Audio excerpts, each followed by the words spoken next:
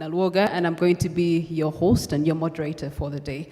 Pleased to be in your service. For anything that you do need, please let me know. Also, just to give you campus directions, out of that room, and then you take your right to the extreme, you'll be able to access resting rooms in case you do need them. We do have access to Wi-Fi in the room, a Wi-Fi code, Miss Dill Hotel, and then you'll be able to use the code ICSA06. All right, our theme being artificial intelligence transforming the corporate governance landscape. We want to try something as we start this program. Each one of you has a smartphone. Each one of you, in one way or another, has been using AI in your line of work. Today we're going to try something different, and it's going to be engaging. So walk with me a little bit. Turn to your neighbor, reintroduce yourself, even though you come from the same companies.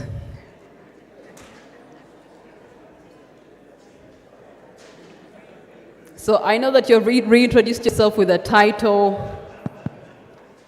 You've used Arnold. Roland, can I have sound? Okay, so I know that you've introduced yourself as Jen, title, and then the company. Let's try something different. Introduce yourself without your title and the company that you're working with. Only the secretaries know the secrets, by the way, so they will know the truth.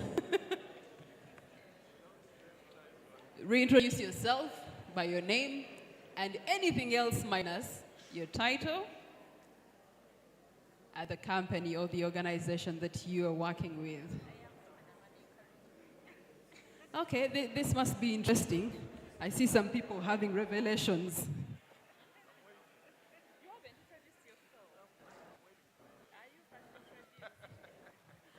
Hajati, what have you found out?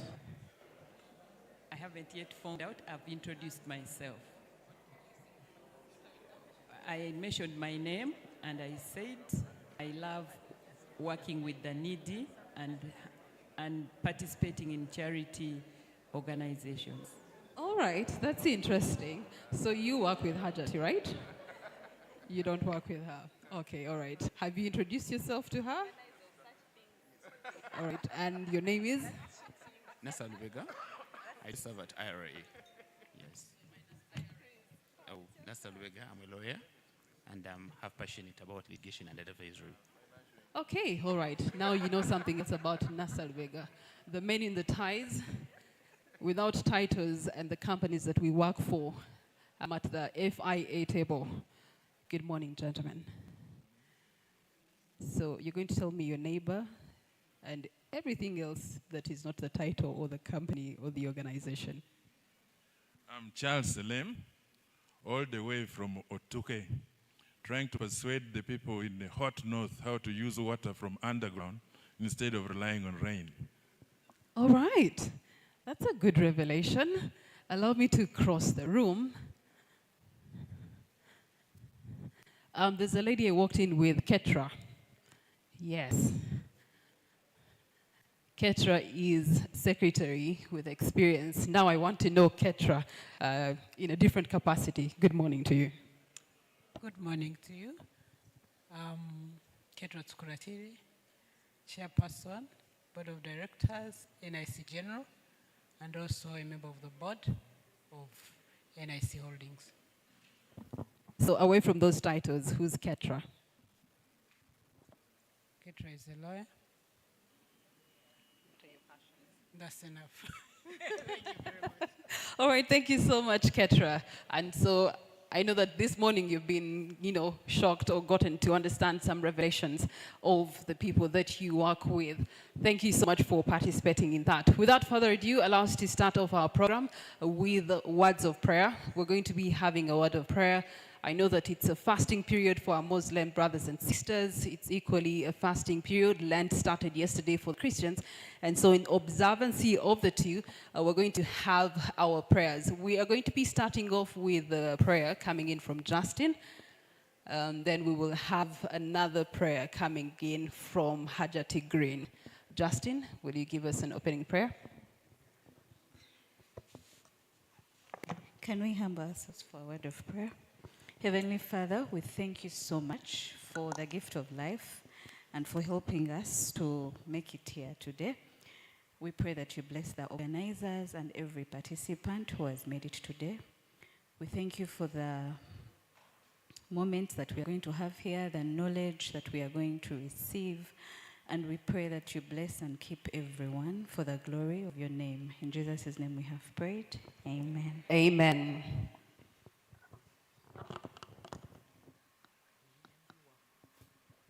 All right, Hajat Green, we shall have a prayer. Yes, you may come to the podium.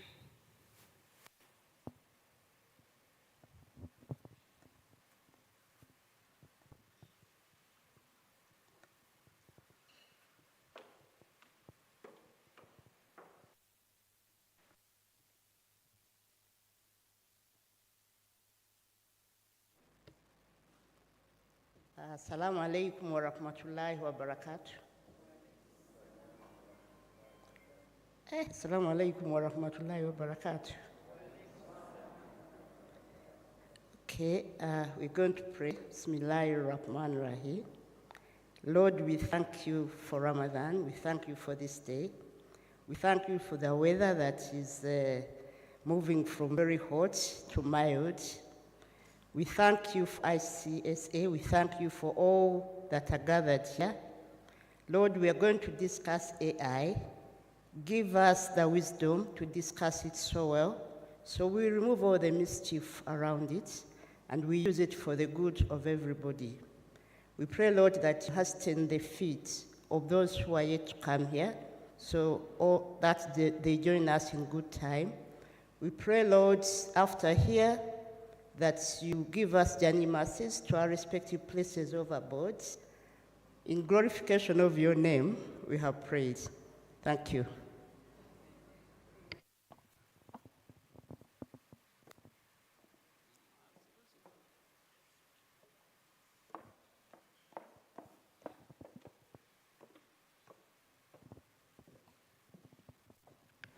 Thank you so much, Hajat Green.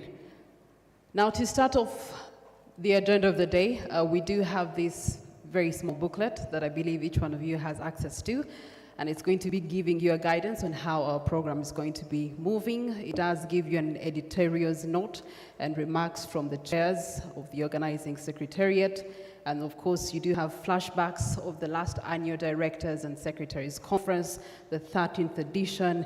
And now, when you turn to the back, it will give you access to how our program is going to be running on the back page. We're going to be starting off with the chairperson, ICSA Uganda, and they're going to be giving us an opening remark, and we'll be following our program accordingly, of course guided by myself. And now, ladies and gentlemen, allow me to invite to the podium Mrs. Jen Okot Bitek. A round of applause for her.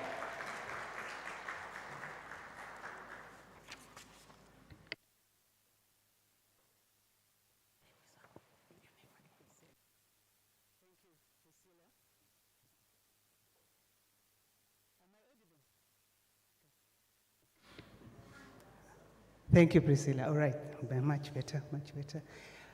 Okay, go through the protocols. Our guest of honor is not yet here. Distinguished guests and speakers and panelists, we have a representative from the Chartered Governance Institute UK, Patrick. He will give us the closing remarks later. Our sponsors, Bank of Uganda, New Vision, Centenary Bank, NSSF, Janubi Musoke Advocates, we appreciate you for always standing with us, and we welcome you. Board members, senior management from public sector, private sector, and NGO sector, ladies and gentlemen in your distinguished capacities, both here, physically and online, all protocol observed. I'd like to welcome you all on behalf of ICSA Uganda and KPMG East Africa. ICSA Uganda is a branch, East Africa regional branch of the Chartered Governance Institute UK and Ireland, and it's a professional body for the chartered governance professionals as well as the chartered company secretaries. The mission and vision is to promote corporate governance as well as to support the company secretaries and governance professionals. KPMG, my colleague Peter will talk about it later, but it's a global network of professional audit firms, and they provide audit, tax, and advisory services. And East Africa, KPMG East Africa practice comprises Kenya, Uganda, Tanzania, and Rwanda. Before I go into the program, what we're going to look at today, allow me to touch on an aspect of corporate governance that affects decision-making, both at senior management and board level, and yet it's largely ignored. The fact that we are inherently biased as human beings, and that does affect the decision-making process. I usually like quoting from Steve Covey, 7 Habits of Highly Effective People. Today, the habit I'm choosing is habit 5. Seek first to understand, then to be understood. How much of that do we do in the boardroom, whether senior management or board, so that we have good decision making? Usually our attempts to understand each other are thwarted by the fact that we are biased, and I'll go a little bit to that. But what research shows is that if you think you are not biased, even that in itself is a bias. So we're all inherently biased. I'll borrow from the Financial Reporting Council guidelines of UK, the guidance on board effectiveness, 2018. I'll quote a bit paraphrased. Most complex decisions depend on judgment, but decisions of well-intentioned and experienced leaders can, in certain times, be distorted. Now, that distortion is brought about by partly bias and partly by our personalities. I'll not talk about personalities, I'll just concentrate on bias. High-sounding CVs, we are recruited both at senior management and board level for what we look like on paper. It's very important, but what research has found is that it's not sufficient to bring about good governance. The Enron, we all know about Enron, the board at the time of collapse was composed of accounting professor, former Stanford Business School dean, various international bankers, former financial market regulators, financial firm leaders. These are solid business professionals, and yet the company still collapsed. And it's one of our case studies when we're talking of examples of companies that collapsed badly. So the research, there's Oliver Manette, 2010, is from Exeter University Business School. One of the findings was that bias in the boardroom is frequently and inevitably underestimated, yet it plays a significant role in board decision-making. And bias arises because of the way our brains think. We have two thinking systems. We have system 1 thinking and system 2. I'll try to explain them by an example. Remember when you first started to drive, to learn, when you're learning how to drive a car, you would fumble, check that your controls are okay, you check the mirror very many times, you put your foot on the brake, everything very carefully thought out, then ever so slowly roll your car forward. That is system 2 thinking. It's slow, effortful, conscious, and deliberate. That's the kind of thinking that we need in the boardroom, both at senior management or at board level. Now, fast forward, you now drive. You just get to a place and think, how did I get there? The driving part of the process, or thinking, how do I put my foot on the brake and all that, is not part of what you do. This is system 1 thinking. It is fast, emotional, low effort, autopilot actually, it's unconscious. That's our wiring. We are hardwired to system 1 thinking, and therefore that is the kind of thinking we bring to the boardroom. And why does this happen? The psychologist, Nobel Prize winner Daniel Kahneman, in his research, he found that every day we have about over 35,000 decisions to make. If the brain is to go through the system 2 thinking, slow, effortful, conscious, and deliberate, the brain will crash. So what the brain does is to create shortcuts. If, for instance, the driving, after a while, the brain captures it. Yeah, when I put my foot on the brake, it stops. When I turn this way, so it creates a shortcut so that when you have to do that, it does not go through the thinking process. It does that to a lot of the way we make decisions, and that's where the bias comes in, because that particular kind of capture in the brain is according to my experience. So whenever anything similar comes out, I will make decision based on my experience, and that's where the bias comes out. And we have over 180 biases that affect boardroom decision making. I'll give an example of confirmation bias. That's the one most talked out about. The brain usually looks for data that is compatible with what it captured. The brain captured that when I step on the foot pad or on the brakes, the car stops. So those are the kind of things it will look for. So an example, for instance, if you have a team project and you have a co-worker who, because 1 time, 2 times, 3 times was difficult, your brain locked it that this co-worker is difficult to work with. Every time this team worker interacts with you, you will only look for the bad part and you will ignore any good contribution because you're hardwired to the fact that this is a difficult person. Receiving feedback, if your manager, because of 2, 3 things the manager did, you feel the manager doesn't like you. Every time the manager speaks, your interpretation, feedback, you look for the negative.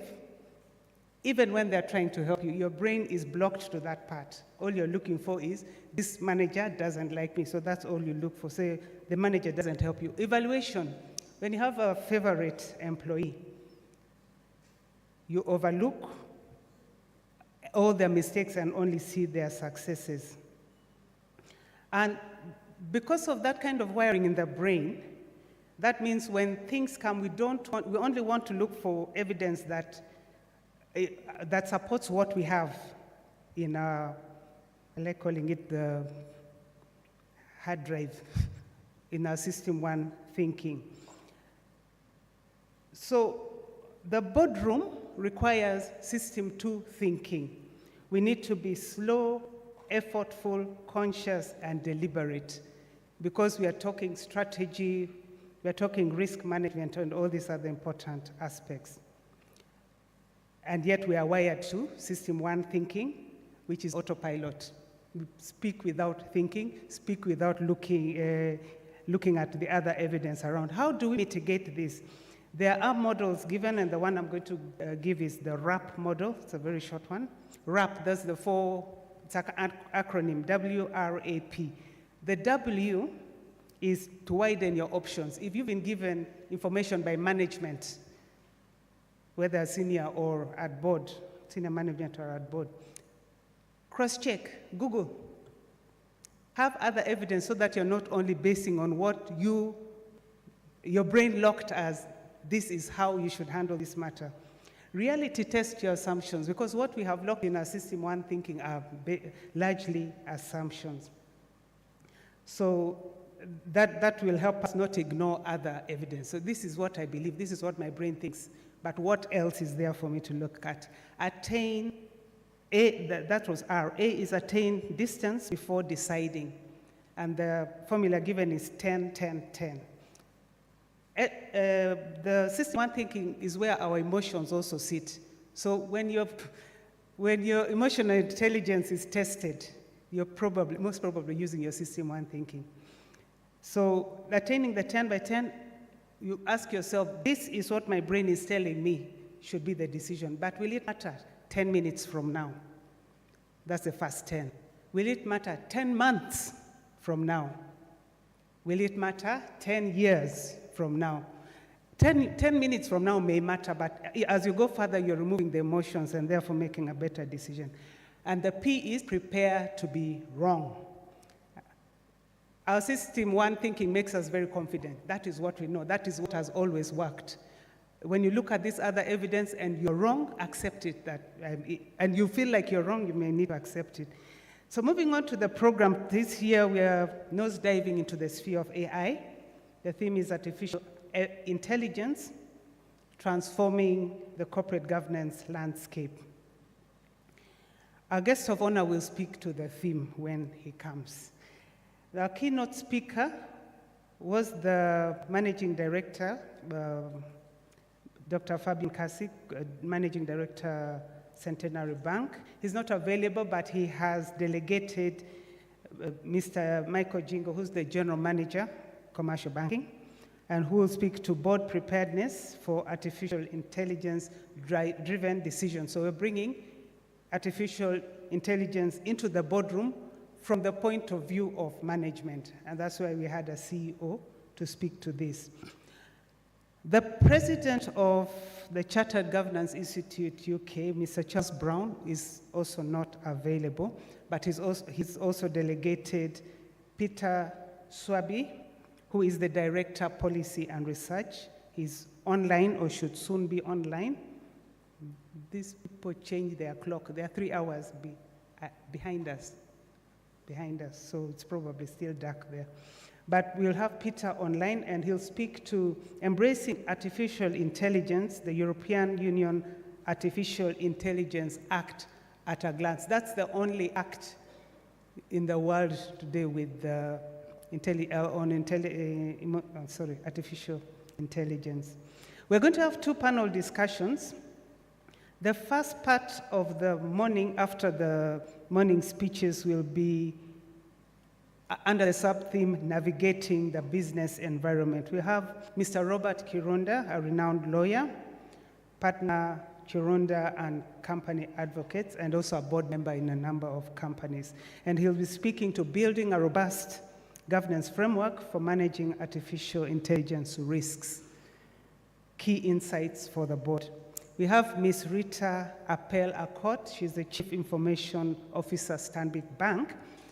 And she'll bring in the aspect of the workforce. Her topic is Embracing of IA by the Workforce and Managing the Evolving Dynamics. We have Ms. Emily Gakiza.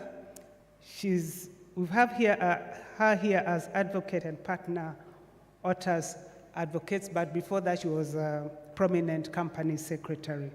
So she'll be looking at navigating AI terrain characterized by lack of regulations. She'll be giving tips to the company secretaries. And then in panel 2, the sub-team is creating the right ecosystem. And we'll have the KPMG East Africa team. They have Asad Lukwago, partner audit KPMG East Africa. He'll look at navigating AI-related landscape, shifting landscape, and managing complex economic and geopolitical challenges. Mr. Michael Kimani, Associate Director, KPMG East Africa. He's based in Kenya. He's here. Welcome, Martin. And he'll look at investment in generative IA as a strategy to cope with volatile economic trends. Then we have Benson Mwesigwa, also Associate Director, based in Uganda, and he'll look at the ESG component. ESG is very much current on, and should be, on the board and senior management agenda. So he'll look at climate governance strategies for organizations to overcome barriers in meeting the 2030 net zero commitments. So when I finish, my colleague and brother Peter Chambade will also come and give his opening remarks.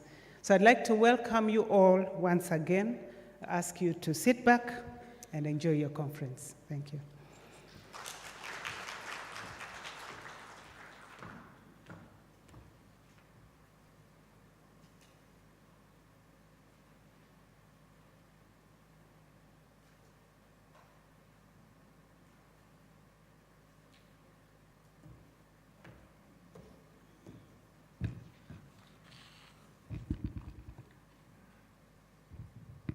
morning, ladies and gentlemen.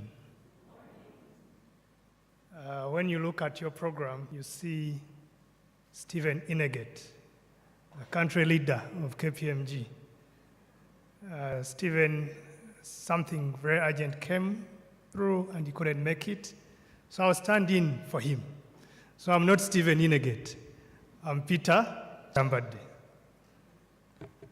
So, ladies and gentlemen, the esteemed directors and corporate secretaries who are here present, you're welcome to the 14th Annual Directors and Company Secretaries Conference. As KPMG, we commend the great work being done by the Chartered Governance Institute, UK and Ireland, represented here by Patrick and also ICSA Uganda, in promoting good corporate governance. We are proud of the partnership we have with ICSA Uganda over the last 4 years in the organization of the Directors and Company Secretaries Annual Conference, where great minds meet to discuss how to improve corporate governance that is critical for the growth and sustainability of companies, organizations, and the economy at large. We also recognize and thank all the sponsors for this conference. That is Bank of Uganda, the New Vision Group, NSSF, Centenary Bank, and Shinobi Musoke and Company. Thank you for the support. Now, turning back to all of us, I'd like to thank you, those here physically, and there are also some online, for taking off time from your busy schedules to come and we discuss a very important theme today. That is how artificial intelligence is transforming the corporate governance landscape. And I believe by the end of the day, the discussion we are going to have is going to point us in the right direction. To set the scene, I'll ask 5 questions and also attempt to answer them. The first one, what is artificial intelligence? In my understanding, artificial intelligence refers to computer systems or machines that mimic human intelligence to perform tasks and can iteratively improve themselves based on the information they collect. Artificial intelligence, or AI, is already a part of our everyday lives, from virtual assistants on our phones to recommendation algorithms on the internet. So artificial intelligence is here with us, and as such, as governors on the boards, we need to embrace it. The second question I want to ask is, what trends and predictions do we see in relation to artificial intelligence? Globally, AI is advancing at an astonishing pace, reshaping industries and economies. From an economic perspective, experts predict that AI could contribute significantly to the global economy in the coming years, driving innovation and productivity. Technologically, AI is becoming more sophisticated with capabilities that allow for advanced data analysis, decision-making, and automation.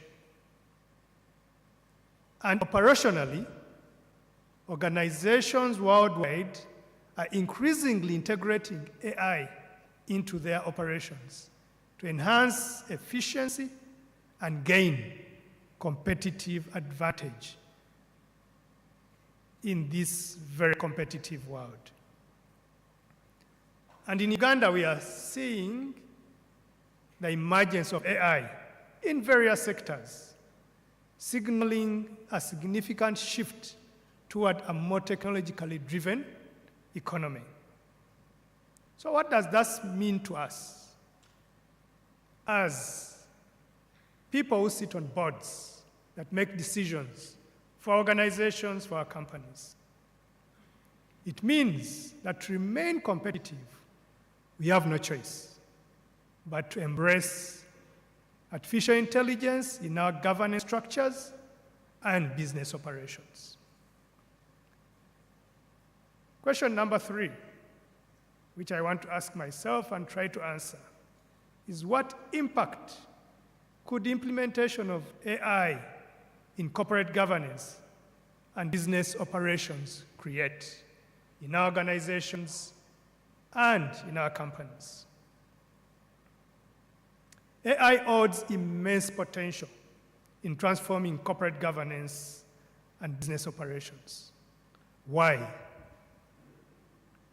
Because AI can process large number of volumes of data to provide insights that support strategic planning and informed and fast decision making. So, if we are living in a very competitive and fast-paced environment, decision making has to be quick, and for it to be well-informed and quick, we may have no choice but to embrace AI.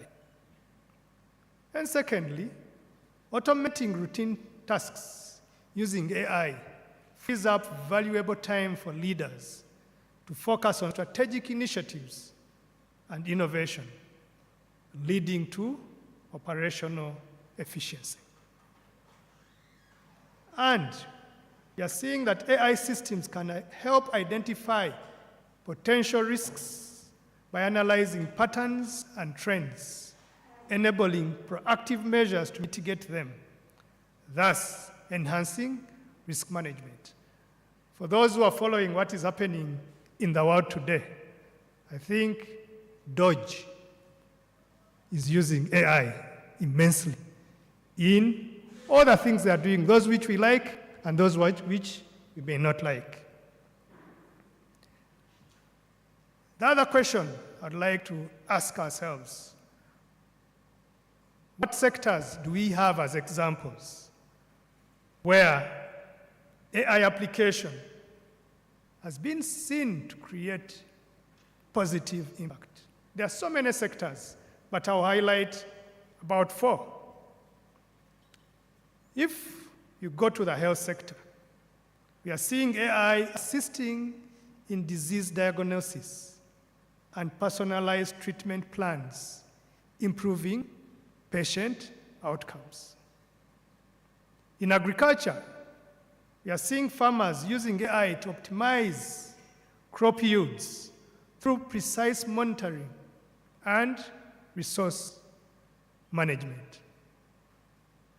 And in finance, we are seeing banks and other financial institutions leveraging AI for fraud detection, enhanced customer service through chatbots, and personalized offerings. And in education, we are seeing AI-driven platforms are providing personalized learning experiences, helping to bridge educational gaps.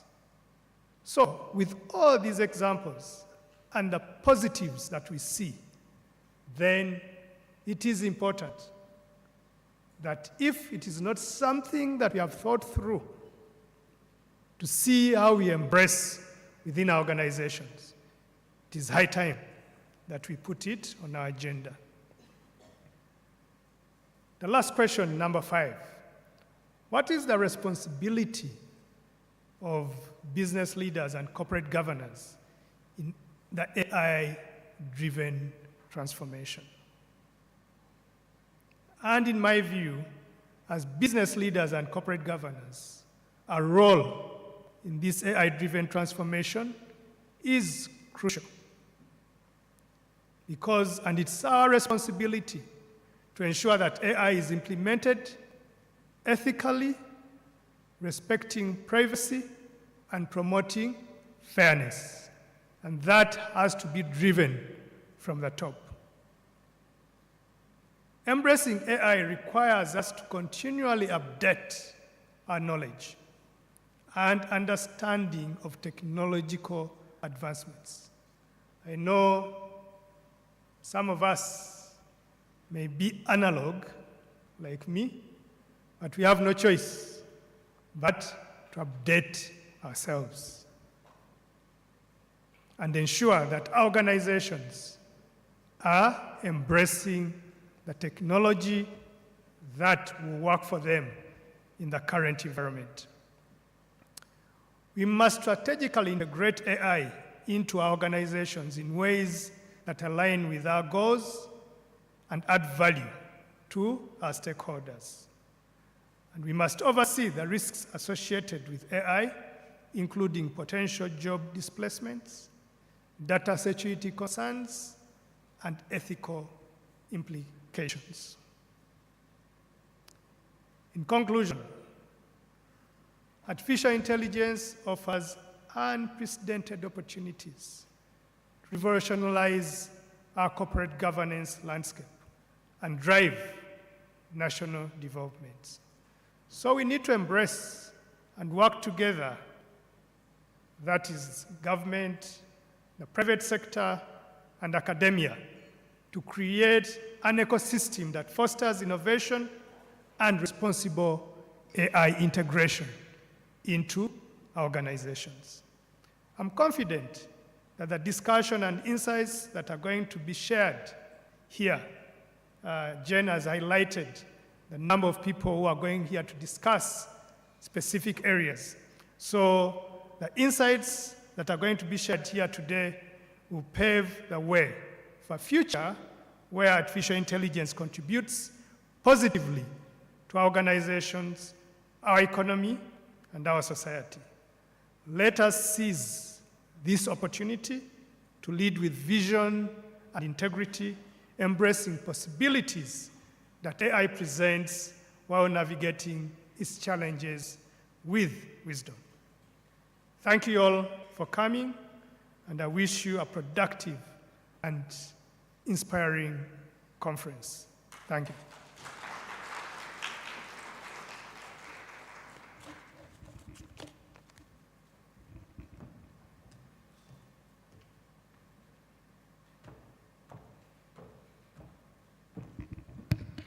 Another round of applause for Mr. Peter Chambade, KPMG Uganda, and him in particular with the 20 years of experience. He's been able to give you a brief roundup of the expectations in the room this day. One of the questions that he has asked is, what is artificial intelligence? I think I would tweak that a little bit and ask, what is artificial intelligence in the context of Africa, and what is it in the context of Uganda? I know that there's some acts and bills that are moving around on the international scene, especially by the European Union. However, where is the African Union? Where is the East African Union? And also, where is Uganda, as well as directors and secretaries in this room? And so hopefully, at the end of the day, we can be able to find answers to that and then find translations into the nature of work that we do for our country. As we do continue on with our remarks, we want to hear from one of our partners that has made the 14th Annual Directors and Company Secretaries Conference possible, and that is Centenary Bank. They've been in the business for a milestone now, and I know that they too, with the many ever-changing products, trying to make sure that they are user-friendly, especially in the wake of different technologies. Centenary Bank is definitely leading that direction. And so, ladies and gentlemen, inviting to the podium the General Manager, this is Commercial Banking with Centenary Bank, Mr. Michael Jingo.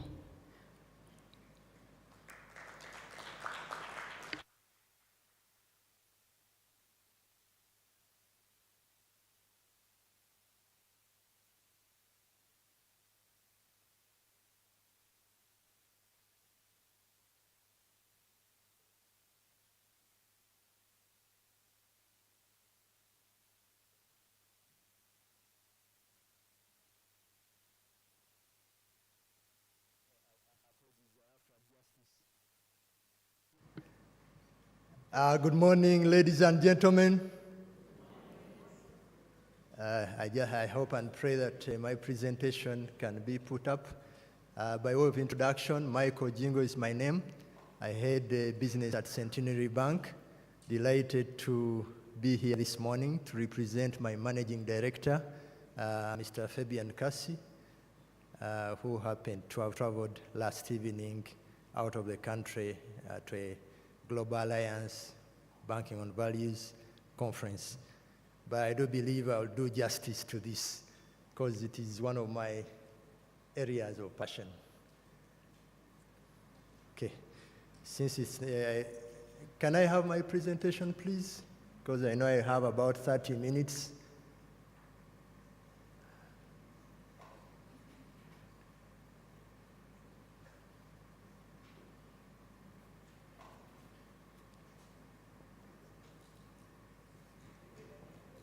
Well, yes, I thought we have a presentation, but if there is none, I could even offer my gadget.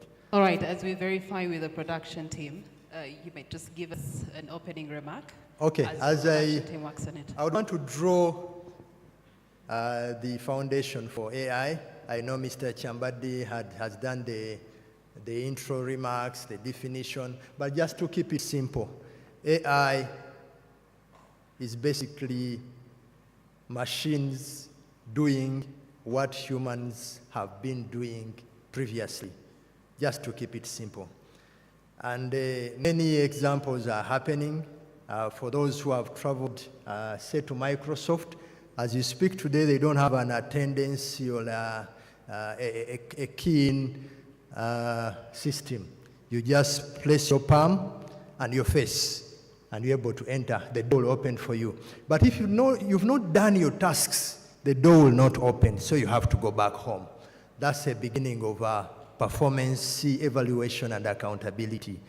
Those who have traveled to UK, you know something called SatNav. With SatNav, today we have many routes that can get you to Mestre Hotel. But with SatNav, you'll be informed that this route has a lot of traffic. This one is clear, and the other is probably intermediate. And they're using algorithms picking from the cameras in those locations just to inform you that that route is clear. The other example is telemedicine. Although whenever I give this example, the doctors say that for ladies, the touch is very important. You know, with telemedicine, you don't have to go to the doctor. A prescription will be given real time using AI. You just give your narrative. You know, last night I had a bad headache, then the stomach is that bad, I have those other problems. Then you're able to get a prescription that is very articulate and many times better than what a doctor would have given you, because AI is up to date and dependent on data that has been proven. Another example would be weather prediction. I know Hajab Abdunabi is around. To be able to determine when the moon will be seen, these days AI is working. For our brothers who are Muslims to start fasting or to even stop fasting, AI is actually predicting, it is even predicting the weather forecasts much better than we have known. As I conclude on examples, last week we were in Malaysia. We were able to visit. I know many of you know this partner, Bismart. He runs the cargo monitoring for East Africa. But what they are doing today is they are placing cameras in the trucks.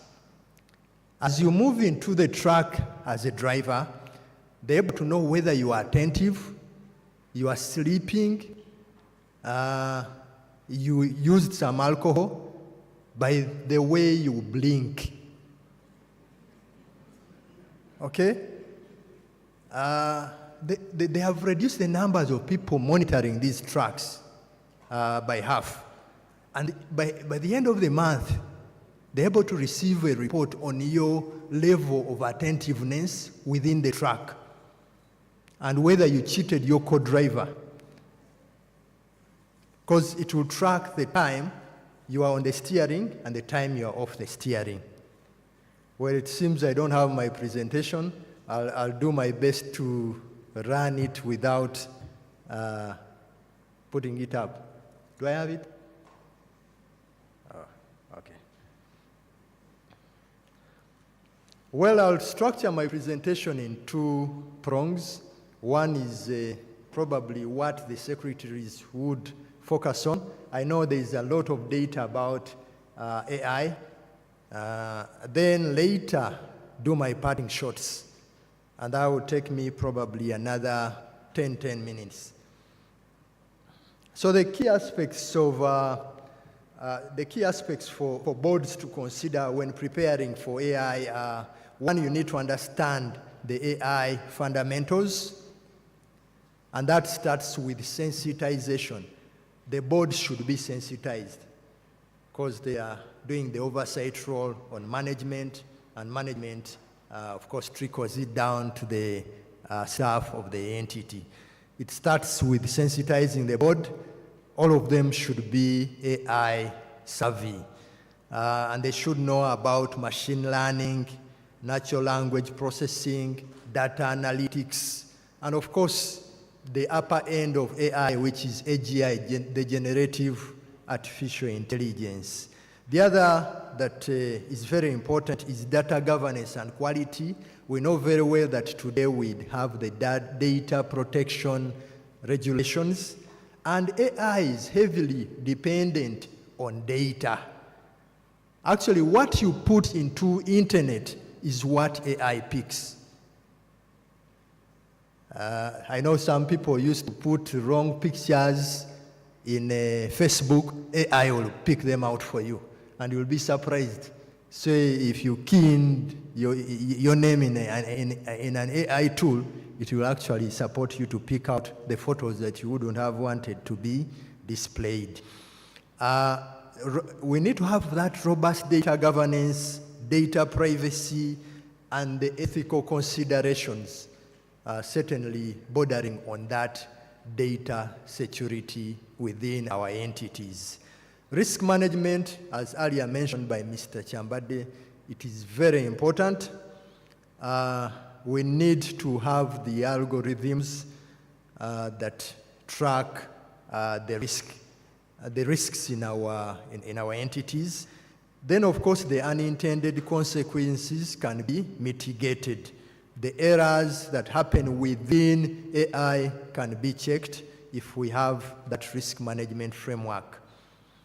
The last one that we need to consider as we prepare for AI decision making is the ethical and legal considerations. Many times, ethics is compromised by AI because I'll just give a quick example. There's an AI tool that runs meetings. I don't see it here, but when we're meeting with the World Food Program and the UNHCR, they run the same tool. It's able to do the proceedings, say whatever I'm communicating here is actually being recorded, and at the end of the day, there is no minute scribe. You only check it. But the challenge that comes through is AI is not able to understand whatever I'm communicating. I remember there's a time I mentioned Zambia Hospital, and I was seeing Zambia Hospital because it doesn't know Zambia. So many times we shall mention our names and they will be changed. But that comes in with the need for transparency, the need for accountability, and the need for AI systems, because they certainly support us in being more efficient and more effective in our roles.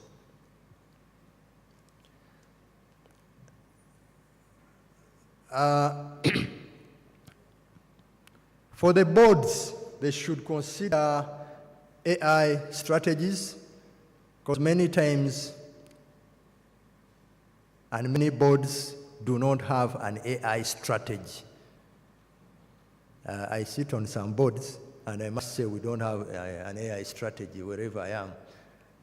Even we don't have a smartness strategy, because AI drives you to smartness. We actually don't have.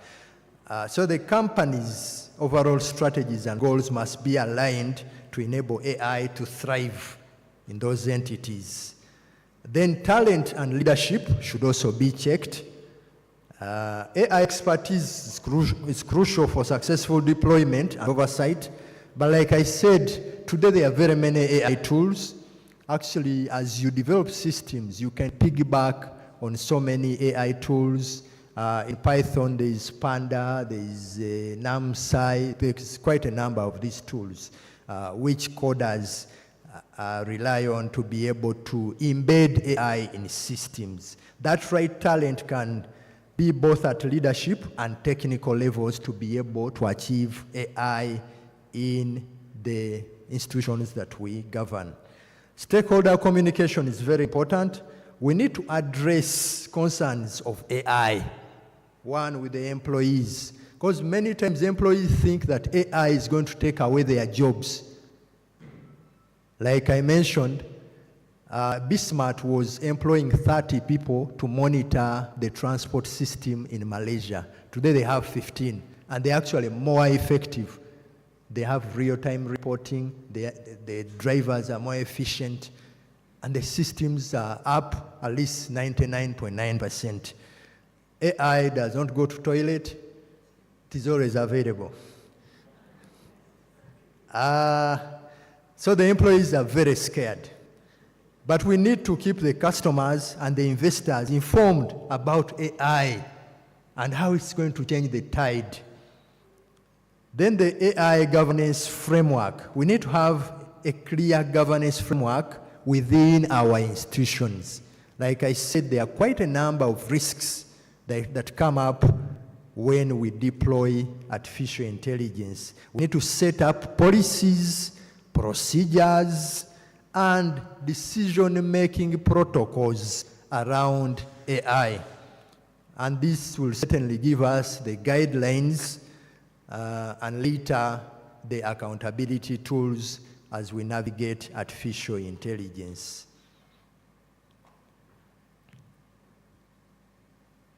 Well, at times AI systems may fail or may let us down. Boards must always have contingency plans for these situations. Like I mentioned, AI, you could deploy AI to do the record of proceedings happening in this meeting, and AI will come up with very many errors. So you need to have a contingency plan. We need to ensure that there are manual overrides or backup systems for artificial intelligence. We need to regularly simulate the real-world situations and AI. And many times, as you deploy AI, you need to do prototypes and also pilot before you can effectively run AI implementation in your institutions. But also partnerships are very important. We need to rely on external vendors because the talent around AI may be insufficient, say in Uganda. But again, the board should assess the risks and benefits of partnering with AI providers. Say, for example, banks. An external provider using AI can replicate your code for a system, and before you know it, the money is off the accounts in a few seconds. So as boards, you need to be alert.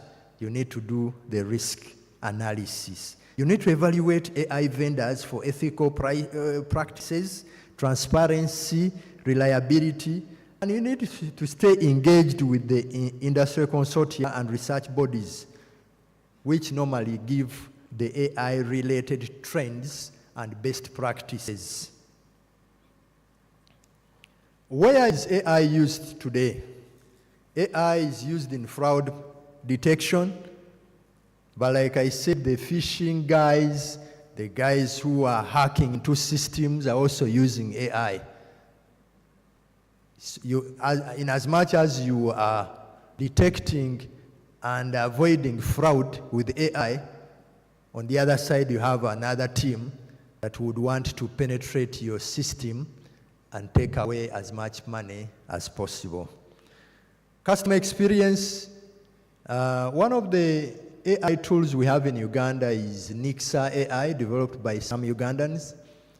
It is able actually to do customer experience, and that's why I would not want to dwell much into it, but you could Google it, or you could even get more information about it. Credit scoring, credit algorithms can be embedded in an AI tool, and within 3 seconds, an approval for a facility is done. So you don't have to get teams to meet, waste a lot of time. That efficiency is achieved within 3 seconds, and you have an approval, but that is loaded back end with algorithms that AI talks to.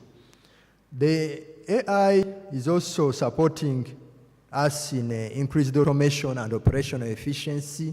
Like I mentioned earlier on, once you automate, you'll break barriers, you'll cut out some redundant processes, especially the repetitive ones. Say if my regulator is IRAU for insurance, and they expect a report every end of day, AI will be able to talk to the tables, talk to the systems, generate this report and send it without any consultation or without involving any human intervention. Regulatory compliance is also another where AI applications are being used, and this certainly automates the process of compliance and the scoring of that compliance. Targeted marketing, where using the data we have in our businesses, we're able to carve off those people that we are targeting. Say, if you want to start an online service, you need to know those who have mobile phones. And the data, you have it, you should be able to quickly blast it, and those people will certainly get your information, rather than running the entire marketing to everybody who even doesn't have a phone. Well, as I conclude, I'll walk you through those focus areas, or those parting shots that I do believe that at the end of the day, you need to take into consideration. The first one is a strategic AI awareness and vision. And like I mentioned, within your corporate strategies, and starting with the board, because board is strategic, and it runs that oversight role on the institutions. The strategy must have AI readiness and AI preparations.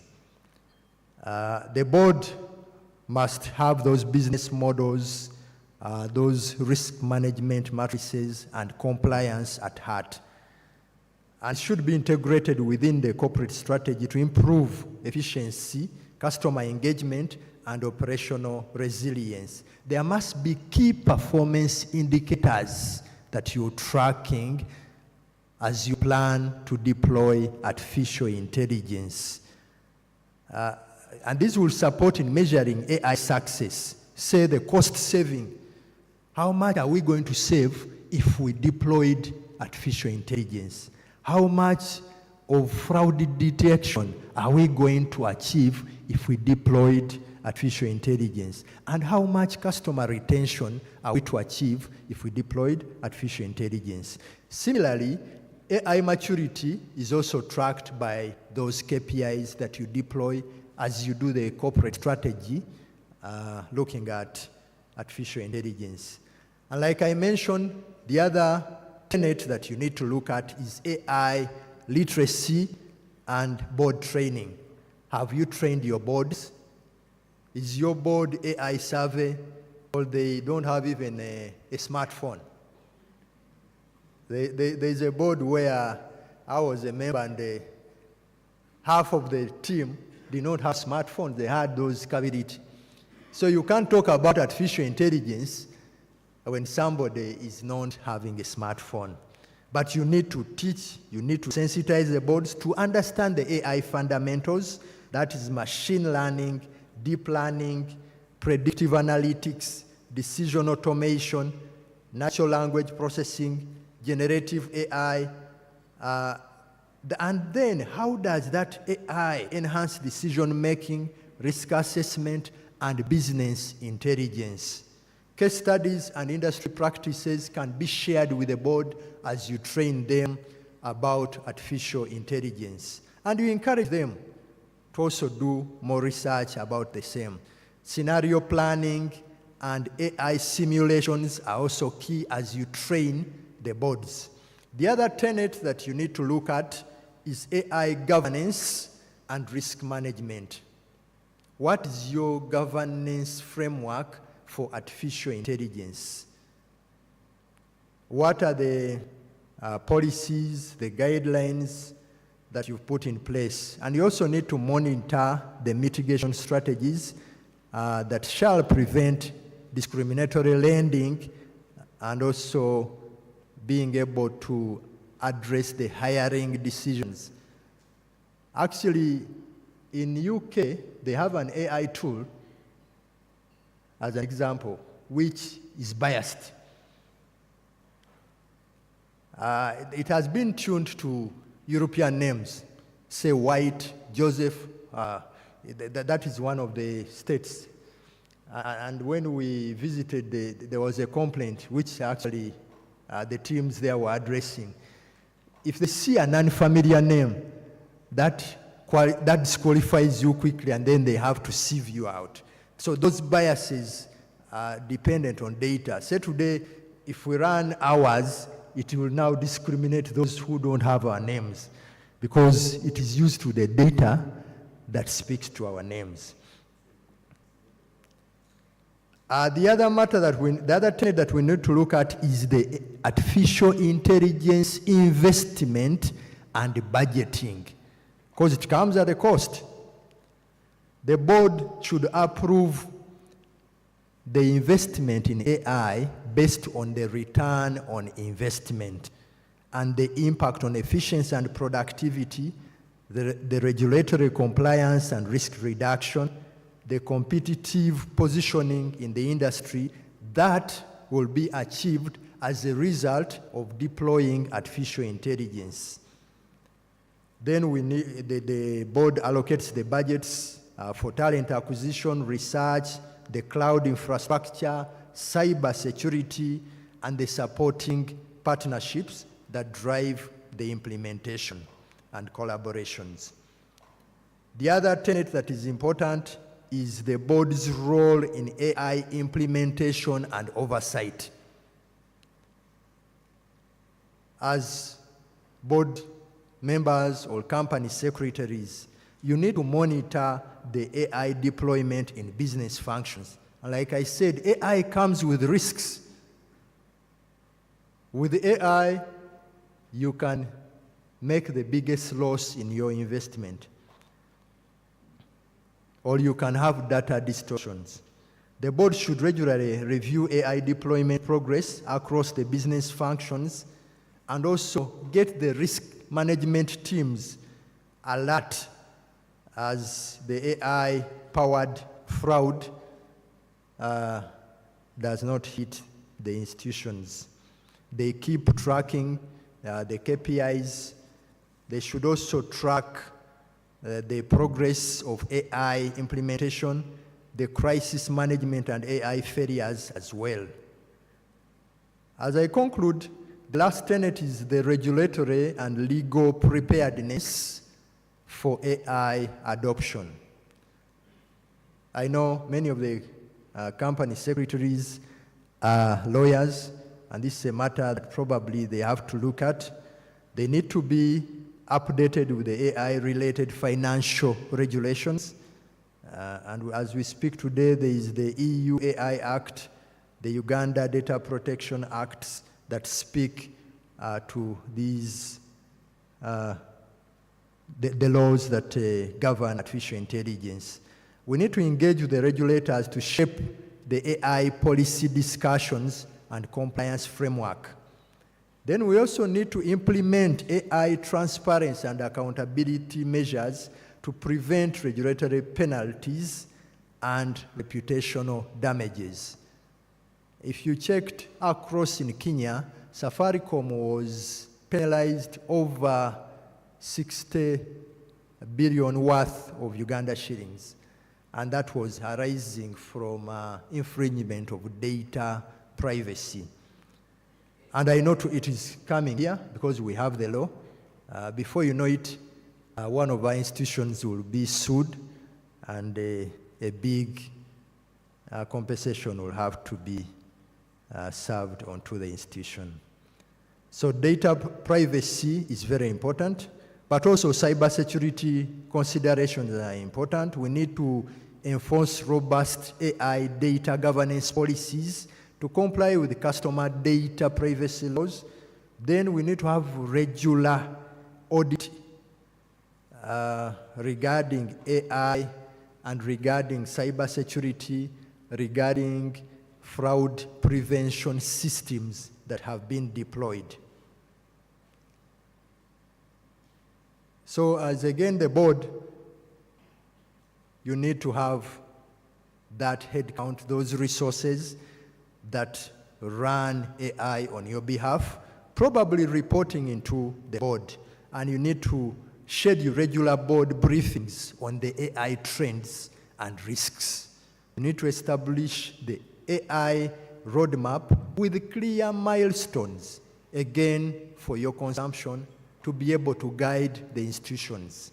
You need to encourage collaboration with AI experts and regulators. This will guide the journey towards AI full implementation in your institutions. I thank you.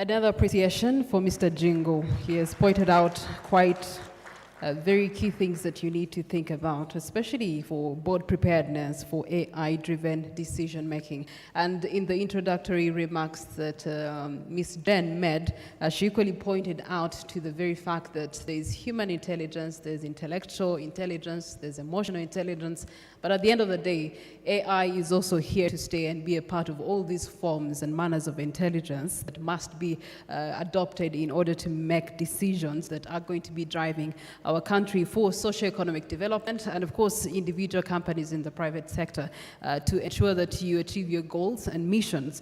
So the consideration for AI awareness and vision as an inclusion in the next strategic plans that you're having as a board or leadership of the organization, that has to be put into consideration. He also pointed to the aspects of preparedness and preparation, and a strategy to be designed in that regard. Of course, now depending on what needs or problems you are addressing as an organization, as a company, as an entity, both private sector and public sector. He also did talk about the integration then of these decisions into the systems and the structures of the organization, which can be very hard. And as he rightly said, in the presence of AI, so many people are thinking that they're going to lose their jobs. Where will humanity go when the machines take over, right? It's a big question, and no one has the answer yet, by the way. But together, I think we can find the answers. There's also literacy training that has to be heavily invested in, given the fact that it's a new thing. And so as much literacy investment and education in it for all, not just board, but everyone that trickles down to serve the needs of the board as well as the organization. That's very key. And also, he also did make mention of governance and risk management. and all of which, Mr. Jingo, we are privileged to let you know we're going to have panel discussions in each one of those. So we're going to be having a break later on, and when we return from the break, in the first panel discussion, navigating the business environment, we will be catering to some of the things that he has mentioned of building a robust governance framework for managing artificial intelligence risks. Then we also will be looking into embracing AI by the workforce and managing the ever-evolving dynamics. I keep telling people that at some point next, we also need to understand that AI is in a laboratory, and we happen to be those labs. As individuals, as companies, it's just ping-ponging, testing and streamlining until you get what works efficiently and effectively for the different entities. Then we'll also be looking to navigating the AI terrain characterized by lack of regulations. Now, speaking of regulations, of course, we do have the Ministry of ICT and National Guidance that ought to be the government overseer of this discussion that we're meant to be having this day. However, I would like to extend apologies from the ministry and the Minister, Chris Bariomosi. He will not be able to be with us due to national matters that require his attention elsewhere. And so he extends his apologies, but nevertheless, all submissions that will be made in this room will be extended to his office, and they will be used in guiding the ministry, because as we all know, the ministry is currently undergoing a season where they have to develop a policy, and this policy is to regulate AI under the Ministry of ICT and under Ugandan laws. One of the laws that were mentioned, of course, is the Uganda Data Protection that is in need of evolving in regards to AI. And then one of the things that we have to look at on a national level, again through the ministry, regulation, balancing transformative potential, addressing the ethical side of issues, addressing the societal side of issues, and also the development challenges that can come with AI, especially if it's locally developed. We would like to let you know we do have an online audience. Our online audience, thank you so much for joining us for the 14th Annual Directors and Company Secretaries Conference that is happening in Kampala, Uganda. We have a lot of you from the UK, but also here in Uganda that have tuned in online. And so thank you so much for joining us. Special shout outs to Jacqueline Opondo. Thank you so much for joining us for this conference on Zoom. We also do have Salome Galiwango. Thank you so much for being with us on Zoom. Grace Aliakai is also with us. We do have Gerald Salimo, Ronald Mulindwa, but that's just a few of the 100 plus guests that are joining us thanks to artificial intelligence in one way or another. Now, speaking of which, we do have the European Union that has developed a direction, and that is an act. And with that act, they have developed a board that can be able to advise on how that will be effected within their community as a union. They've also developed the Artificial Intelligence Office, and this one is to help with the implementation and enforcement, and of course doing the tweaking here and there to adjust it for the European Union. However, of course, how do we then tap into that and translate it for our very own continent, our very own country, and our very own organizations in your different capacities? Well, to talk to us about that, we're going to be taking another presentation that will be coming in on focus, and the focus is going to be embracing artificial intelligence, the European Union Artificial Intelligence Act, and they're going to be giving it to us at a glance. And what is guiding these decisions that are being made on such an international level. Now, of course, with international levels, then we have to turn to the Chartered Governance Institute of UK and Ireland, and we're going to be speaking to Mr. Peter Swaby, who's Policy and Research Director at the Institute. Mr. Swaby, good morning.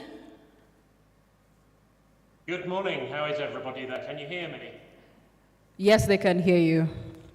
Excellent. I've got a presentation that I can share on the screen. If somebody enables that for me, I can get that underway.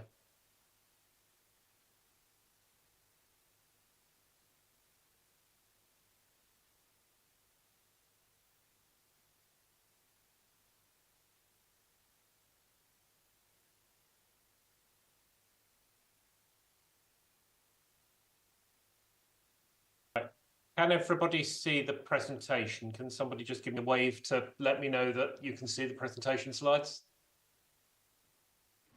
It's very visible.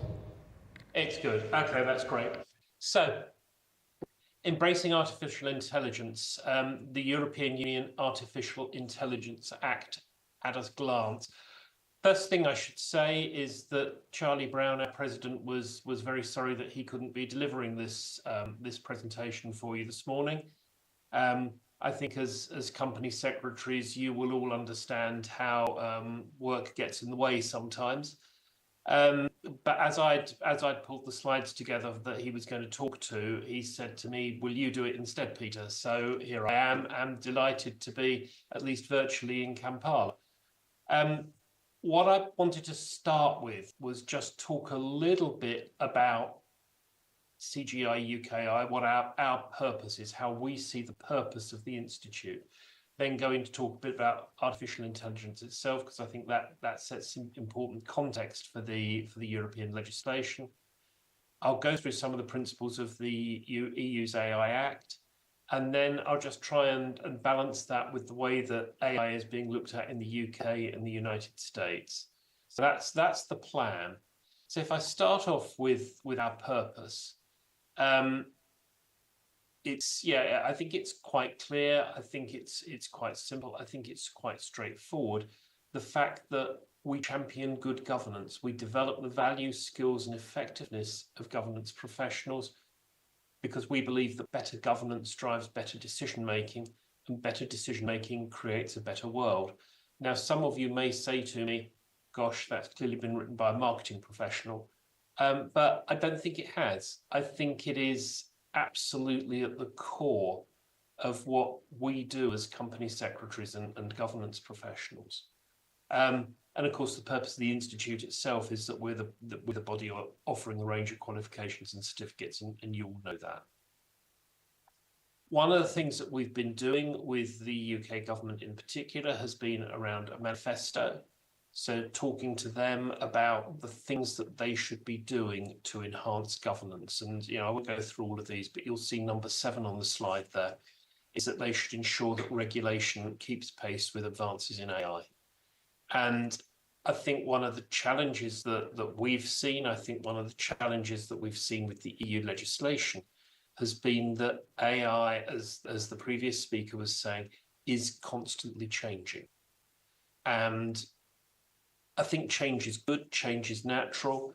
I'm old enough to remember one of my first jobs as a company secretary was handwriting registers of members of a company.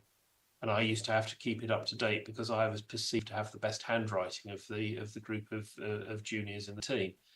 And then somebody invented Blueprint. Other services are available. So, we all do that on computers now. So I think we're seeing that change. But AI is constantly changing. And I think one of the key issues there is that the regulation keeps pace with it. So what am I talking about when I'm talking about AI? And again, this is an AI conference, so you all know this. But for me, I think it's quite important to set that context.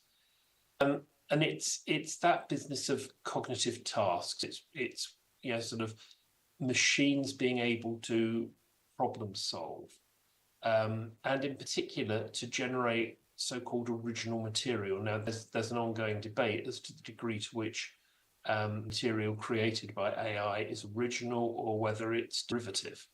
We're having a major discussions at the moment, particularly with people in the arts fields, about the degree to which AI can or should be allowed to use their work when developing new content.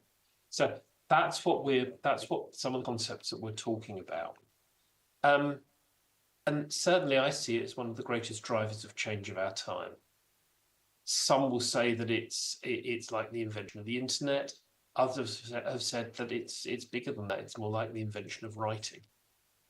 And again, as the last speaker was saying, I think it presents both opportunities and threats. So for the company secretary, it creates the opportunity to delegate simple, predictable tasks. allow the company secretary to focus on some of the more added value parts of the job. But it creates also the risk that AI will take over some of those jobs itself. Now, as I said earlier, I was a company secretary when we started using computers for a lot of company secretarial work. So my experience was that, yes, computing technology took over some of the work, but it also then created other work for us to do. I think for the board, there is the massive opportunity created for the business from using AI, but also the risks of inappropriate use of AI by colleagues in the business, and the risks that other organizations may use AI better than we do, and consequently that, you know, they disrupt our market and we have to respond. So moving on to the EU's, what the EU has done. I think this is really probably the first regulation, certainly within the EU, trying to ensure that AI is used safely, transparently, and ethically. It was adopted by the European Parliament in March 2024, approved by the Council in May, and it builds on various non-binding guidelines that the EU had already had in place. I think particularly the 2019 guidelines on ethics in AI. Objectives, well, as I said on the slide, mitigate AI risks, safeguard citizens' rights, maintain control over AI technology, and encourage innovation.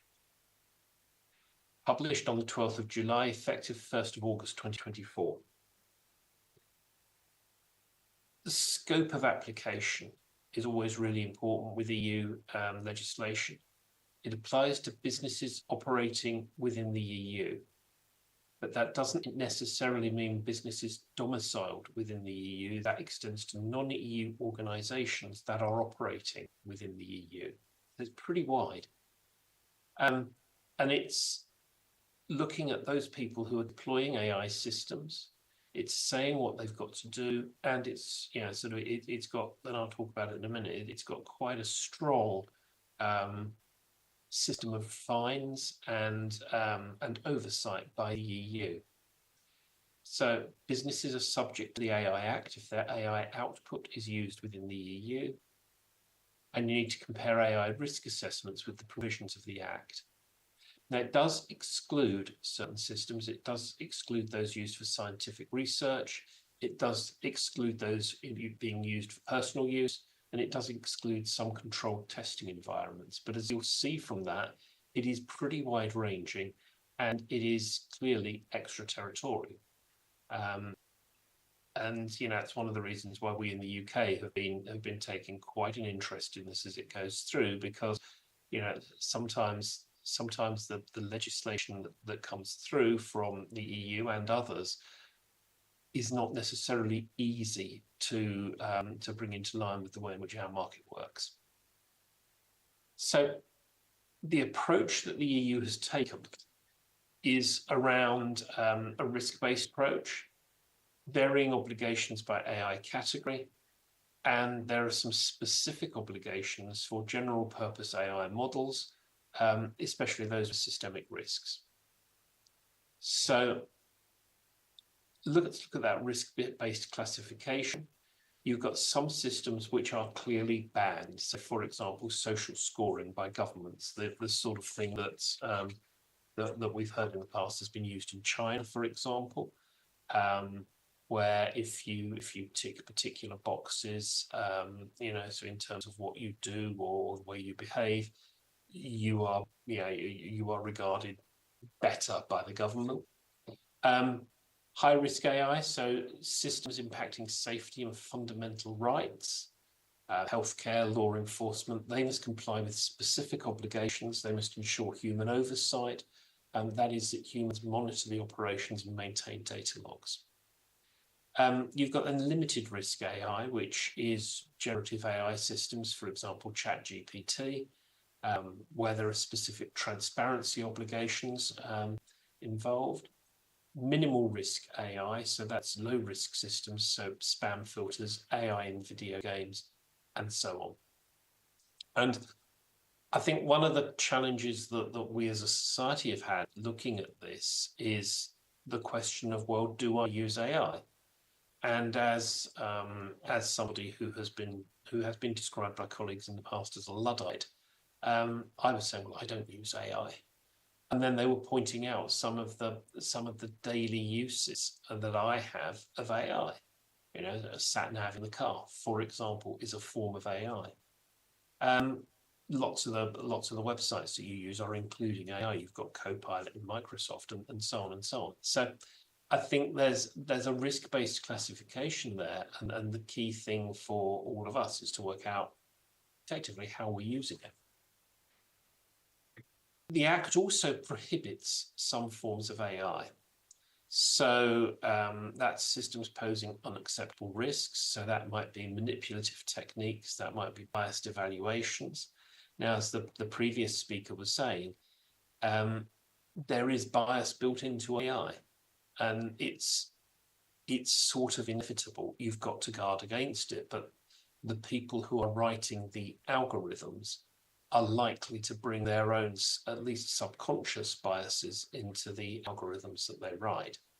So biased evaluations, I think that's an area that is going to need a lot of definition. And organizations must update their responsible AI policies to reflect the prohibitions and the other provisions of the AI Act. We've also got transparency obligations. So that systems must inform users when they interact with AI or when content is artificially generated. And to be clear, in the Act, that is non-negotiable for systems engaging with EU citizens. It's very extraterritorial. So let's look then at the implementation timeline and some of the compliance timeframes that we've got here. So I've talked through some of the bits and pieces that we had in 2024. 2nd of November 2024 was the deadline for member states to list responsible authorities.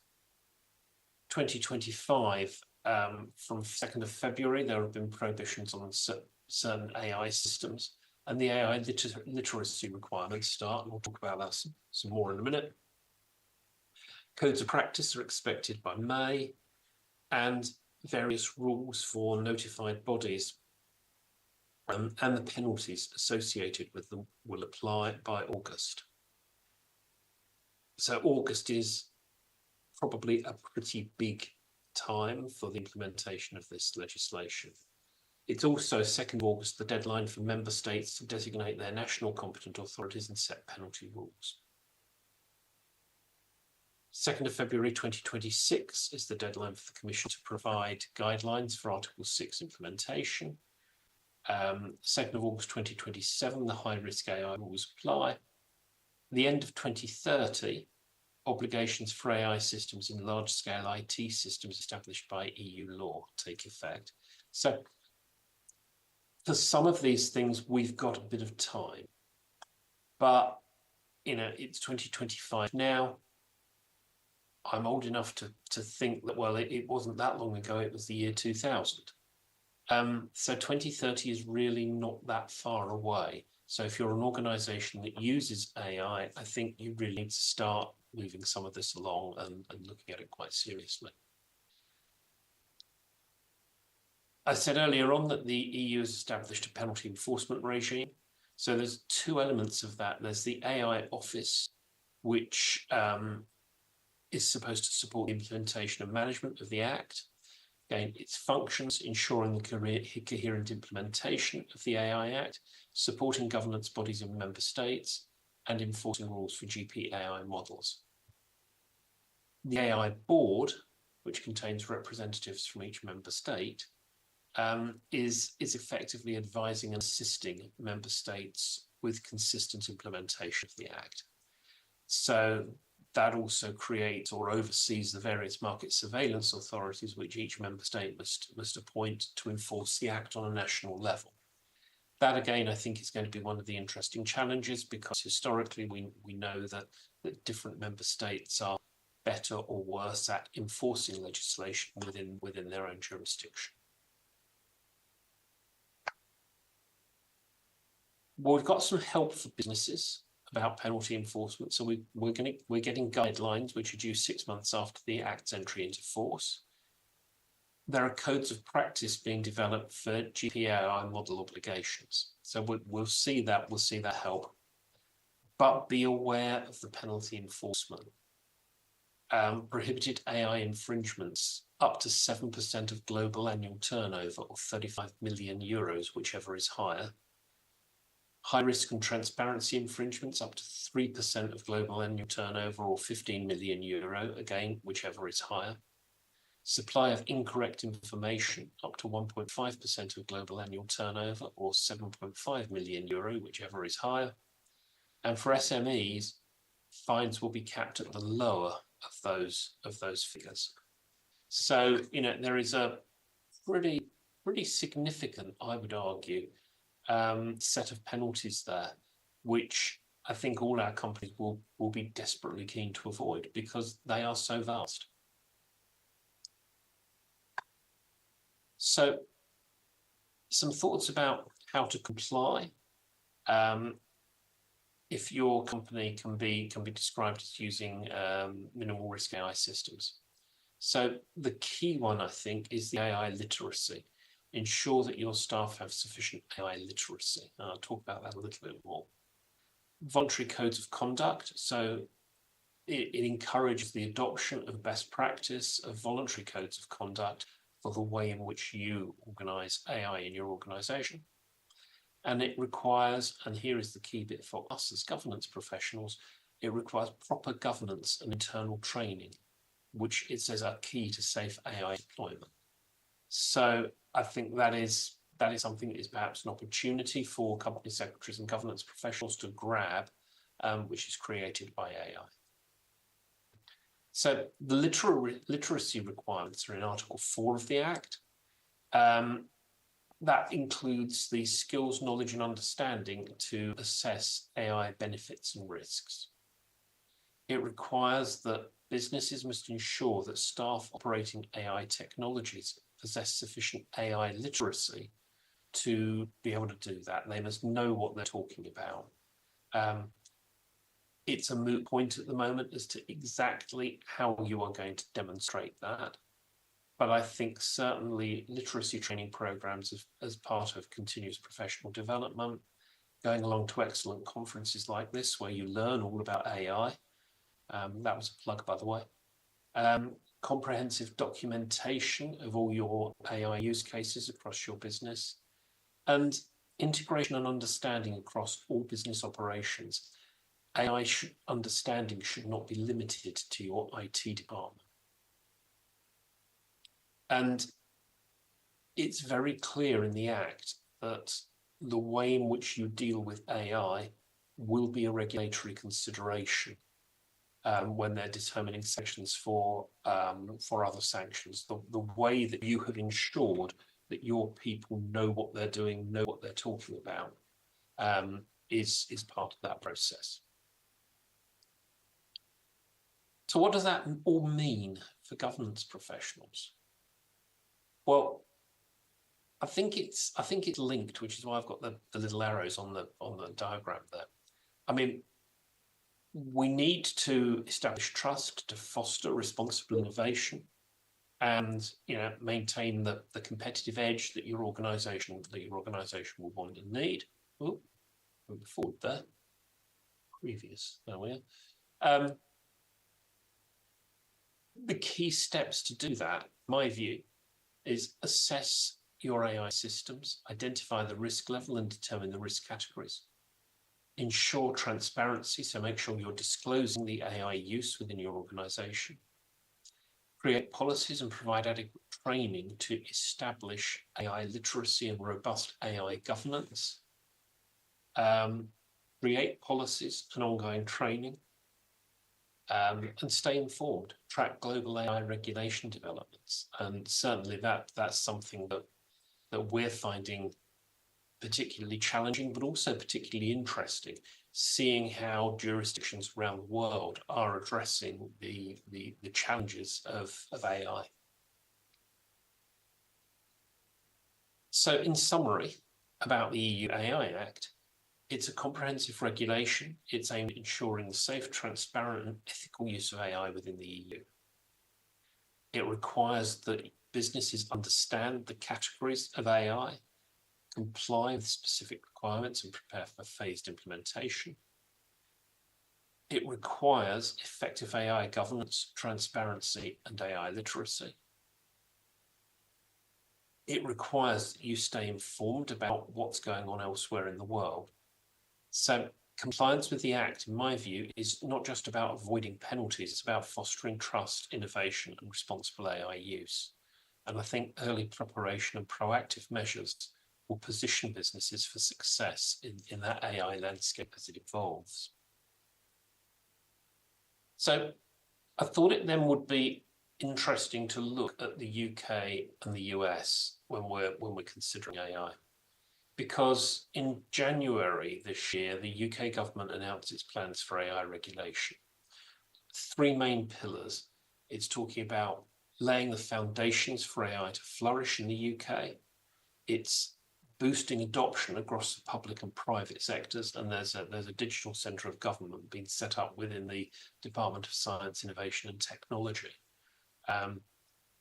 That is quite an interesting political one here at the moment, because there are people who are concerned about privacy and the way in which AI will be governed within those organisations. And we don't always have a track record for trusting the government departments with doing these sort of things properly. And thirdly, it's the plan is keeping us ahead of the pack. That's the term that Prime Minister Keir Starmer used, keep the UK ahead of the pack internationally. Well, that begs all sorts of questions, because my view is that there are quite a number of other states that are saying, well, we're ahead of the world in AI. And I'll talk about one of those in a minute. But that's the government's stated position.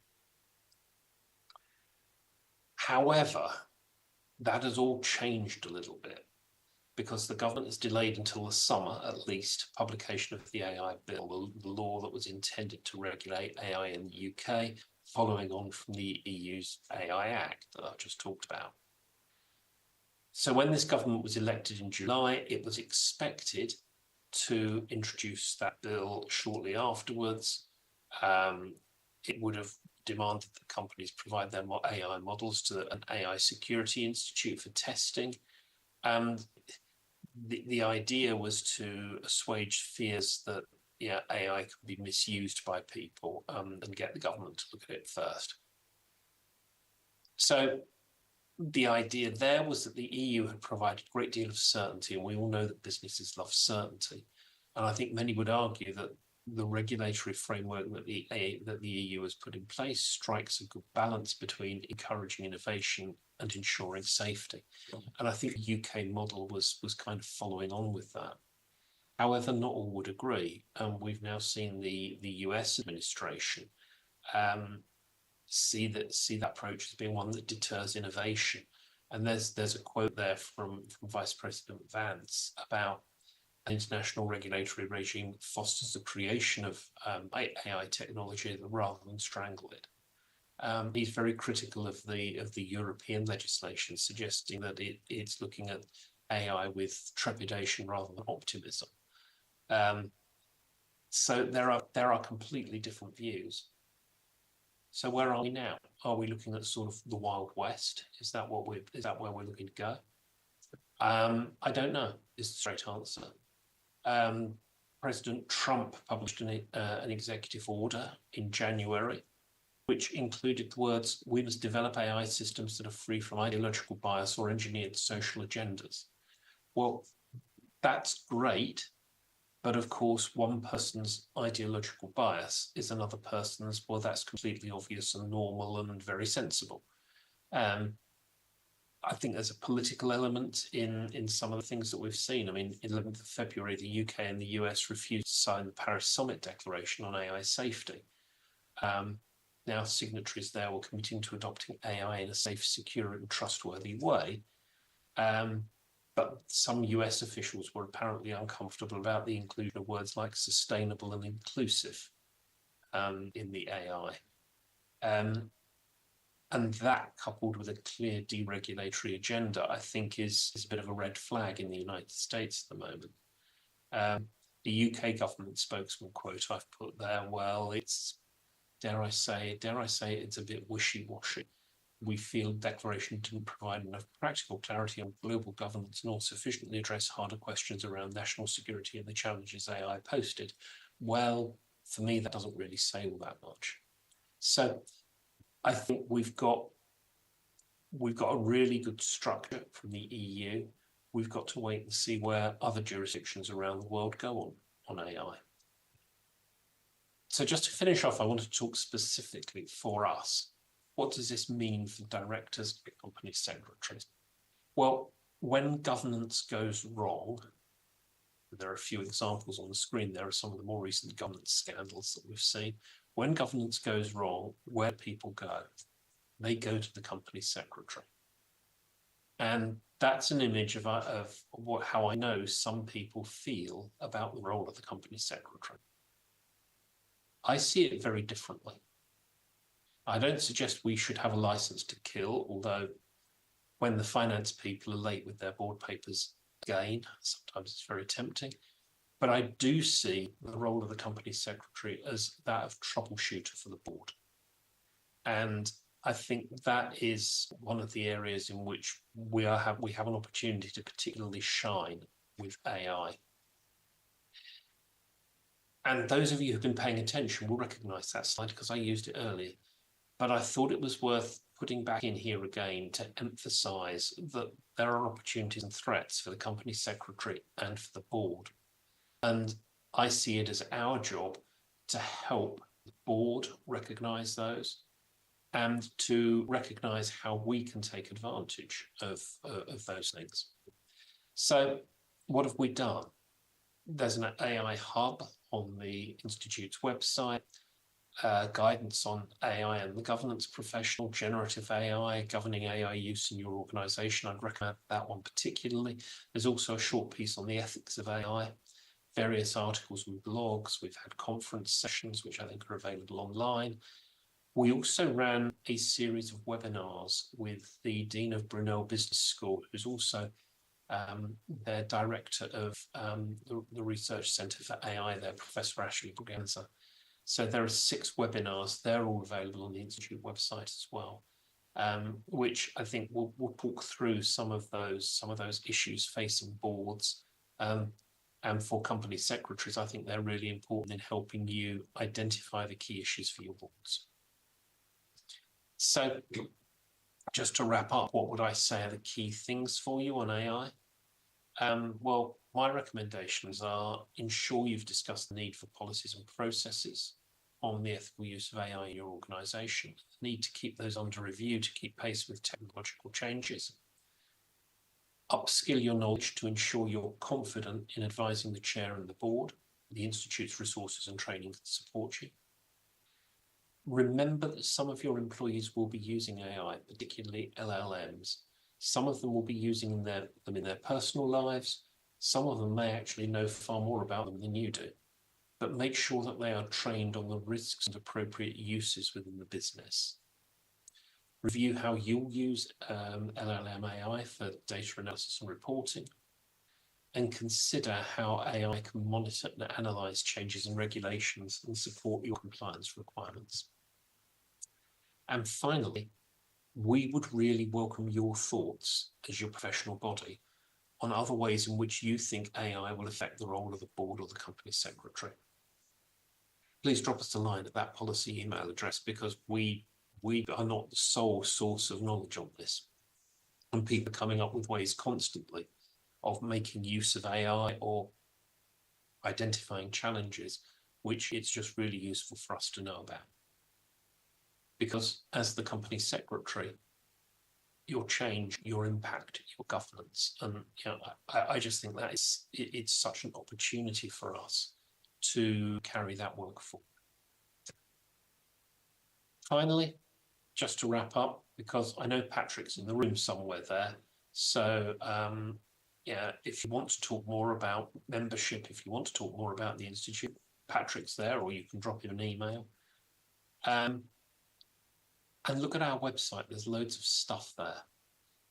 Because the policy team at the Institute are spending a lot of time going out and seeing people, trying to engage with people about all these issues and all the governance issues facing us.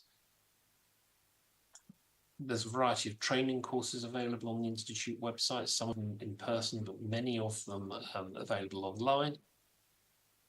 And we've also got some events, training, and conferences. And I thought it was worth just putting all of those in the on the tail end slides for you as I finish off today. So that's me. That's all I was going to say. I don't know how you're doing for time, but I'm happy to take some questions if you've got some. Mr. Swaby. All right. He has made reference to Patrick. Patrick, where are you? Okay. Patrick is the man on ground on behalf of Mr. Peter Swaby. But of course, with his submissions that he has made, I know that, again, these are the very same conversations that we are meant to be having in the room. Does anyone have an inquiry for Mr. Swaby? Do you have a question? Or has he tickled something that you feel we need to broaden or he needs to expand on? He has been very clear. Yes? All right, Mr. Swaby, you've been very clear. Thank you so much. Thank you, and enjoy the rest of your day. Yes, we will. Thank you so much. Bye-bye. Bye-bye. A round of applause for Mr. Swaby. Now, to the sessions that are coming up next, we're going to be having a panel discussion. Again, now we're going to be breaking down the very same things that have been shared by our opening remarkers. And at the end of the day, let's have it at the back of our mind that change is good and change is only natural. After all, they made mention of the computers, they came and they're still here, and we are still coexisting together with the computers. I believe that we can coexist with artificial intelligence as we look at how we can use it to enhance corporate governance. Now we're going to be taking a short break. Patrick has been made reference to here. If you have any further inquiries, if you have to have a better understanding of the policy as it's being designed at the European Union level and you need guidance and you need some expertise in that direction, Patrick here, you can have a tea with him and then he will tell you the nitty-gritties in there. We're going to be having a tea break for 30 minutes and then we'll be back in the room at exactly 11:30. Then we'll kickstart our next part of the program. So may you enjoy your break. Please reply to those emails, but at the same time, let's network at the end of the day. We're the very same people that find ourselves in the same communities and environments as far as governance is concerned and transacting business for the well-being of our country and in the different sectors. So please make sure that you walk out with your card. But AI has softened these things. You can simply Google that person and see what it says about them. Right? Okay. We shall have the break now.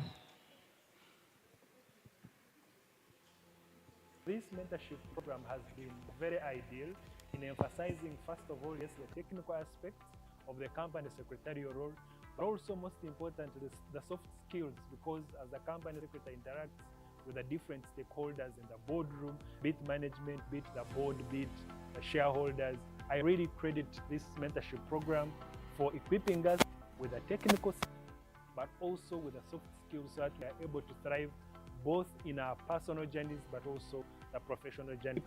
Be prepared when you're given a seat at the table, as we have been as company secretaries.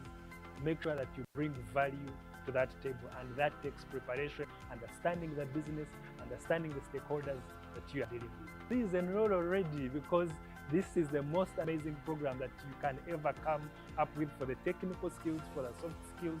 You will be equipped. So if you're still thinking about it, please go ahead and enroll. Thank you.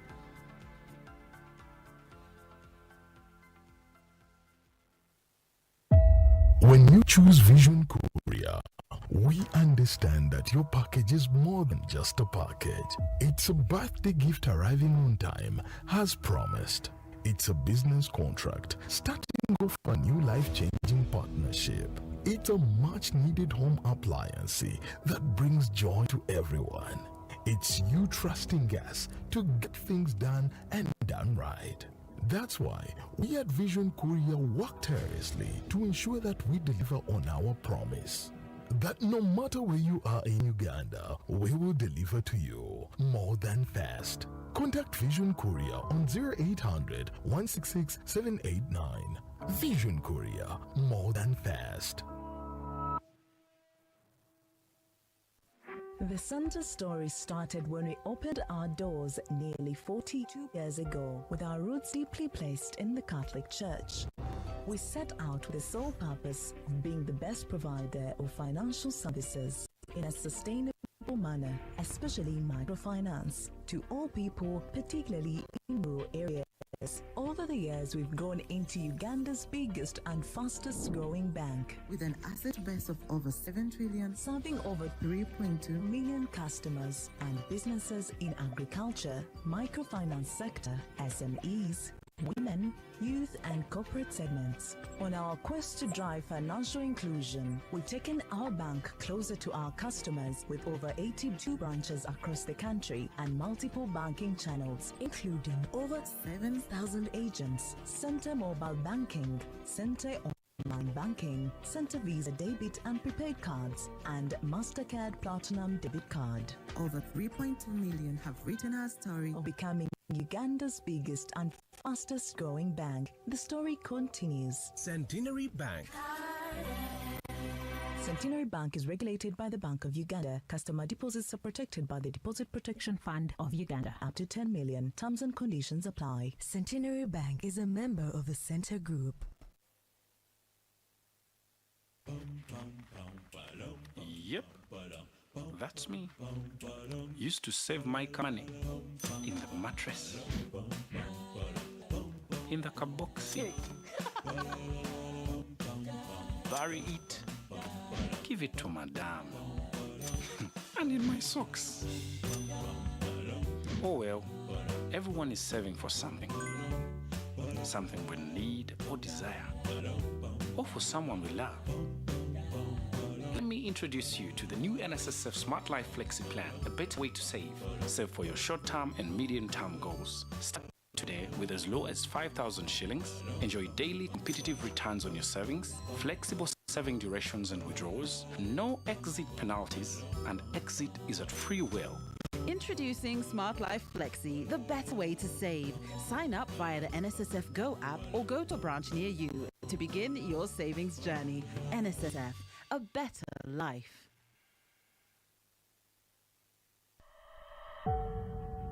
Vision Group is home to Uganda's biggest and most trusted media brands with an award-winning editorial team that delivers accurate and impactful news and entertainment from across the country and the world in our newspapers.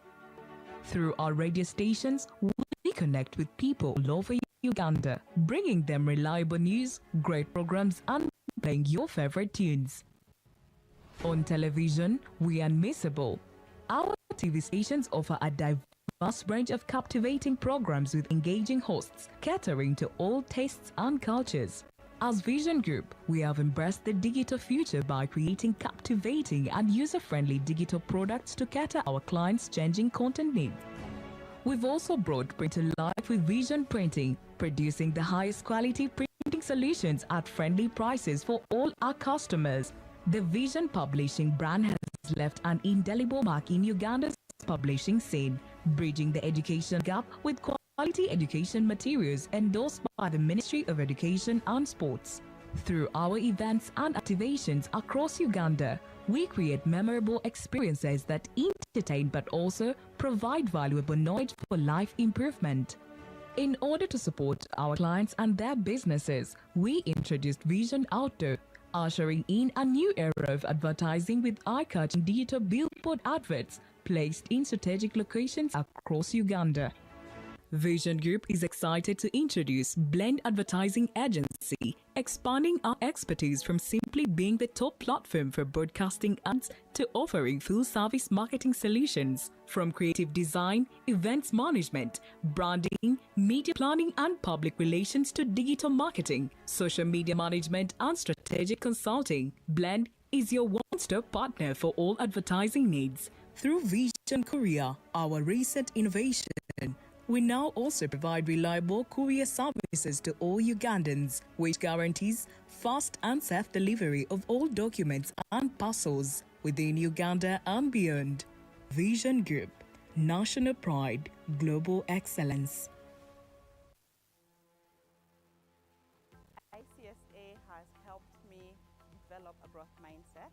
Before I joined this program, for so long in my professional career, I had been in my comfort zone. And when I decided to leave my comfort zone and move to the next level, I had so many fears, doubts, uncertainties, and I didn't know how to go about it. So I joined the program, and the program has helped me to unlearn so many biases in my professional career and relearn the best ways to grow myself. So I'm leaving this program with a changed mindset, a growth mindset, and it has also validated that my dreams are achievable, that they're realistic, and when I put in the work, they can actually be achieved. So every single weekend was a valuable lesson. When you are given the opportunity to come to the table, do you actually have what to bring to the table? What do you bring to the table? So what that means is I have to be prepared, I have to grow myself, I have to put in the work. In the span of 10 weeks, you are able to learn what people take years and years learning. So if you are thinking about making that's the decision, I would advise you to not even doubt it. Take it on, it's the best decision you'll ever make.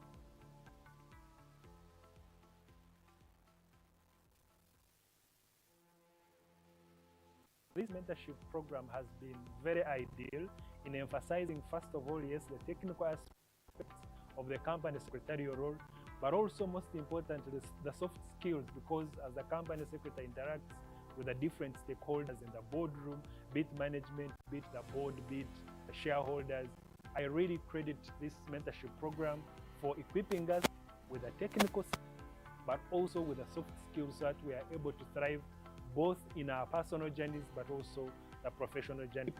Be prepared when you're given a seat at the table, as we have been as company secretaries.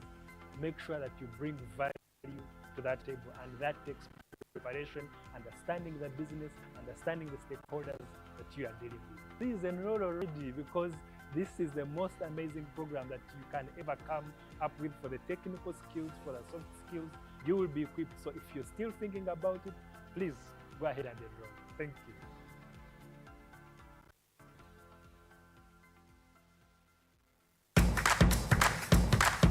Uganda's economy has fully recovered from various shocks. Let's plant more trees for clean, fresh air. Promote East Africa as an investment destination of choice.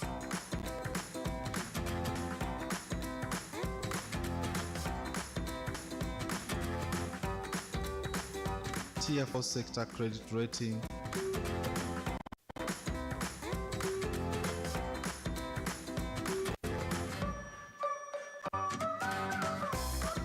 Lead with integrity and responsibility.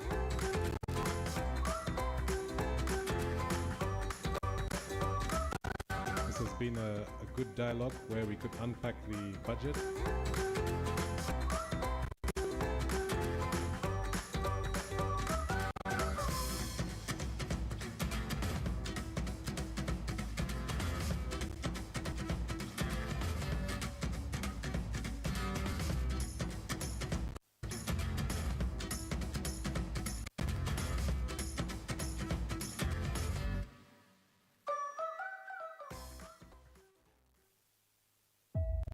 When you choose Vision Courier, we understand that your package is more than just a package. It's a birthday gift arriving on time, as promised. It's a business contract, starting off a new life-changing partnership. It's a much-needed home appliance that brings joy to everyone. It's you trusting us to get things done and done right. That's why we at Vision Courier work tirelessly to ensure that we deliver on our promise. That no matter where you are in Uganda, we will deliver to you more than fast. Contact Vision Korea on 0800 166 789. Vision Korea, more than fast. The center story started when we opened our doors nearly 42 years ago, with our roots deeply placed in the Catholic Church. We set out with the sole purpose of being the best provider of financial services in a sustainable manner, especially microfinance, to all people, particularly in rural areas. Over the years, we've grown into Uganda's biggest and fastest growing bank, with an asset base of over 7 trillion, serving over 3.2 million customers and businesses in agriculture, finance sector, SMEs, women, youth and corporate segments. On our quest to drive financial inclusion, we've taken our bank closer to our customers with over 82 branches across the country and multiple banking channels, including over 7,000 agents, Center Mobile Banking, Center Online Banking, Center Visa debit and prepaid cards, and MasterCard Platinum debit card. Over 3.2 million have written a story of becoming Uganda's biggest and fastest growing bank. The story continues. Centenary Bank. Centenary Bank is regulated by the Bank of Uganda. Customer deposits are protected by the Deposit Protection Fund of Uganda. Up to 10 million. Terms and conditions apply. Centenary Bank is a member of the Center Group. Yep, that's me. Used to save my money in the mattress, in the kaboxy, bury it, give it to madame, and in my socks. Oh well, everyone is saving for something. Something we need or desire, or for someone we love. Let me introduce you to the new NSSF Smart Life Flexi Plan, a better way to save. Save for your short-term and medium-term goals. Start today with as low as 5,000 shillings. Enjoy daily competitive returns on your savings, flexible saving durations and withdrawals, no exit penalties, and exit is free will. Introducing Smart Life Flexi, the better way to save. Sign up via the NSSF Go app or go to a branch near you to begin your savings journey. NSSF, a better life.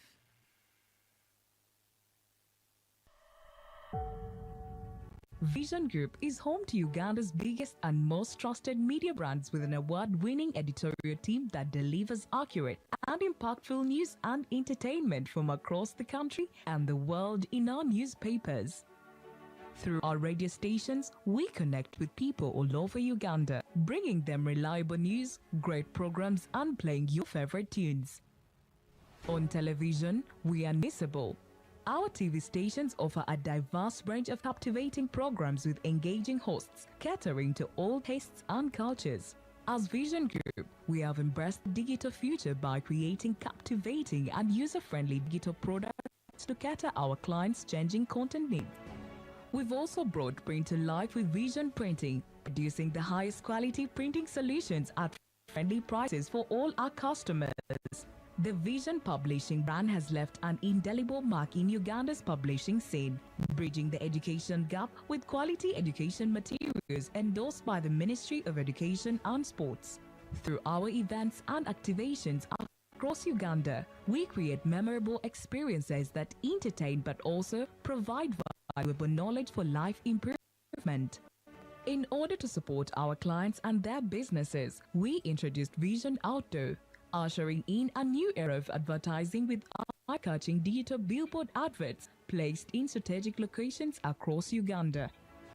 Vision Group is excited to introduce Blend Advertising Agency, expanding our expertise from simply being the top platform for broadcasting ads to offering full-service marketing solutions, from creative design, events management, branding, media planning and public relations to digital marketing, social media management and strategic consulting. Blend is your one-stop partner for all advertising needs. Through Vision Courier, our recent innovation, we now also provide reliable courier services to all Ugandans, which guarantees fast and safe delivery of all documents and parcels within Uganda and beyond.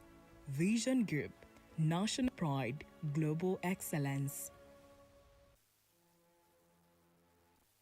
ICSA has helped me develop a growth mindset. Before I joined this program, for so long in my professional career, I had been in my comfort zone. And when I decided to leave my comfort zone and move to the next level, I had so many fears, doubts, uncertainties, and I didn't know how to go about it. So I joined the program, and the program has helped me to unlearn so many biases in my professional career and relearn the best ways to grow myself. So I'm leaving this program with a changed mindset, a growth mindset, and it has also validated that my dreams are achievable, that they're realistic, and when I put in the work, they can actually be achieved. So every single weekend was a valuable lesson. When you are given the opportunity to come to the table, do you actually have what do you have what to bring to the table? What do you bring to the table? So what that means is I have to be prepared, I have to grow myself, I have to put in the work. In the span of 10 weeks, you are able to learn what people take years and years learning. So if you are thinking about making that's the decision, I would advise you to not even doubt it. Take it on, it's the best decision you'll ever make.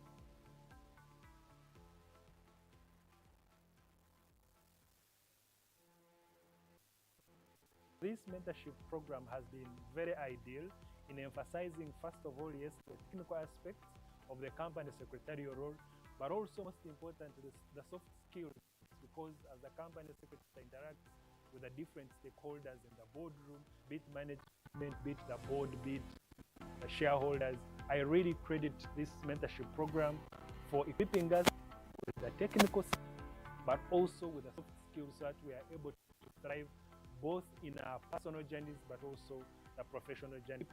Be prepared when you're given a seat at the table, as we have been as company secretaries. Make sure that you bring value to that table, and that takes preparation, understanding the business, understanding the stakeholders that you are dealing with. Please enroll already, because this is the most amazing program that you can ever come up with for the technical skills, for the soft skills. You will be equipped. So if you're still thinking about it, please go ahead and enroll. Thank you.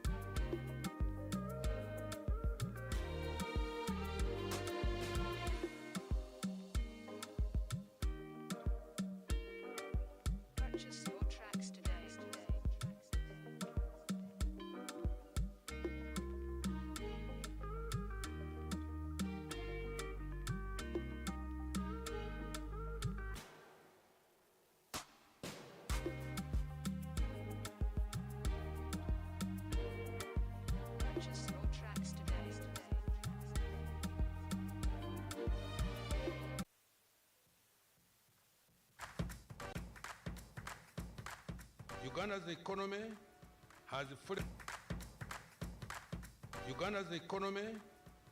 fully recovered from various shocks. Let's plant more trees for clean, fresh air. Promote East Africa as an investment destination of choice.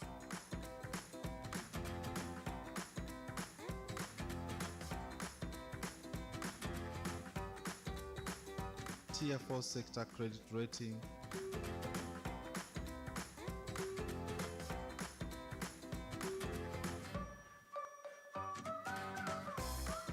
Lead with integrity and responsibility.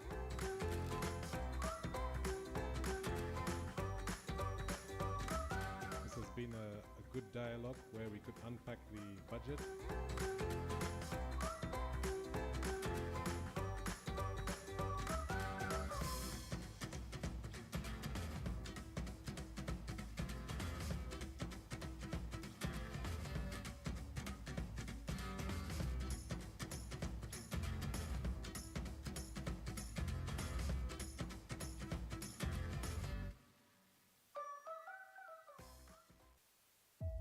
When you choose Vision Korea, we understand that your package is more than just a package. It's a birthday gift arriving on time, as promised. It's a business contract, starting off a new life-changing partnership. It's a much-needed home appliance that brings joy to everyone. It's you trusting us to get things done and done right. That's why we at Vision Korea work tirelessly to ensure that we deliver on our promise. That no matter where you are in Uganda, we will deliver to you more than fast. Contact Vision Korea on 0800 166 789. Vision Korea, more than fast. The Center story started when we opened our doors nearly 42 years ago, with our roots deeply placed in the Catholic Church.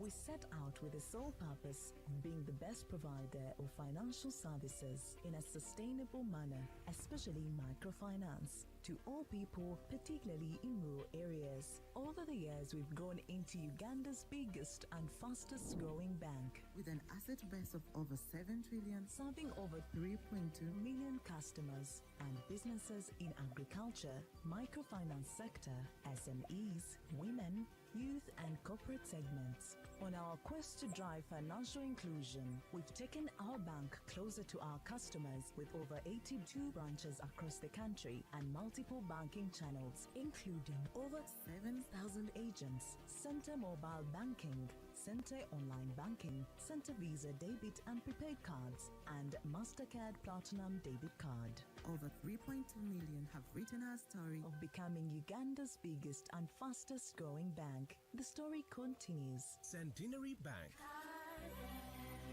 Centenary Bank is regulated by the Bank of Uganda. Customer deposits are protected by the Deposit Protection Fund of Uganda. Up to 10 million. Terms and conditions apply. Centenary Bank is a member of the Center Group.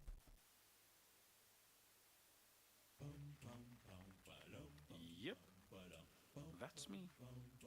Used to save my money in the mattress, in the kabok seat, bury it, give it to madame, and in my socks. Oh well, everyone is saving for something we need or desire, or for someone we love. Let me introduce you to the new NSSF Smart Life Flexi Plan, a better way to save. Save for your short-term and medium-term goals. Start today with as low as 5,000 shillings. Enjoy daily competitive returns on your savings, flexible saving durations and withdrawals, no exit penalties, and exit is at free will. Introducing Smart Life Flexi, the better way to save. Sign up via the NSSF Go app or go to a branch near you to begin your savings journey. NSSF, a better life.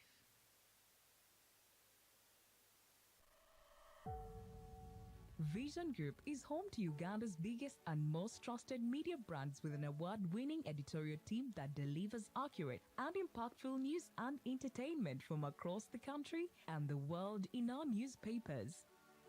Through our radio stations, we connect with people all over Uganda, bringing them reliable news, great programs, and playing your favorite tunes.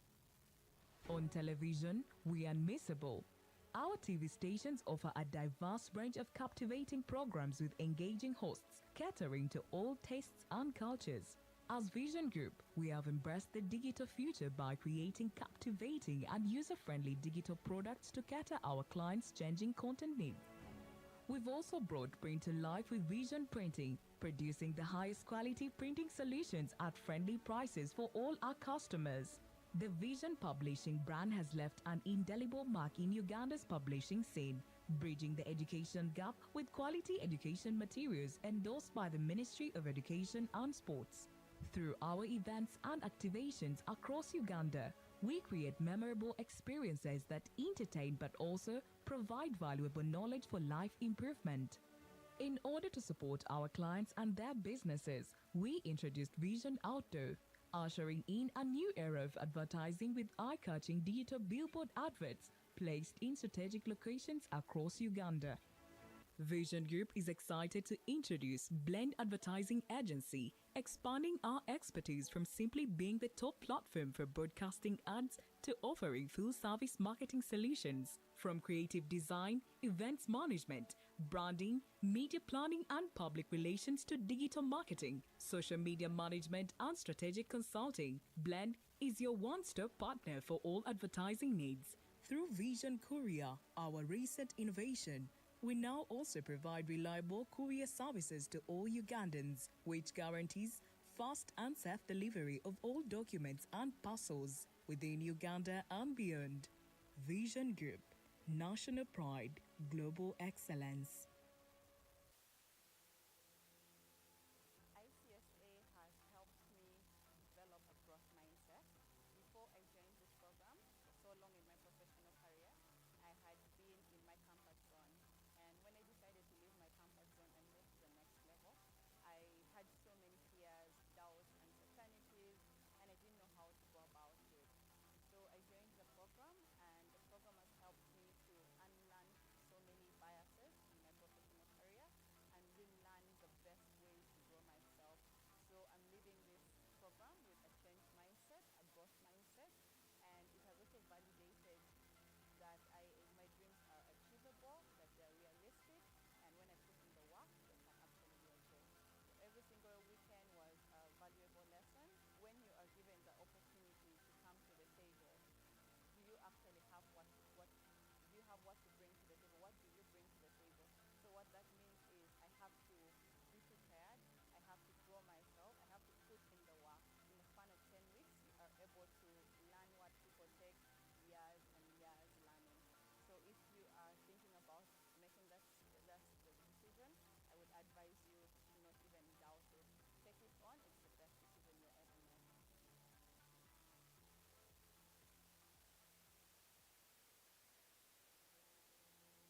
This mentorship program has been very ideal in emphasizing, first of all, yes, the technical aspects of the company secretarial role, but also most important, Recording in the progress. skills, because as a company secretary interacts with the different stakeholders in the boardroom, be it management, be it the board, be it the shareholders. I really credit this mentorship program for equipping us able to thrive both in our personal journeys but also the professional journey. Be prepared. When you're given a seat at the table, as we have been as company secretaries, make sure that you bring value to that table, and that takes preparation, understanding the business, understanding the stakeholders that you are dealing with. Please enroll already, because this is the most amazing program that you can ever come up with for the technical skills, for the soft skills. You will be equipped. So if you're still thinking about it, please go ahead and enroll. Thank you.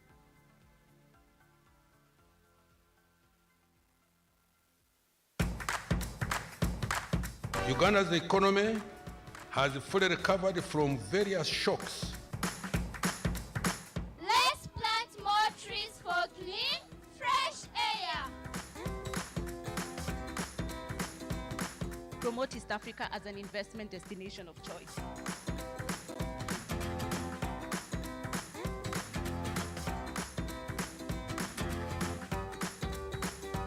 Tier 4 sector credit rating.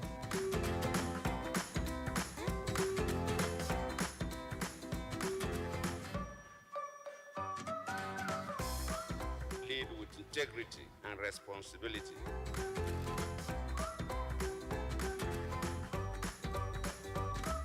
This has been a good dialogue where we could unpack the budget.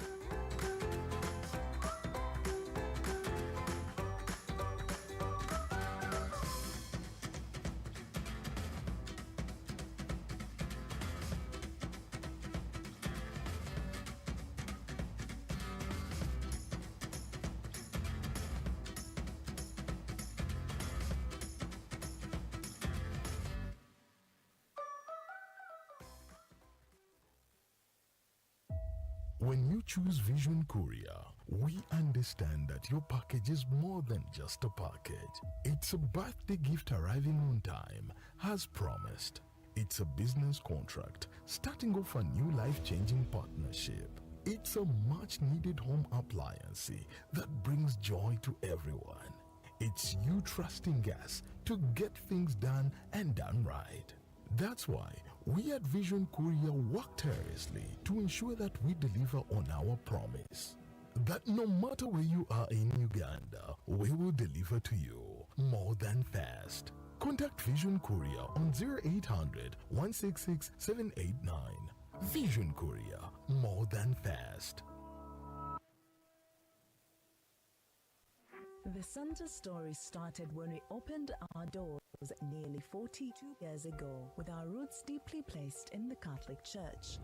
We set out with the sole purpose of being the best provider of financial services in a sustainable manner, especially microfinance, to all people, particularly in rural areas. Over the years, we've grown into Uganda's biggest and fastest growing bank, With an asset base of over 7 trillion, serving over 3.2 million customers and businesses in agriculture, microfinance sector, SMEs, women, youth and corporate segments. Good morning to you. On our quest to drive financial inclusion, Ladies and gentlemen, closer to our customers with over 80 calling the room to order.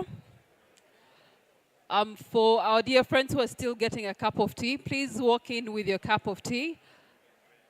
For time reasons, we want to get started with our next part of the program.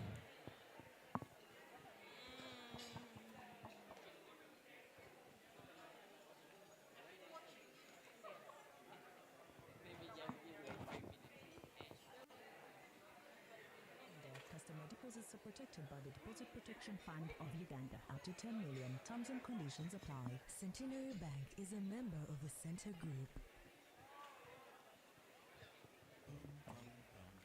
All right, so let's settle in. We're going to be getting ready for our next session.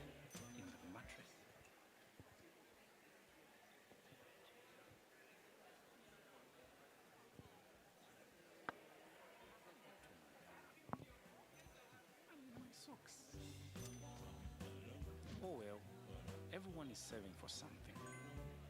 Something we need or desire. Or for someone we love. Let me introduce you to the new NSSF Smart Life Flexi Plan, the better way to save.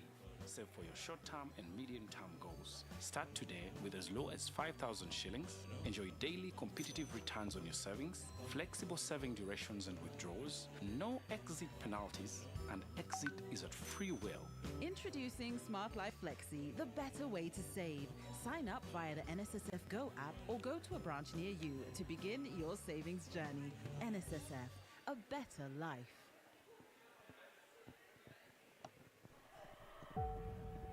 Vision Group is home to Uganda's biggest and most trusted media brands with an award-winning editorial team that delivers accurate and impactful news and entertainment from across the country and the world in our newspapers. Good morning to you once again. Ladies and gentlemen, let's take our seats.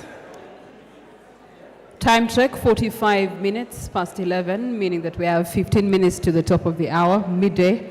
I do not want this discussion to be between you and a very nice meal, but also trusting that some of us are observing the fasting periods.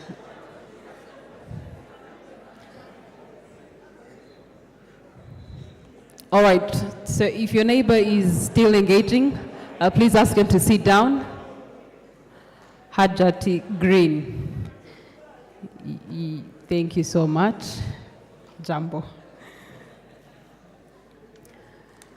Our friends who still have your cup of teas in the foyer, you can please come in with your cup of tea and we'll be able to continue the discussion without you missing out. I will still continue on with the ICSA annual conference. Each one of you in this room are very important. Directors, company secretaries, to mention but a few in your different capacities. Once again, a warm welcome and thank you so much for joining us, making the time, slotting it out of your calendar to be with us as we have a very important question and a conversation around yesterday, today, and tomorrow in regards to adaptation of artificial intelligence and localizing for it us as organizations, as companies, as public sector and private sector on the Ugandan forum. Now, transforming the corporate governance landscape is definitely something that has to be done and is being done. But where is the place and room for artificial intelligence in doing that? I believe that those that gave us earlier remarks have done a good job in showing us the importance of inclusion of artificial intelligence, not as a threat, but as an opportunity. Now, there can only be one speaker at a time.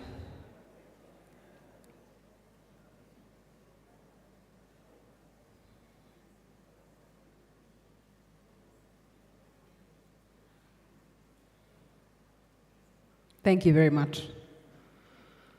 All right, so earlier on we looked at how artificial intelligence is transforming the corporate governance landscape, both on the national level and on a bigger level internationally.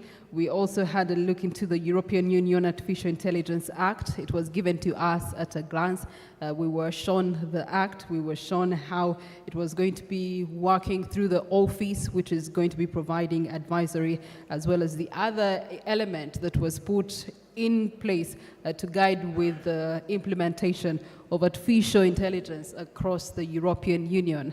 The case of Uganda definitely ought to be different. As a country, on a national level, Ministry of ICT and National Guidance are in position to develop a policy around artificial intelligence. And as they do that, I believe that some of the conversations in this room can definitely guide them in so doing. Wanting to recognize our partners that have made the 14th annual conference a possibility. A special thank you to Bank of Uganda. A special recognition to Centenary Bank. Thank you so much. We heard from Mr. Jingo earlier on. We also want to say a special thank you to NSSF. We also want to recognize Shinobi and Musoke and advocates. We also do have New Vision, the Vision Group, that has been able to stand with this particular annual conference. That being said, as we do continue on with the program, now we want to dissect all the points that were shared with our earlier speakers. And as we do that in dissecting them, we're going to be looking at navigating the business environment.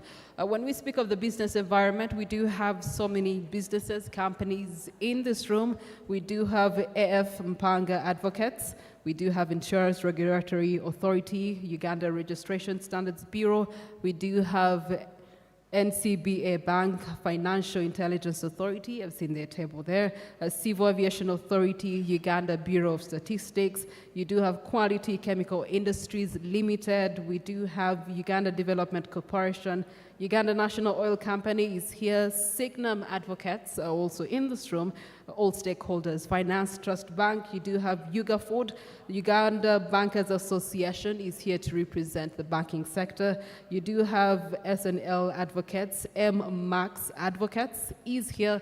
Of course, you do have the health sector well represented by Rubaga Hospital. You do have Clarkson, Uganda Airlines, Monitor Publications, Pride Microfinance. In insurance, you do have SWICO. You have the Deposit Protection Fund that is also here, and they do need guidance in adoption of artificial intelligence. NIC General, EcoBank, BRAC Uganda, Abbey Developments, as well as Abbey Finance, Abacus Pharma Limited in the health sector, Footstep Steps Furniture, and this is in the innovations as well as development. MTN Opportunity Bank is in this room. You do have Uganda Electricity Transmission Company Limited that is in a transition from umeme to fully being managed by this entity. Microfinance Support Center is also with us. UAP Old Mutual are all in this room. As participants and stakeholders, I know that you have the business side of the things that you do, and that environment must be enhanced by artificial intelligence. And so as we get into the next few hours, we want to look at how we can actually build a robust governance framework for managing artificial intelligence risks, some things that have been mentioned by our earlier speakers. We also want to look at how we can actually embrace artificial intelligence in the workforce. Will it be AI versus Priscilla? Will it be AI versus the workforce? Who will stand a better chance? Will the KPIs be given to AI as they are given to the workforce? Those nitty-gritties, we're going to get into them. We're also going to be looking into navigating the artificial intelligence terrain, and this is characterized by lack of regulations right from the national level. How much more is it going to be a tough journey for entities, both private and public sectors? Now, to have these discussions in detail, ladies and gentlemen, allow me to invite to the podium this morning Mr. Robert Chirunda. Give him a round of applause as he makes it to the podium. He's a partner at Chirunda and Company Advocates, as well as a board member. This, Mr. Sir. I know we have Rubaga Hospital here, but not today, sir. Thank you. So for the rest of our guests, we will use this side. Thank you. Ms. Rita Apela Court from Stanbic Bank, Chief Information Officer. Karibu. Ms. Emily Gakiza is also part of this panel discussion. She is an advocate and partner at Otis Advocates. I think you'll, Ms. Rita, you'll extend to the other side. Yeah.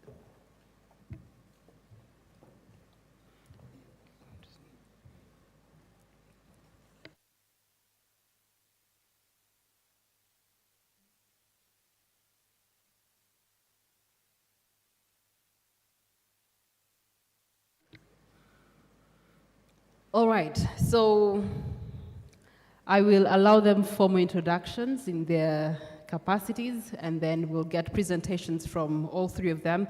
Later on, please be reminded that this is an engaging, interactive session. And so as they make submissions, reflect on your position and where your company is, and we would like to hear from you, we would like to get comments from you, we'd like you to ask questions, because at the end of the day, it's these interactions that help us understand that this is something that we can collectively put effort to find solutions to as we move forward to adopting artificial intelligence, transforming the corporate governance landscape for us in Uganda. And so I will start with the gentlemen. As women, it's Women's Month, we are giving opportunities to men first. And so, Mr. Chirunda, good morning to you. Well, thank you very much for having me. Good morning, ladies and gentlemen. I must start by thanking Jane and all the organizers very, very sincerely for inviting me to join this discussion. My name is Robert Chirunda. I teach and practice law.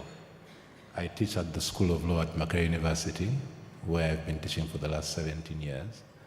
I am also the founding partner at Chirunda and Company Advocates, where, among other things, I provide strategic leadership as well as lead the law, science, and technology practice there. I serve on the board of Finance Trust Bank and a few other institutions, and I speak regularly to board members and other businesses that we advise on a regular basis. Thank you for having me.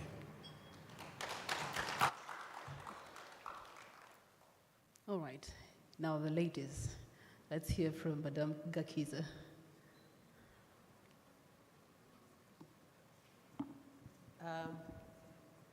Good morning, everyone.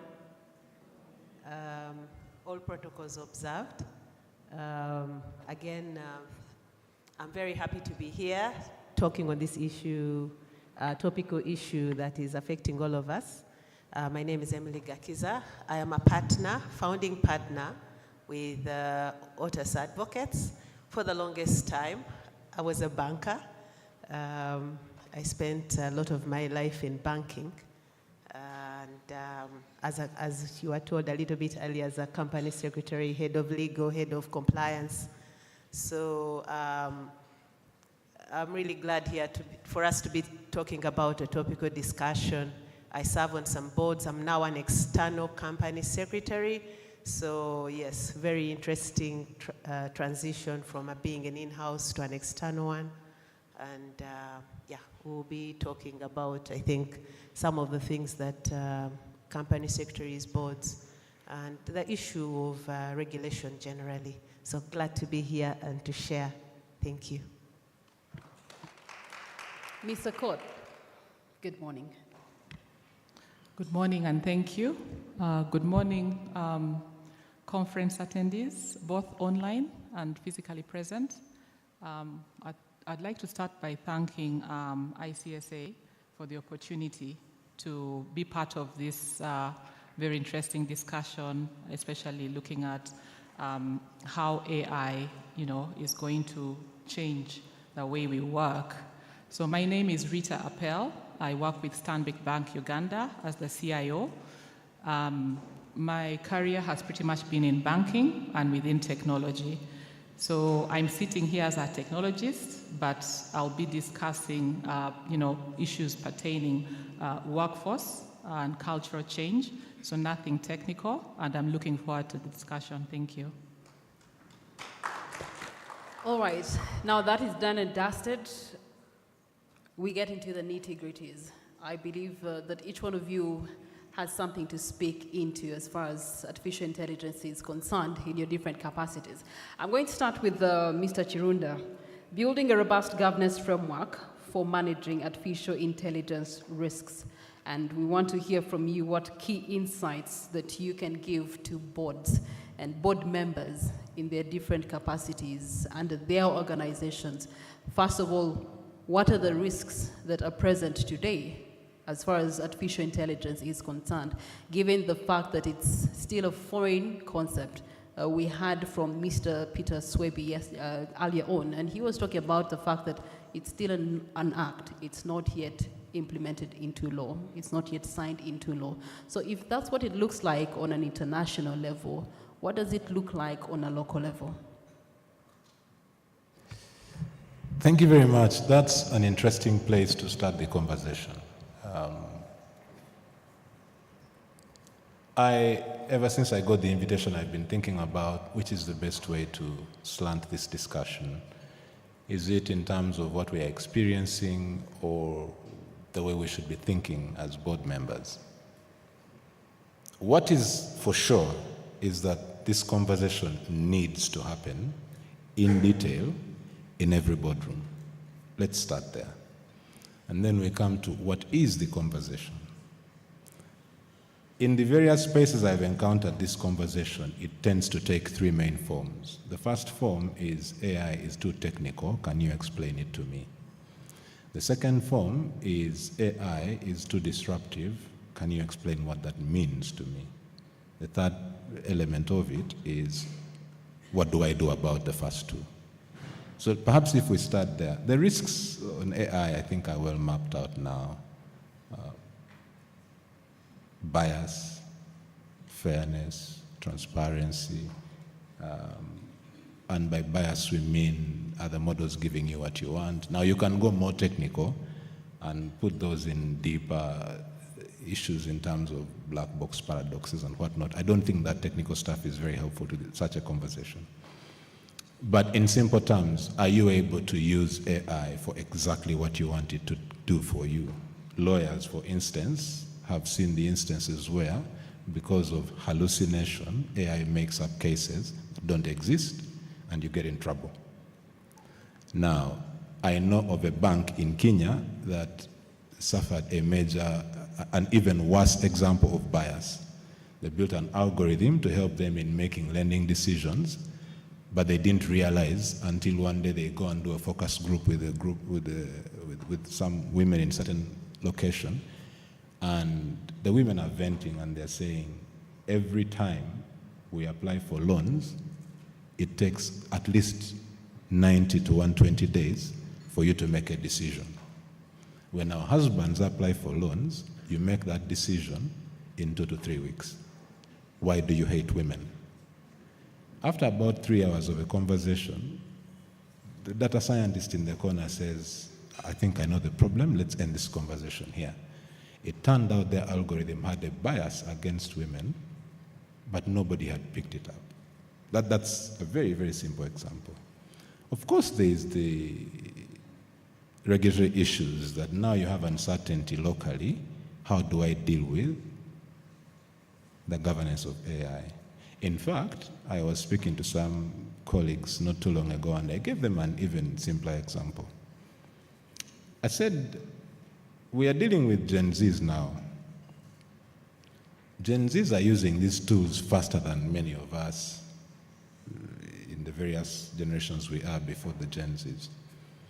Assuming you have a resource in your organization who comes in, 23, 24 years of age, is relying on a large language model to do their work, if you use ChatGPT quite regularly, you know that there are some phrases that are almost standard it will use. So you'll pick up on them and know this person is not writing this document, they are relying on this particular large language model.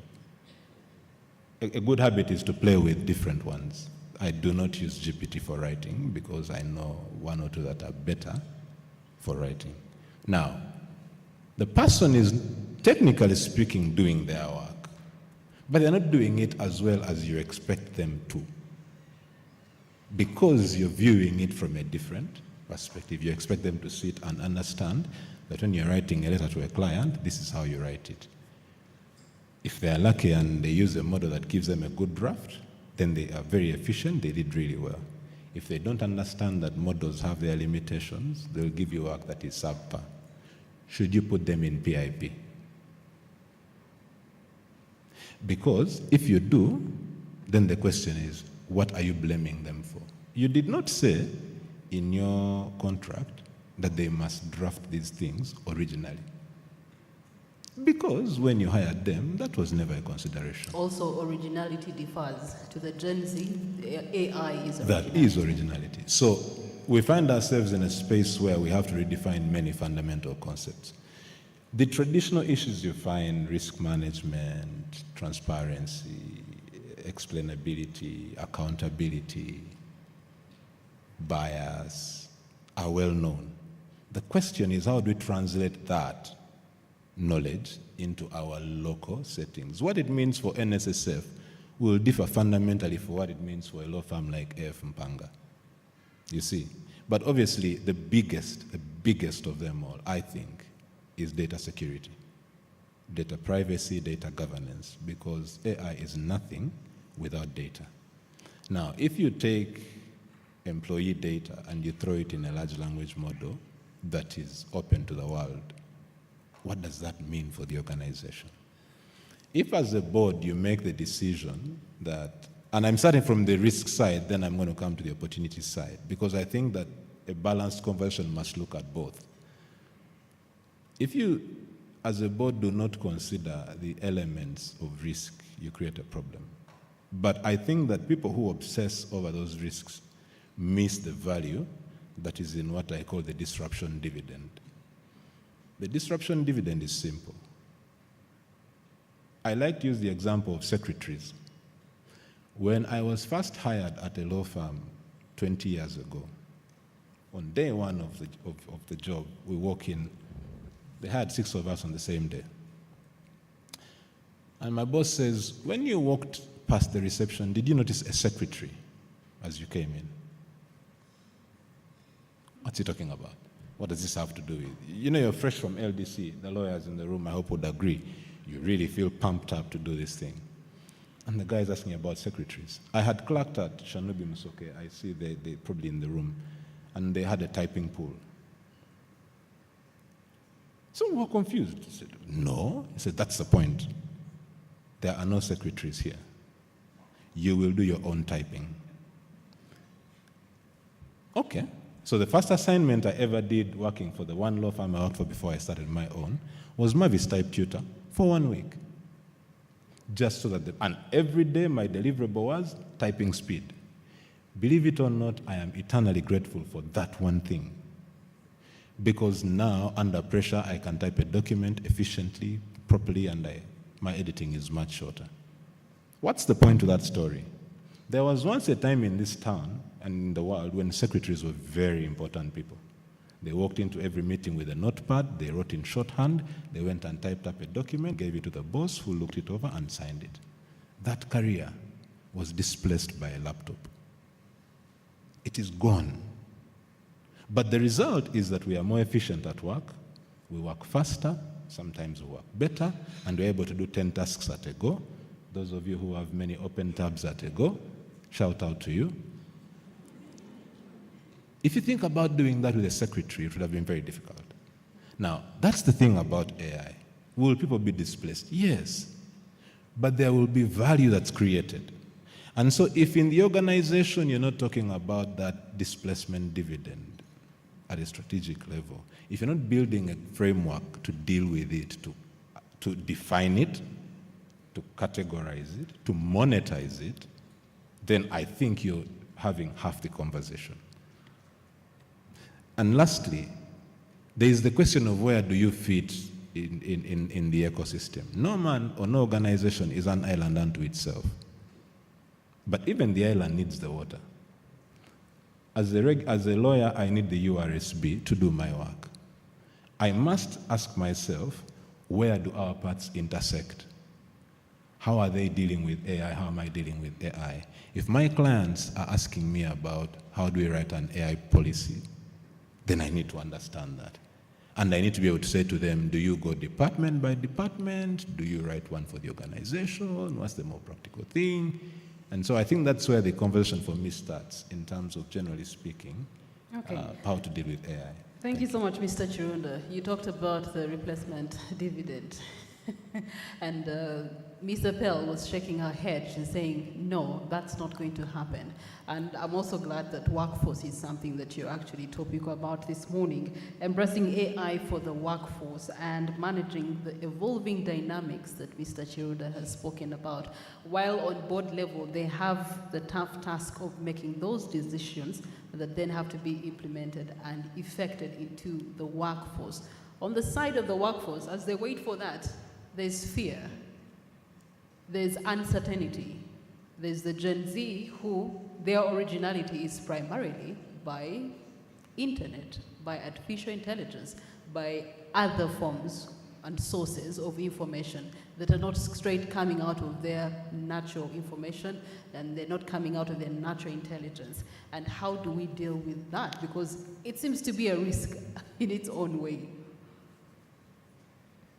Yeah, thank you so much. And I think, this is a topic that needs to be discussed at board level. When we introduced the discussion around artificial intelligence, talking about the framework, the governance, the workforce discussion needs to be included in there. The expectation, of course, is that as AI comes into the workplace, how are we as HR ensuring that we are creating an enabling environment, an environment that is not full of fear. So I think what the board should be looking at is ensuring that there are strategies within the organization that is actually tackling this. And the strategies would be one that speaks to, creating an awareness that it is an AI human collaboration rather than AI being seen as a competitor. So there's the saying that goes, AI as a co-pilot vis-a-vis AI as a competitor. And I think we should look at it from a co-pilot perspective. So one of those strategies is ensuring that the AI-human collaboration is very clear. AI is augmenting, the human being. Because there are things that AI struggles with, things like creative thinking, empathy, that AI will not be able to, to take away from the human facet. And so that needs to be clear that for where there are repetitive tasks, where there is huge amounts of data that need to be analyzed faster, those can be done by AI. But then it creates room then to say, how do we upskill or reskill? You know, that's another strategy that has to be embedded within the workplaces. Reskilling and upskilling becomes very key. Reskilling from a sense that if you are taking away a piece of my job, then reskill for me to focus on something that is more human-centric. If you are upskilling, we are talking about data literacy. I think they talked about that a lot at the beginning. We need to talk about data literacy. There are new jobs being created by AI around data science, around prompt creators, and I think we need to look at those as opportunities. So how are we creating an environment that creates this visibility? I talked about transparent communication.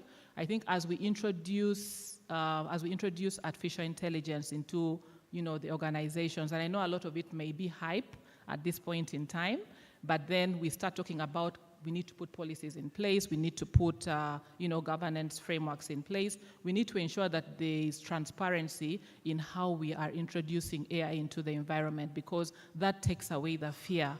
That ensures that there is clarity in terms of what it is that we want AI to do, right? It's not just taking AI for the sake of AI, but saying AI is going to improve the way we work, it's going to be your co-pilot to make you more productive, to make you more efficient. And I think that's how, we should be looking at AI. Of course, there are other aspects of, workforce. If you look at how AI is evolving, the workplace, we are looking at areas around where it is actually used.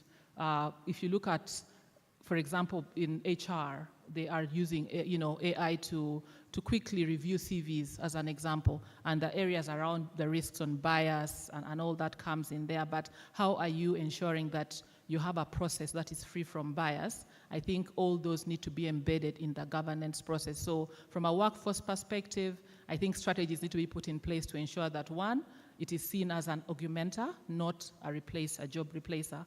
And then two, there needs to be, I know organizations that already talk about future skills development as a KPI standard. It's a norm. Continuous learning is something that is now a norm, and so all those need to be embedded within the workforce strategy. As we build AI strategy, there needs to be the human component in there that actually speaks to addressing all these concerns. Thank you. Is it humanity that comes first, or is it artificial intelligence that's leading the way? I think humanity comes first, in my opinion, because we need to find a space where we are saying we need to work with AI. So, and there are things that AI cannot do. For example, the empathetic, pieces of where human comes in. So I would say the human comes before the AI. Yeah. In my opinion. So it's a rock and a hard place. Mr. Chirunda on the other side saying that AI is really going to disrupt the workforce. And on the other side, the lower side of the organization saying, no, the workforce can stay and adopt to AI or bring in as many AI tools as possible. One of the risks that I see in there, first of all, is access to information and security and privacy of information. Because if you are going to adopt artificial intelligence for corporate governance purposes, you must put privacy and security at the forefront of those discussions as you are developing the strategies and policies. Mr. Chirunda, how do we get to protect the company's data?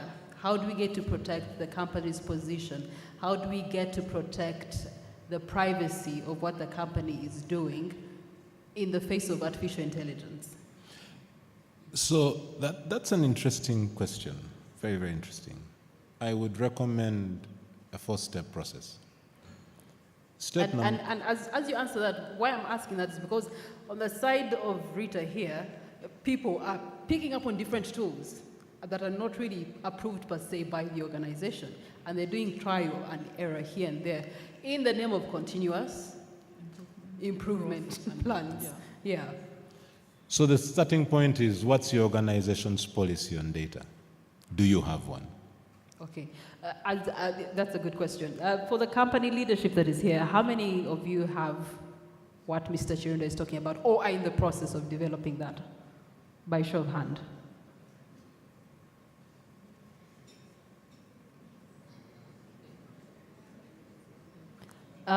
Winnie, if I can have a microphone on the floor, because this is what we want, right? We want to have a back and forth so that we understand where our participants are in this room.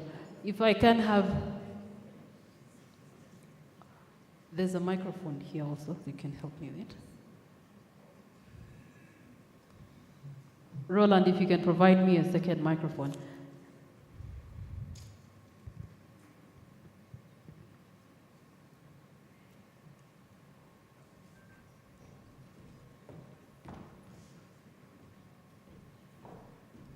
So, Winnie, I would like to hear from the lady here on the front line.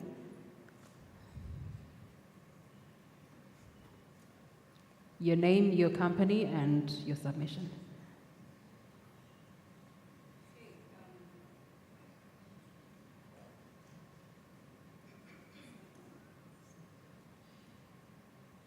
Tech team, help me with that, please.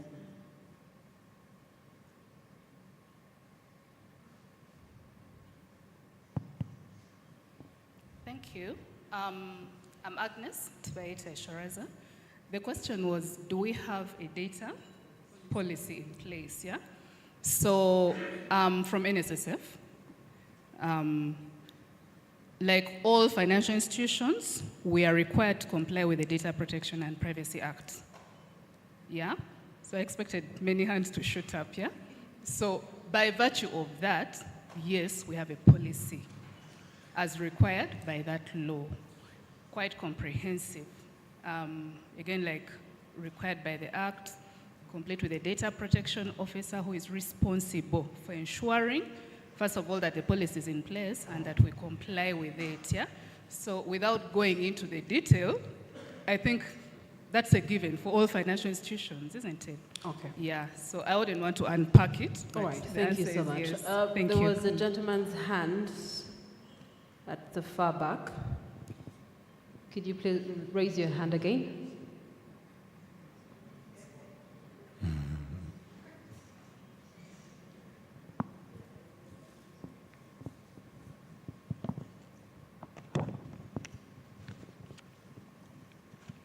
Yes, good afternoon once again. Good morning once again. Good morning. I'm Moding Abdikarim, member of the board of Uganda Airlines. Now, we do have a policy in place, but it's still under implementation, not fully done.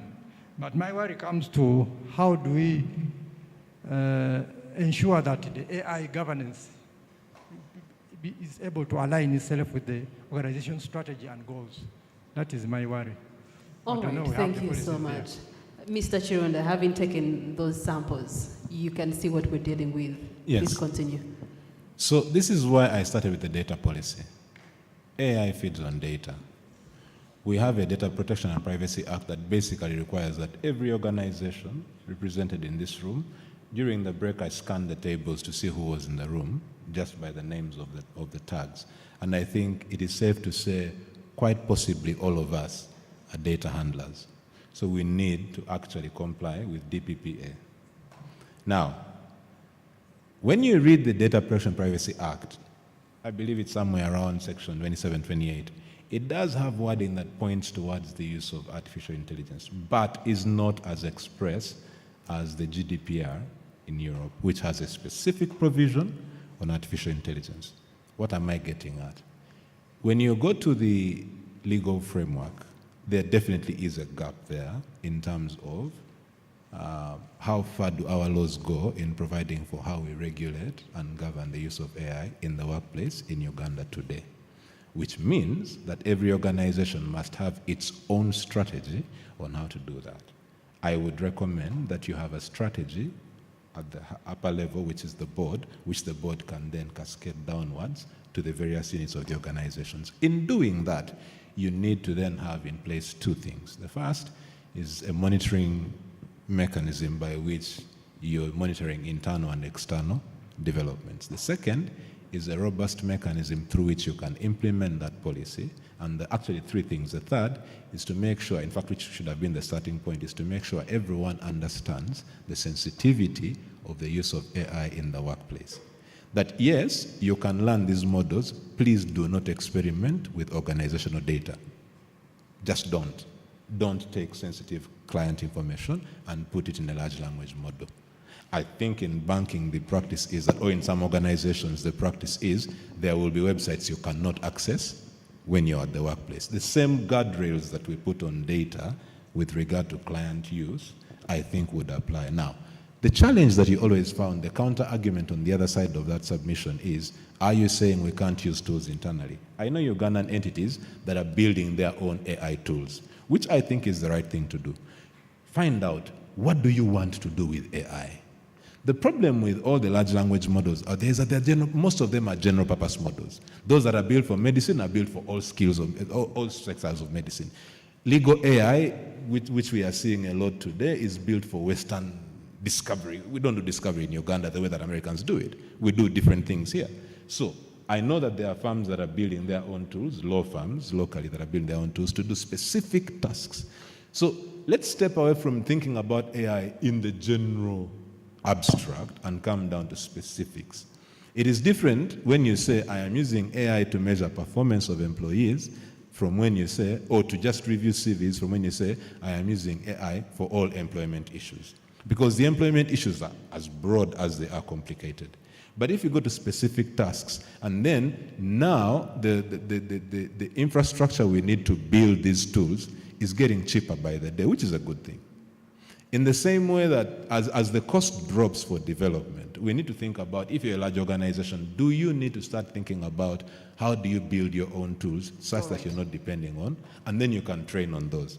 But if people want to upskill on their own, I've always said that the world's biggest university does not charge tuition. It's called YouTube. If people want to go and learn on YouTube, that's fine. Let them do it on their time and not on company data. All right, Mr. Chirunda, development might be cheap, but maintenance is costly. That's true. And, upgrading it to system 2.0, 5.0, and wherever further it can go, that's where the actual costs are. Agreed. But anyway, as we're talking about regulations, Miss Emily Gakiza. Can I just comment on that point of cost? Yes, please. Think about it this way. You're sitting in a boardroom and you have to make an informed decision. Yes, the same boardroom has to make a decision on making sure that the finances and, I agree entirely. And the point I'm getting at is this. Measure the potential benefit and then decide if you want to invest in it. Then that should give you, because the decision must be informed by something. Okay. That should then tell you if it's worth it. If it isn't, then don't invest in it. But if it's the direction the world is moving to, then it's a worth it. It's a must worth it. Isn't that the reality, members? Yeah? It's a tough one. Yes. Rita. Yeah, no, I didn't want to go in the technical direction, but just speaking to cost, if you look back at emerging technologies as a whole and look at the hype around cloud at the time, and we are still on a cloud journey, right? We find that a lot of companies jumped into the cloud, space, and 2-3 years down the road, they're saying, oh, it is so expensive. And the same thing with AI. AI is not cheap. It is not cheap. Fine, there are free tools out there, but the total cost needs to be well understood. And I think to his point, he makes a good point in saying you need to have the use cases. Don't just implement AI for the sake of it because it's not cheap. And also implement finance operation, they call FinOps processes, to ensure that you're able to understand the value that you're getting out of the AI, and where you need to make a hard decision to say, we are going the wrong direction, we need to go this direction, those hard decisions need to be made. All right, and the free tools are not free because they're trading your freedom, or what they're selling to you as freedom, for data. and they're keeping your data and using it elsewhere. This is where regulations and that conversation around regulations comes in. Ms. Gakiza, in terms of navigating the terrain of artificial intelligence where we stand today, how do you characterize the fact that we are lacking regulations or we are having limited regulations? Board members will have to refer to regulations outside of the frameworks of Uganda in order to have guided decisions, as they must have this on their tables of discussion. And so it begs the question, how do we navigate the terrain in the limited space of regulations? Okay, thank you. I think from today morning we've been having a discussion about the growth of artificial intelligence generally.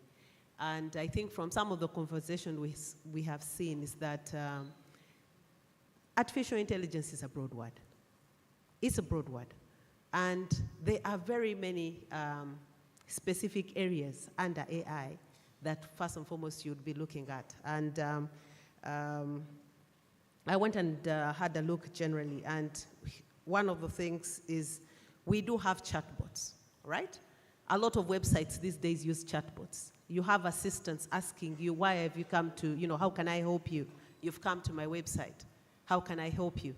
How do you feel today? Exactly. And actually the chatbots even have names. Good morning, what is your name? They, so they start interacting with you. So somebody has gone into this system, or as they're building their website, and actually made sure that there is a program to interact with you and put in certain questions. We have machine learning. We have cloud computing. We have blockchain and cryptocurrency, and I think a lot of us get excited about cryptocurrency. That is a major item that uses, an area that is using a lot of AI. Some countries have gone far and have robotic assistants, okay? They actually have these people. I'm sure we've seen some airports, they've got proper robotic assistants that actually help you through the immigration queue. We are then talking about deep learning. Deep learning, this is basically now, I think some of the things we were talking about earlier today, where you're inputting data so that the AI can now start actually behaving a little bit more cognitively like a human being. Now, and then of course the issue of big data. As you've heard from my colleagues, AI thrives on data. Every information that you put into the system is basically what the AI is doing. And a lot of us in our businesses are actually using what we call regenerative AI. As in, it is basically getting from used experiences that have actually been put into the system and speaking back to us. So it is sort of like the way you would have an FAQ somewhere. Someone has gone and said, if I use my experience as a banker, when my clients come into, or customer comes into the bank, what's the first question that they ask?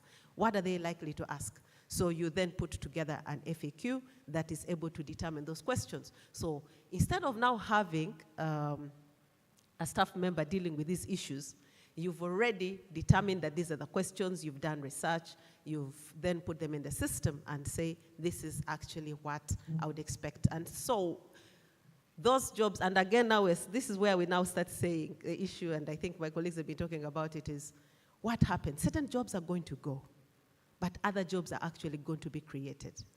And this is where the value issue for us as business leaders, as business owners, this is where we need to be focusing. Now, to go to the issue of regulation, when you look at this type of ecosystem, we will say that in most areas, regulation will always follow innovation. It goes without saying. And there are so many examples, and the easiest for most of us in this room to understand is mobile money. If we had decided, let's stop and first put regulations in place before we could utilize mobile money effectively, would we have a mobile money product? I don't think so. So what do you do? And that is what most, if you look at most countries, I think today we've been taken through by Mrs. Swaby telling us about the fact that, what is Europe doing? But even Europe is not being overly prescriptive when they put in place an act. So certain specific aspects, we've been talking about data. data is already being catered for. And again, Europe has been a huge leader with regard to how data is being used, how it is being manipulated and protected. We in Uganda, we do have our Data Protection Act. Definitely, it's still a work in progress. There are areas that are not necessarily catered for, but how data is being collected, how data is being harvested, how it's being stored, these aspects that are actually, they are placing upon us responsibilities. So the question we need to ask ourselves, since AI and a lot of what we're talking about, artificial intelligence, is basically looking at how data is captured, stored, how it is transmitted, manipulated. What are we doing in this particular area? Because when we focus a lot more on the big, very, very big ticket item, which is artificial intelligence in its entirety, we sort of lose the big picture. But when we go back to the issue of data, we have a law, we have regulation. But as we've said, for most of us, I think we've not necessarily internalized what this means for us. And if we do go back to how data is being manipulated, and now I will use my experience as a law firm. We've had instances where data has been, and again, we try to cut, we are trying to be very fast, we are trying to be a lot more efficient. So we get our information, our clients' information, and put it into some of these systems. Now, when you put this information into these systems to try and generate for you a document quickly, what have you done? You are putting confidential information, either about your entity or that of your client, into a machine somewhere controlled by another entity. So when we say, and I'm quite certain most of us have contracts saying, I'm going to make sure I keep information confidential, what are you doing? So some of the basics are actually already catered for, already under our general policies. And if I go back to what my colleagues have said, what is important right now is we need to have a little bit more awareness. We need to have education, because I think we are not doing the linkages between what it is that we're actually using the current products for and even the normal old policy issues of confidentiality, secrecy, and going ahead to put information of our companies into some of these systems, therefore breaching confidentiality as a tenet that you would have already signed off on. So when we talk about the issue of regulation, yes, there are certain aspects of where regulation will always have to catch up with what is actually happening. Innovation will continue to grow, and what we do know is that regulation most times comes in to try and tame the excesses and the evil that people end up, using. As we've said, there are good things about these things, and there are also bad things, and the bad things have been seen. I'm seeing, I just want to say that some of them are satire and parody, and others cross the line. I'm sure you've seen, we can be sitting here and somebody takes a picture or takes a video. And after that, someone will go and play with it and show us boxing each other. I'm sure you've seen some of those. So at what point, and this is where we say that as regulation is coming, they are watching the space. And for regulators in this space, is for you to also educate yourself, see where we are going, and then determine what is it that... Okay. So just wait, let me finish.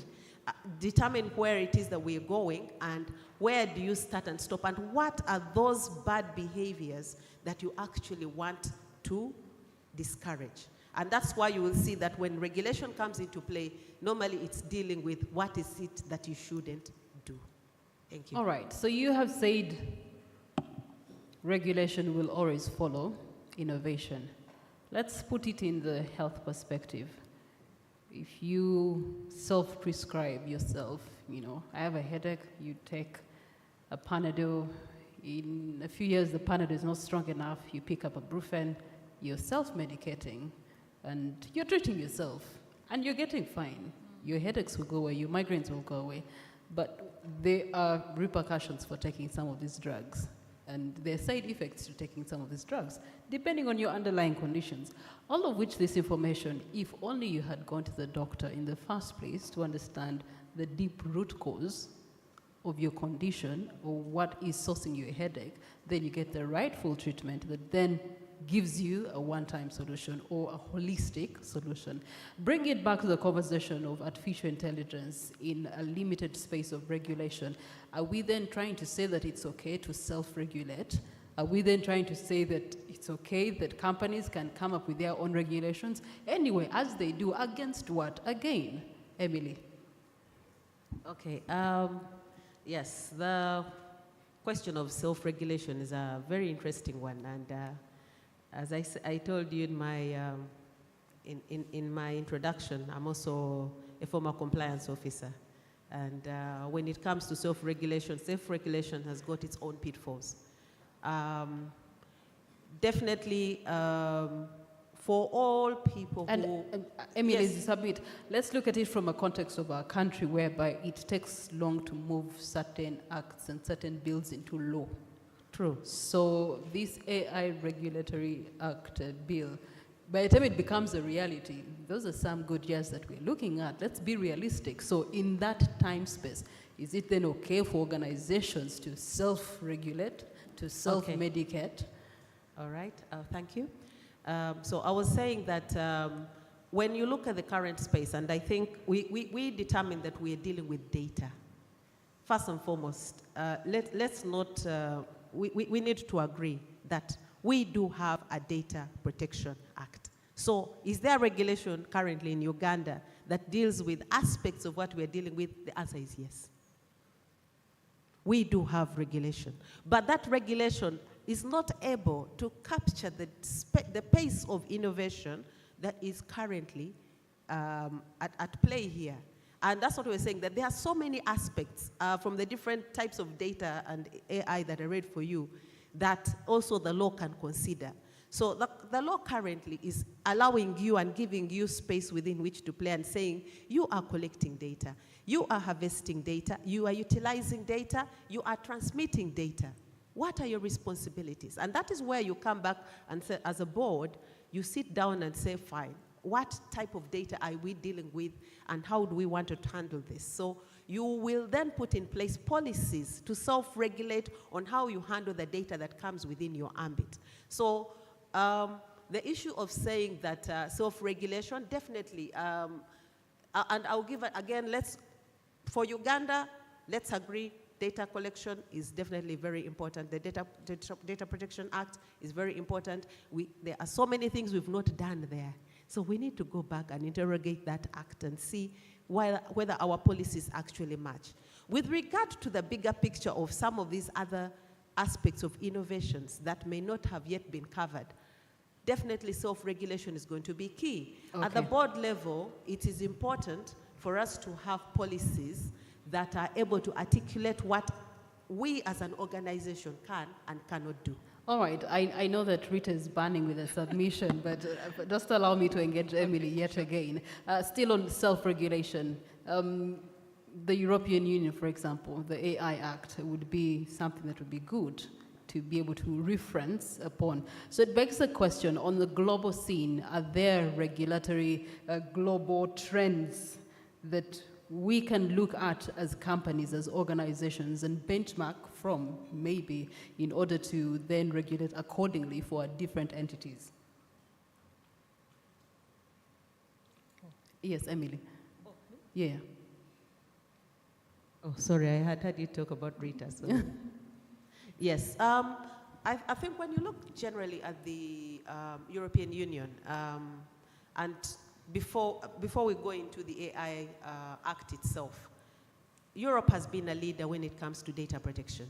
And a lot of us in this room, we do know about, shortly, the GDPR that has been in play, and actually, Uganda's act, the Data Protection Act, is majorly based on the GDPR, the European GDPR, which is basically about data and how data is handled.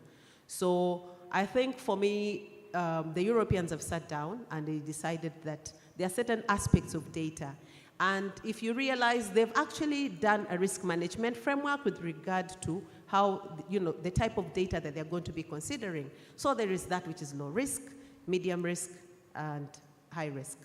High risk are those, as you've heard, that are going to be looking at us as human beings and probably categorizing us in specific ways. Abuse of some of that information and how people are going to be looked at ethically. So ethical considerations have actually been given an extremely high risk with regard to the law. So the law for me right now is providing more of a risk management framework, which I think at the end of the day, for purposes of us looking at our organization, is something that we look at board level, at management level. Risk management frameworks is something we live with it every single day. And I do believe that it is a good place to start. It is not necessarily telling you what it is you're going to do with AI. It gives you a risk management framework on how you approach and manipulate data. All right, those of you that need further information, Emily at lunchtime will be available. Rita, you did have a submission complementary to what has been given to us. Yeah, thank you so much. Mine was just to complement what Emily says. So the AI regulation is patchy, and we know that, but then I don't think self-regulation, in my opinion, is the way to go. I think boards need to look at what organizations are doing in terms of AI ethic codes. Do we have those in place? Can we leverage on some of the standard frameworks which may apply to AI usage as well? Because there are so many frameworks out there. If you look at it from a security perspective, the NIST, if you look at it from the risk management perspective, how do you use all those? But also create a committee that is focusing on monitoring the regulatory space to ensure that they are bringing learnings back. What can we do, and not just to wait and sit and wait for the regulation. So I think there is a role that the board can play in being proactive and requiring of the organizations to do more than just sit back and wait. Yeah, thank you. All right, thank you so much. And now we're going to be having a moment where we get to engage with you. So if you do have a question, an inquiry, or a comment, we'll definitely be picking up on those in a few. Our online audience, equally, we would love you to actively participate in these discussions.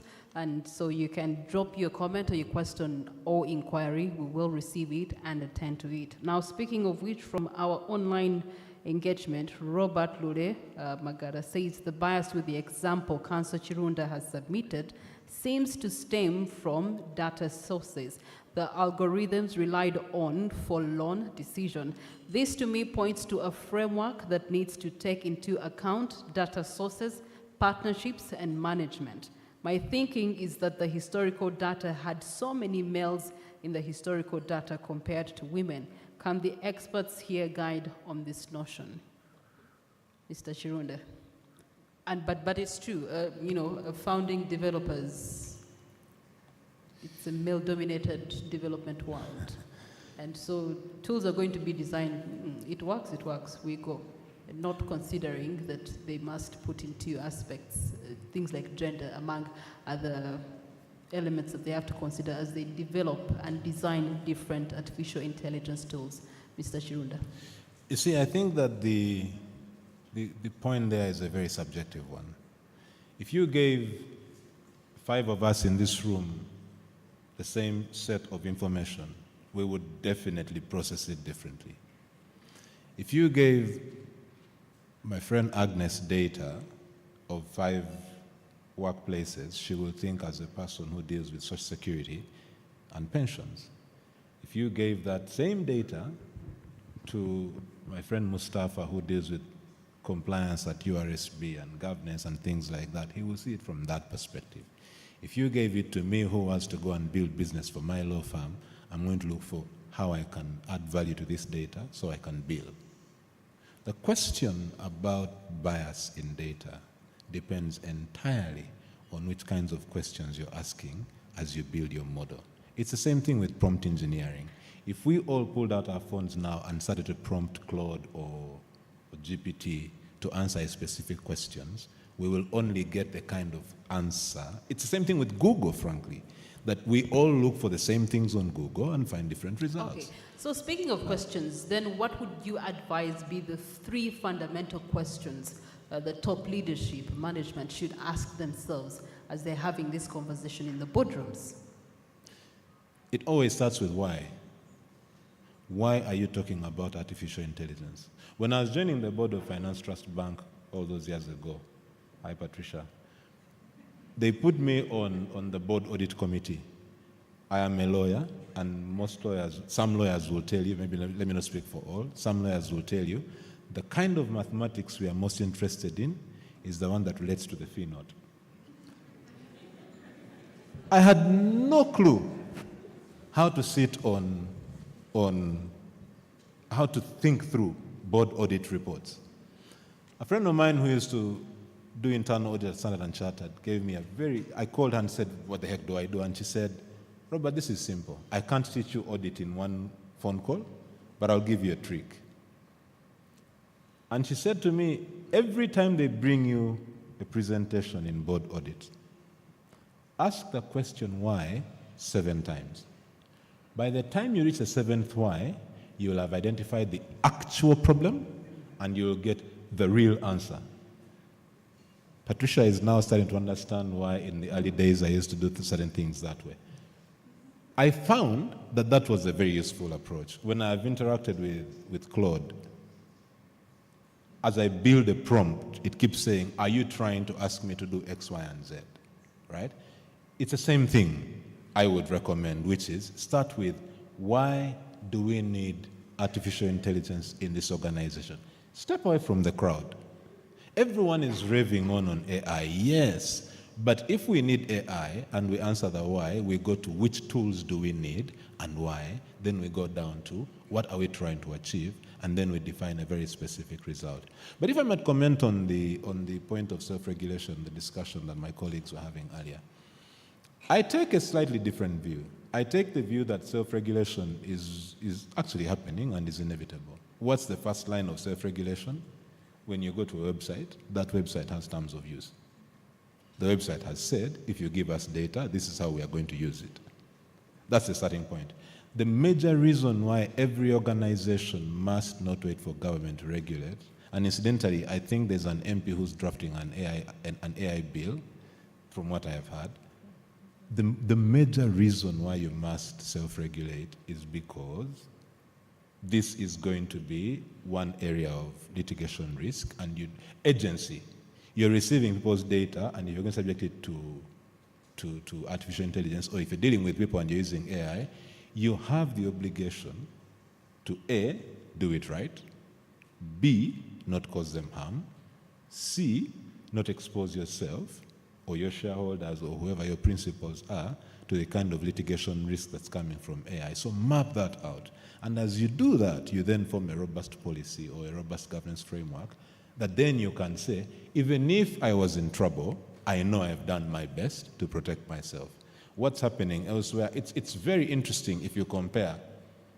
President Biden wrote an executive order on AI. His focus was safety. President Trump on day one repealed the Biden order and issued his own.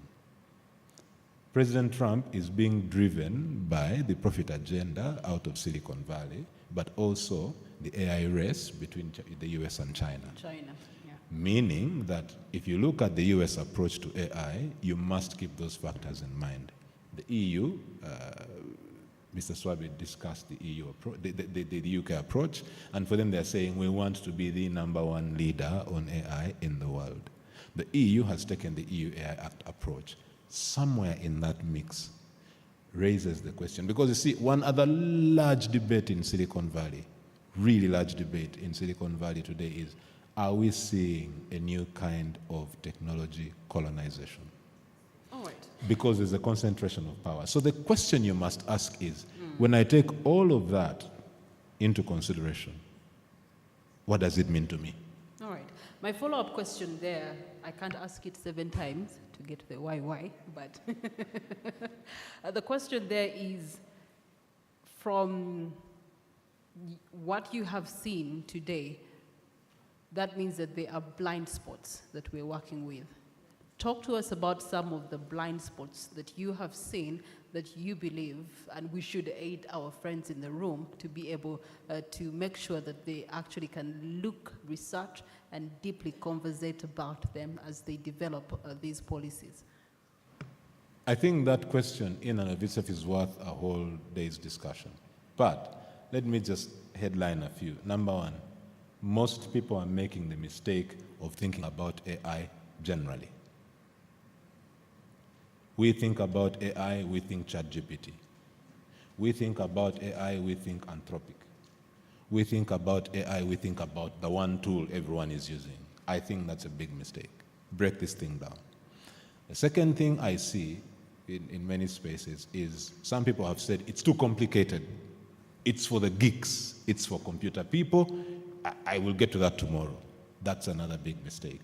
There's already many big organizations. KPMG, I believe, has gone so far as to even say, what will AI look like by 2030? The conversation has been simplified. World Economic Forum released a report this January, and all thanks to Mona who shared it with me. She's in the room. Shout out to you, Mona. When they were talking about which jobs are going to be disrupted the most. The starting point for me in an AI conversation is to ask the question, what does disruption look like to me? Because disruption, people confuse disruption with innovation. Innovation improves, disruption replaces one logic with another. And if you are terrified by the conversation on disruption or displacement and all of that, then you're going to shy away from going into detail on AI.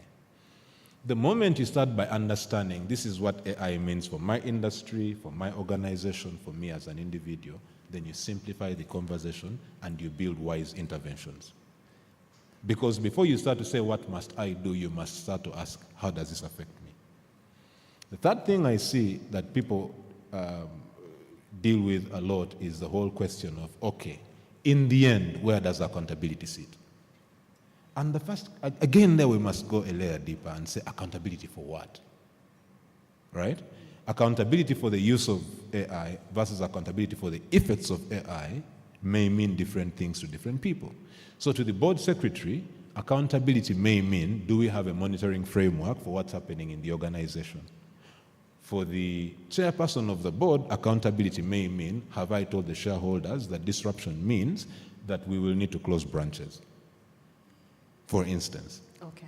Right? So the response to that may be, can we have more data-driven decisions such that it's easy to translate to those we are telling what the impact is, that we have seen the risk, we've understood the impact, we have measured it correctly, we have dealt with this, and so we recommend this is where we should pivot, here is how we should slant. So if I were to summarize all of that in one sentence, I would say, do not generalize. Okay. Go granular. Winnie, where are you? I'd like to open up the floor for discussion. There was a hand up here. Let me have that hand. And then I'll take this hand.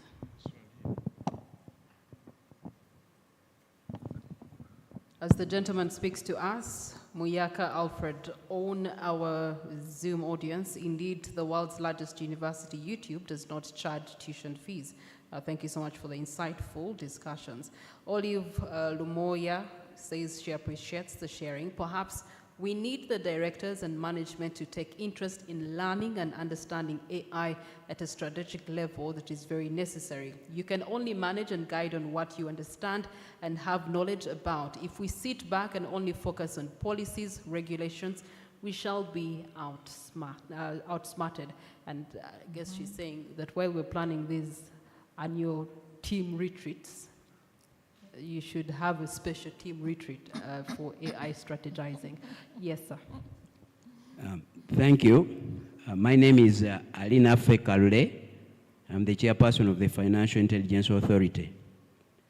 The issue I want to talk about is bias. First of all, I think that bias can be a good thing. In the private sector, we talk about, for instance, buy Ugandan, build Ugandan, buy Ugandan. So if you have if I'm using AI to bias us in that direction, I think AI is a good thing. So perhaps we should think about refining, using AI to refine and standardize bias. That's one thing. The other thing is that we could actually be in trouble. In this discussion, most of the references to non-Ugandan actors in the AI space have involved references to Europe, to the US, Silicon Valley, and so on and so forth. There has been little or no reference to the People's Republic of China, which is possibly a world leader in the use of AI. Could it be that we here in Uganda are missing something by following our colonial history and think that real good things about AI are in Western Europe and in America? Perhaps we should take time and look at what's happening in China. The people that have been in China have told us that AI is of wide use in China. Yet, here we are, nobody's talking about what's going on in China. There was a reference to laws in Europe, but if China is using AI, I'm sure China has laws too. And there's no reference to the laws in China. So that's something that we should think about. Okay. Maybe let's think about beyond Europe and America in this AI journey. Thank you very much. All right, of course, reference is made to Europe and America because they're the ones that are taking charge of, these formulations. But I know that other continents and communities are also taking charge in their own capacity. Winnie, there was this hand here first.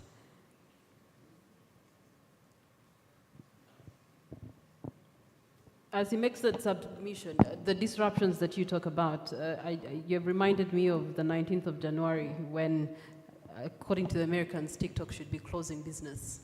And that day was a terrible day. However, it was an opportunity for the other continent, the Chinese, to come up with their own version of TikTok and quickly sell it. And they were able to balance their books as far as numbers are concerned in order to match up to, the uptake of their own Chinese version of TikTok. And then the day comes and President Trump uplifts the ban and TikTok is still alive. So the disruption is an opportunity in a way that we can maximize. Yes, sir. Thank you so much, the panelists and the moderator, for very insightful discussions that we are having. I wanted to make 3 comments. My name is Kenneth Akiri. I'm a board member for IRA. The first aspect I want to highlight is what came through during the presentation, that this AI, much as it is good and it has dividends that we can tap into, it also has threats and significant threats. I think it's Robert who highlighted the challenge of Safaricom and the penalties that were able to be paid. So it is important, therefore, that we establish very robust AI governance frameworks before we fall for the dividends that we look forward to tap into. That, for me, is critical. And I remember Robert in his discussion, he tried to highlight the roadmap on how we should proceed. And one of them was on AI literacy. And I also want to speak to that. To what extent, are we grounded in AI? How much do we know? How much do we need to know in order to go into, that kind of space? We've been talking about, algorithms that are biased. Do we have capabilities within our institutions to be able to evaluate some of these tools and see how they are designed, which biases they hold, and whether they are useful for ourselves? So my thinking would be that we need to have that framework, like I said, the robust governance framework, have clear policies and strategies, but also build capabilities within our institutions that should help us to safeguard, hedge our institutions from these significant risks that can actually close out some of these institutions that are venturing into there. Lastly, I think it is also important that we talk about, roadmap, so that we guide people who have the desire to be able to embrace this technology. What kind of roadmap can we pick on? And if we are talking about literacy, to what extent, if you are talking about the digital literacy, to what extent do you qualify yourself as digital literate? Remember, what we are dealing with also is changing significantly and rapidly. the capabilities you have now, the skills you have now, may actually not be relevant in the next 6 months. So do we have the budgets at institutions to be able to continuously capacitate our teams to be relevant as the technology evolves? Thank you. All right. As a board member, you sit on a table that makes that decision to increase that budget so that it can then supplement the points that you've made last. Yeah. The question on literacy, I will bring it to you, Rita. Literacy, that means that you have to develop a curriculum of sorts. Who gets to develop this? Do we still, again, self-develop the curriculum for ourselves according to the different needs when we answer the question of why that Mr. Chiruda referred us to? And then also, he talked about roadmaps. Which roadmap do we follow? Whose roadmaps should we be following so that the disruptions are not looked at as threats to the workforce? Good questions. So when you talk data literacy, I think it cuts across the entire organization. It cuts across both public and private sector. If you look at the, if I go back to the ministries, for example, we are talking AI. I think at this point when we are looking at the school curriculums, do we, start introducing some AI literacy programs in there? I think that would be a good way, for ministries and other institutions to look at it. That is outside looking. Internally, I think there needs to be a focus, and it's a journey.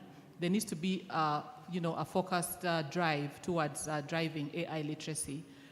One, either from training programs within your, human capital, learning and development, departments, identifying, and I think one is just having a program that speaks to trainings at different levels, right?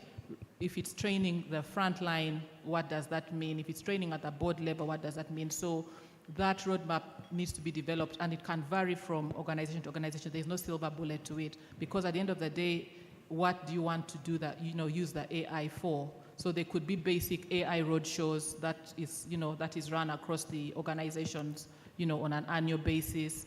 There could be, tips on how to use AI that go out on a weekly basis. So the literacy can cut across, and we can be creative about it, but I think as a board, you must mandate to see that that literacy is happening. So there are different ways in which, AI literacy can be delivered. In terms of the roadmap, again, as I said, it's a journey, and each roadmap may vary from organization to organization. We may not be able to workshop it here, but I think my point here is we need to be deliberate about ensuring that we have that roadmap in place, and there are resources where we can actually get, information around how to deliver a particular roadmap for a particular institution. Yeah. Okay. Now let's speak some hope into this. I know that the AI elements and tools and opportunities that different companies have adopted and have actually not pushed out the workforce, but instead actually aided the workforce to be better employees, deliver better on that which they're committed to deliver on. Could you talk to us about some of those examples? Yeah, I think some of the panelists have spoken about this quite a bit, and it cuts across different industries, right? And we'll still maybe give examples, skewed towards Europe and US, but also, I think as we learn, we will definitely learn more around the China piece as well. So if you look at banking, we can start with banking, for example, looking at customer service. There's a lot of chatbots that have been developed out there, some of them even within our own banks, to remove the repetitive tasks and then reskill and redefine a customer, service role. And I think that's a good example to say, in customer service, this is where AI can actually add value. If you look at a financial analyst role, again, in banking, typically analyzing data takes what, they could be preparing a report, and doing the analysis takes maybe, a whole weekend. Again, tools, built with AI can actually do that very quickly. And so that's another example where AI is being used. If you look at fraud detection, there are tools there. A lot of the tools now are actually have inbuilt AI capabilities to quickly detect fraud. leaving the human to then do the decisions around what should I do, because the AI will not make the decision for you. So in all this, I think, as we use the AI tools in the different industries, we need to ensure that we are embedding the human element in making the final decision. You talk about bias as well, and if I could just make a comment on that, I think from a bias perspective, yes, some models could be biased, even as we look at these different examples. But as a board, how do you ensure that there are audits around those, those biases and ensuring that there's that human element that makes that last decision? I mean, looking at the medical sector, we've seen a lot of, cutthroat, technologies coming in, aided by AI, to help with even doing surgeries.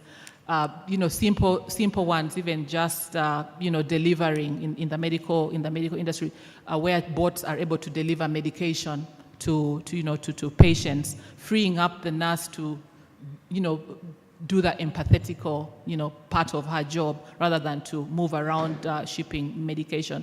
I mean, the examples are endless, and I think it applies to all the organizations. The point is, how do we ensure that we do not remove the human element? Because at the end of the day, that judgment is very critical. Okay, yeah. Let's look into the future also, and taking the case study of what's happening in the United States, the federal workforce.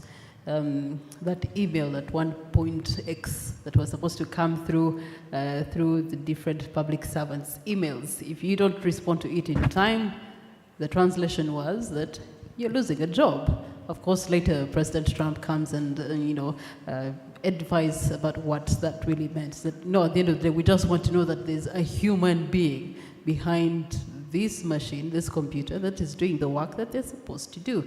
And so it begs the question, what are the futuristic AI-driven opportunities that companies, organizations could look into, have consideration of, if they are to enhance their workforce? Yeah, I think, that's a great question. And when we think AI, when I think AI, I think making my work easier, making my life easier, improving productivity. And I think that's a big one that the board, will be looking at. We are introducing AI, and I think in the future we are looking at how are we improving productivity for the staff, right? Whereas in one case we are saying, oh, it may be a job killer. No, it's not a job killer, but the future is really saying embrace AI to be more productive, in the workplace. I would summarize it that way. All right, thank you so much. Connie, requesting you to have that conversation with the hotel to prepare for our next break. Winnie, we do have hands. Yes, please. Yeah, just before you go, yes, Emily. As we wait for the next question, I think the chair of one of the boards talked about China, and definitely, yes, we are not ignoring China. China has implemented AI frameworks and was recently part of the Action Summit in Paris that happened earlier this year in February 2025. And the premier said there, that is Zhang Guoqing, he said that they are willing to actually take part and collaborate in making sure that they develop safe AI. And but as they said, for China, the difference is that most of the AI development is state-backed and mainly under state organizations. It doesn't mean that the private ones are not doing anything, but currently that is the general policy.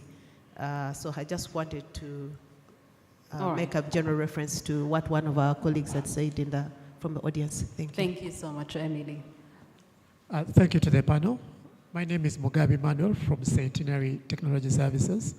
I just want to agree more with Robert Chirunda and say that the most urgent thing for a board now is to have an AI policy, even without overthinking an AI framework, because most boards might go into overdrive, look for a consultant and all these things.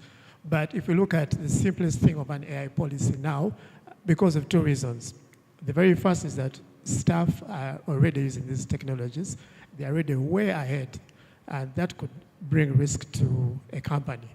If you look, there's a telecommunications company in Tanzania that is facing a lawsuit because someone in the business analytics team transported the entire data of high net worth clients and took it to analyze it on a cloud solution. And the company is now facing an issue because the person was looking at productivity and efficiency, but ended up exposing the companies. The second reason is board members are going to get a lot of business papers from their business teams because they want to be efficient. If you look at this case of Safaricom, they have 47 million customers. So what they did was use AI data analytics to customize an offering that is unique to you, depending on how you use. So if you're buying data, you don't fit in a certain bundle that has been set out. Every time you want to buy, let's say, data or airtime, you get something customized to you as a customer at that speed for 47 million customers. So that makes sense because it gives them more money, and the board could easily approve that. But how they went about it caused them issues. So the most important thing now is to have a board, to have an AI policy, and have non-negotiable areas. Personal data, sensitive data doesn't live or doesn't get used in these AI systems. Everything else can allow to be happened. I think that's important because the risks are happening pretty much and very fast. Thank you. All right, thank you so much. I'll take a question from a lady on this side.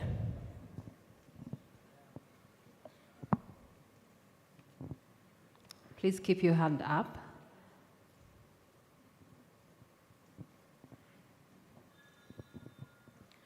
Thank you very much. My name is Josephine Olok. I'm a director with the United Bank for Africa. I also wanted to take the opportunity to rebrand ourselves. I think you said we were United Bankers Association. We're United Bank for Africa. So I think a lot of the questions that I wanted to ask have already been answered, but I did want to ask about how to ensure that your workforce is upskilled when AI is changing so fast and you don't know what those jobs are that are coming up. I think that was question one. And then second question was on self-regulation and also adoption. Self-regulation obviously is a tricky one, but I wonder whether an institution like ICS Uganda can take lead, or we work with, with bodies to take lead in some of the regulation. And also, as a takeaway from this conference, we do have a lot of discussions about what we need to do as boards, what we need to be starting with. But it would be nice to be able to walk away from this conference with a commitment from ICS Uganda that we could have some guidelines or policies or frameworks and guidelines to adoption that we can all use as reference, especially for those organizations that don't have anything. So being practical and having a framework that will help other organizations to start with the journey, as it were, with the AI adoption, AI strategy, AI whatever. All Thank right. you. Jed and Patrick will handle that at the end of the day. Bringing it back to the other two questions you presented, the workforce question will go to Rita, and then Emily will speak into the self-regulatory question. I'll start with you, Rita.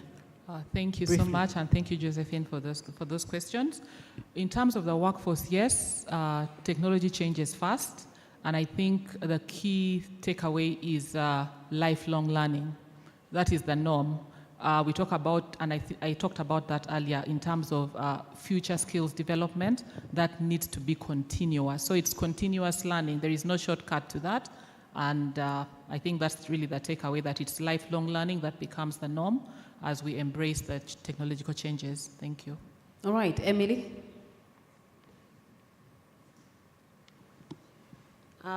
With regard to the issue of regulation, and I think also with the issue of the framework, my view would be that, especially at the top of the organization, for those of you who sit on boards, remember, you make the policies of the organization.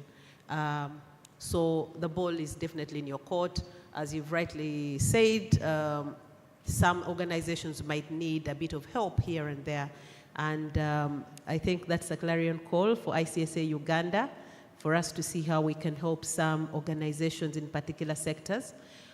Some sectors already are ahead, especially those, I think, in regulated environments. You'll find that they already have some methodology on how they actually approach this.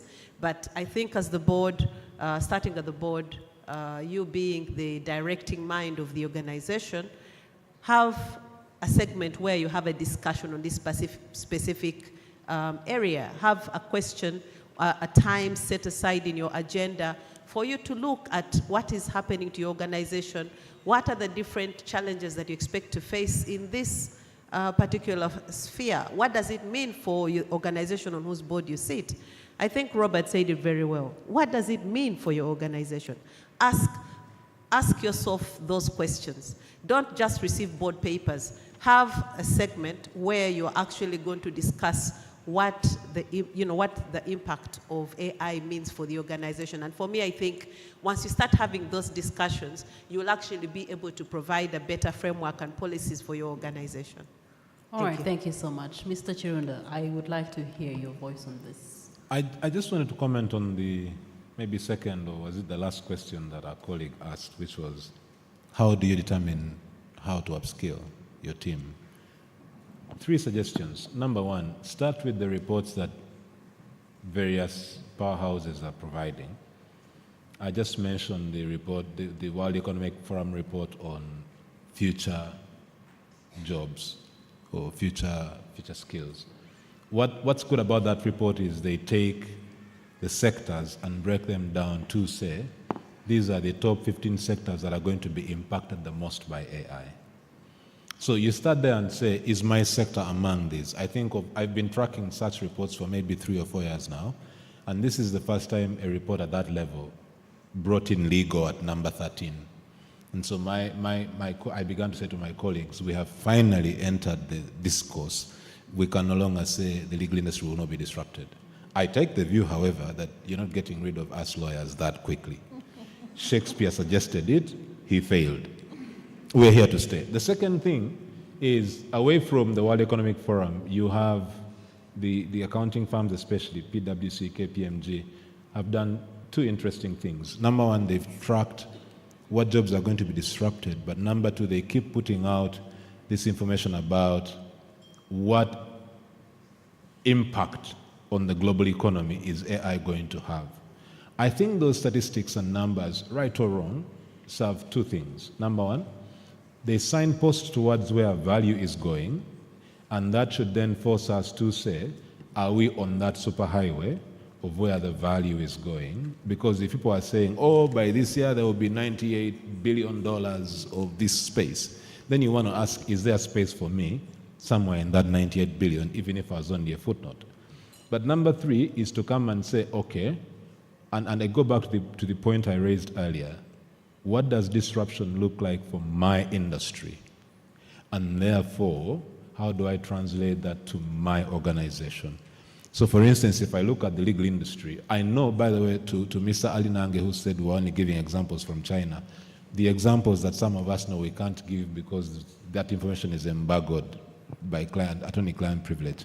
But I can tell you that we are advising local entities that are doing AI work on document verification, AI work on employee data, AI work on innovation, AI work on management of business processes, AI work on synthesizing large chunks of data. The players, and these are Ugandan entities in Uganda, building robust tools, even commercialization of data, partnering with foreign firms, some of them on the African continent.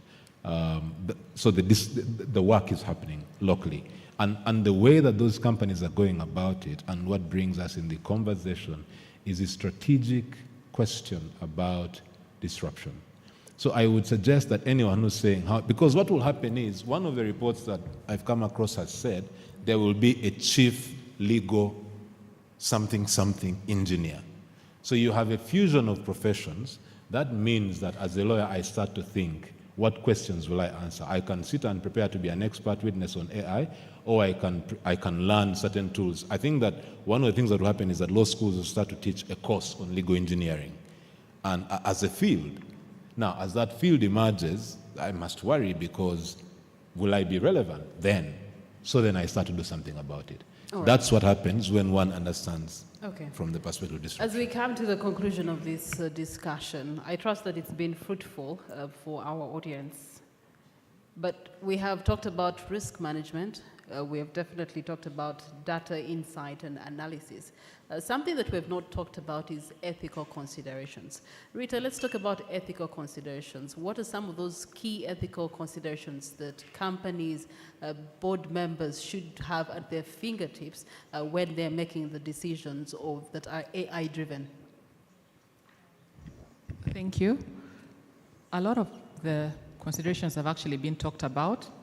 When you talk about bias, for example, that comes through as an ethical consideration, because you're looking at a scenario where you are using models that are biased, right? So maybe it's discriminating against gender or against age, but it may also be in error.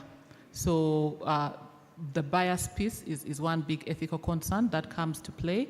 I think the other one is around transparency, because AI seems to be a black box. We don't know what is happening in there. So how do we ensure we create that transparency, that people understand what is going behind the scenes? I know if you look before the era of AI, and we had in one of my experiences, we had a team of data scientists who were building a credit scoring model. It was such, so the team built the model, but the business wanted to know what is it that the model is actually doing. So can we get to that level of transparency? Because that also creates, a lot of issues around ethical considerations. And so I think for the board, it needs to be clear in terms of, if you're looking at those ethical considerations, what are you mandating management to do to ensure that those ethical issues are being plugged into the implementation of artificial intelligence in your organization? We talked about bias audits earlier on. I think that is key. We talked about ensuring that the human is there in terms of ensuring that the final decision comes after the human has actually addressed any ethical issues that come in play. Yeah. All right, thank you so much. As we wrap this up, of course, we must have a call to action and encourage our board members and leadership of different organizations and companies to actually uptake this as a conversation continuous, so that they can strategize and structure according to the future that is now and today. Okay, let me just, as Emily submits, let me also just take a comment. Okay, yeah, thank you. I was just thinking that some of the areas for a call to action for board members, and just in addition to what my colleague Rita has just said, and Robert, is that you need to look at issues as you develop these programs. Look at issues of privacy, look at issues that deal with non-discrimination, look at issues that deal with transparency, look at issues that deal with security. These are some of the things we're talking about, that where the very high risks with regard to any programs that you may be putting in place those are some of the areas that have been deemed to be very high risk. What are you going to deal with the data that you receive on a human being?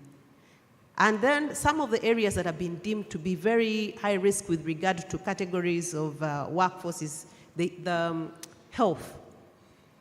You've already seen some advancements as to what is happening with regard to human embryos and the like, and utilizing AI. So there are certain specific areas that are already deemed to be very high risk. How far can AI go?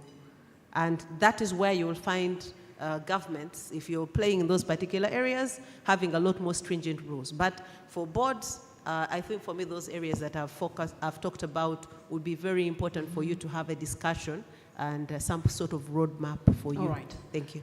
As you prepare your closing remarks, the gentleman in the room. Thank you, Priscilla. A quick one. We seem to be concentrating a lot on institutions that are existing, banks, etc.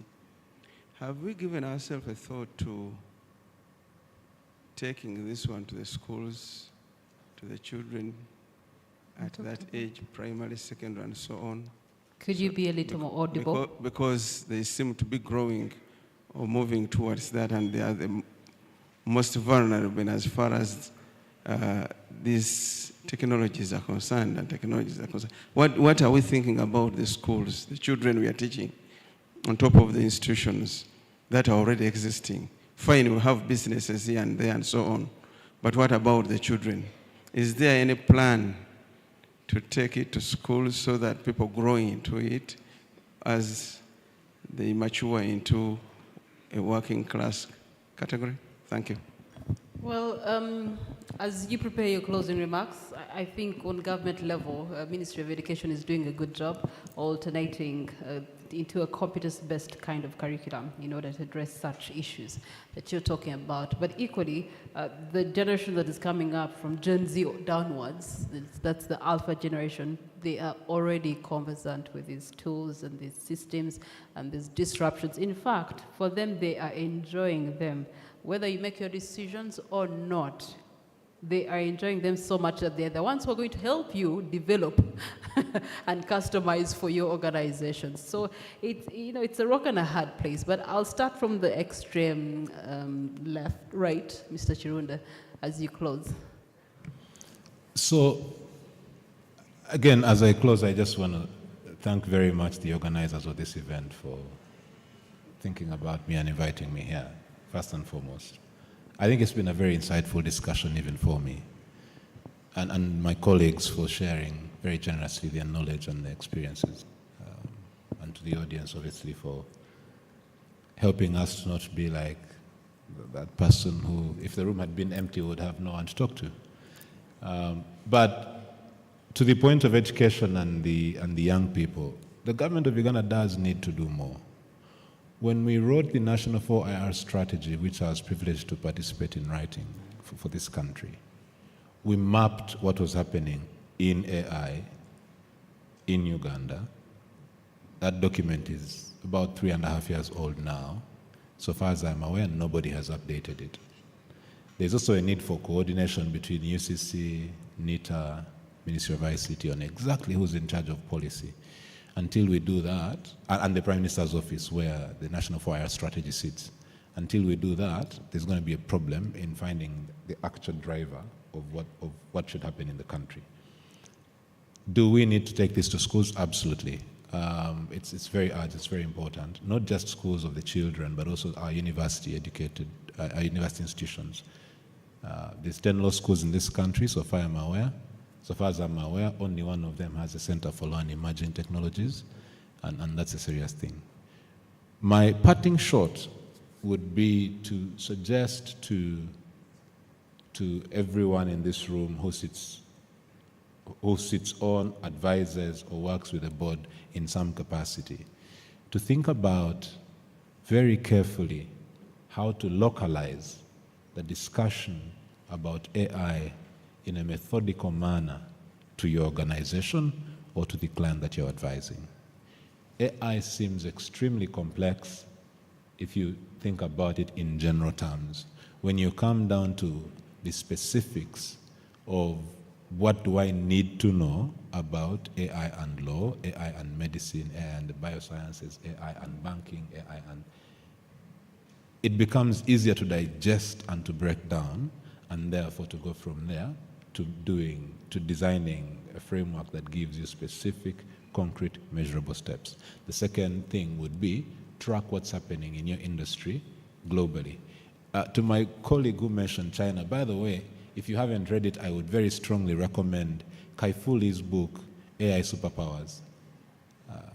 It's a bit dated now, but it was a stark prediction of what happened between OpenAI and DeepSeek.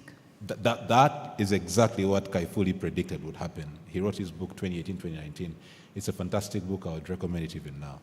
and taking that entire discourse. Many of us stay away from China because it's state-driven, so therefore there are motives. One must make strategic choices in how you approach these sorts of things. Okay. And our choices here are stick with what benefits us. So understand from that perspective, and I hope that when you get stuck, you call Emily and I to advise you. Yes, and that's what I was going to say, that for further services, Mr. Chirunda is available on his social media platforms. Thank you very much. Okay, all right. Emily Gakiza. All right. Thank you very much for the opportunity once again to share. As we say, this is an area of growth. It's an area of innovation. For me, my parting shot would be AI is a tool. Like all tools, it's here to make our lives much better, much simpler. The same way we have cars to help us move from one place to another, AI is going to help us make our business life much easier.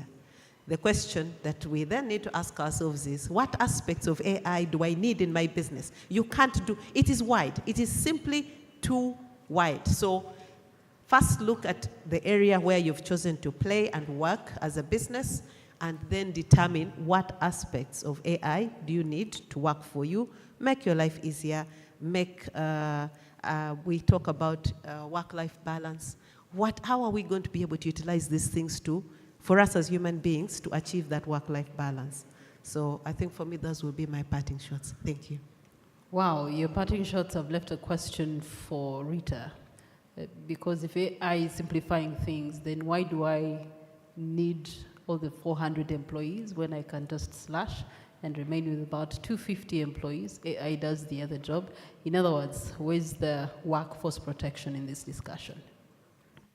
And I think that is in my closing remarks.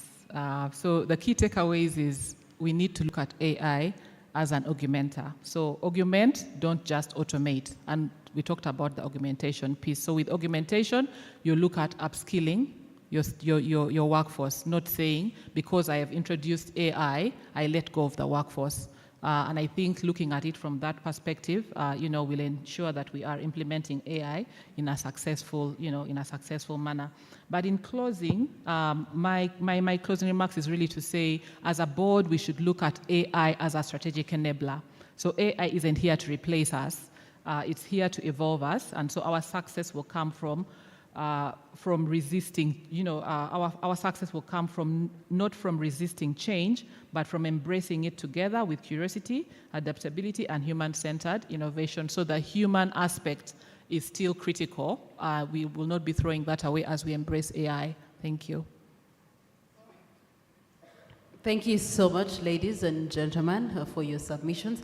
I trust that they've been very illuminating in the room for the people that have to make the necessary decisions. At the end of the day, even though as a country, as organizations, we've actually moved strides and steps into progressing towards development of regulations, legal frameworks, and an enabling environment for the adoption of artificial intelligence, I think we must also make sure that security and privacy are embedded in those discussions and decisions, and because they're very, very critical at the end of the day. And then also, we must look into improvement of the ICT infrastructures in our organizations, because as that decision is being made, that means, and I think it's something Mr. Swaby did make mention of, that now you need to think of these decisions outside the current ICT infrastructures that you have, or the IT departments that you have as organizations. And also, at the end of the day, investing in answering the why, so that you can develop the tools that can enable you to answer that why more efficiently and effectively with the adoption of artificial intelligence for corporate governance in the best way possible. That brings us to the end of our discussion. A round of applause for our panelists. And we're going to have a photo moment right after this photo moment, as I invite the chair to award them for their excellent contribution to the 14th annual conference that we've had. And we hope that this time next year, their wisdom will have had an AI integration. And we'll be talking with, practical tools Can I have the team that is working on those awards to bring them forth? Gentlemen and ladies, shall we stand up and we take the photo in the meantime? Production team, could you be giving us some house music in the meantime?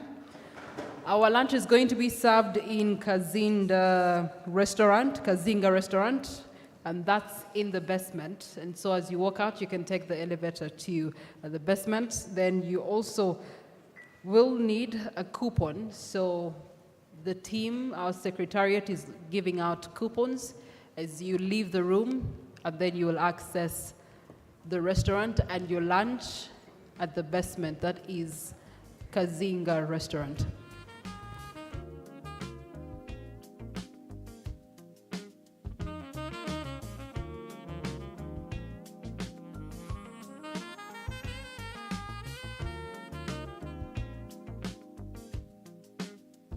My deposits are protected by the Deposit Protection Fund of Uganda. Up to 10 million. Terms and conditions apply. Centenary Bank is a member of the Center Group.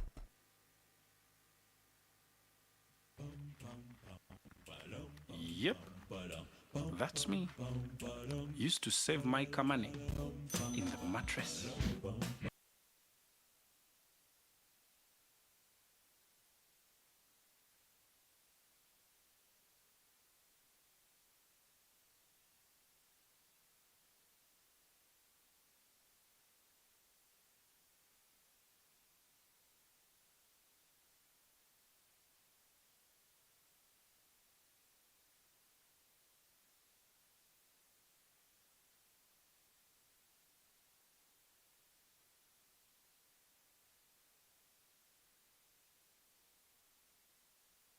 Inquiring from our production team, is our online audience ready?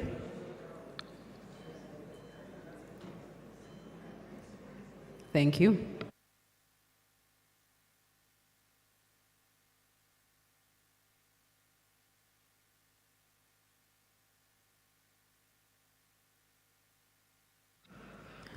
All right, good afternoon. We are going to do some doiro. All right, let's rise to our feet. Let's get up to our feet. I know you're giving that look of Priscilla. Priscilla, why? Why? It's precisely for that reason as to why. We were told earlier on to ask why 7 times.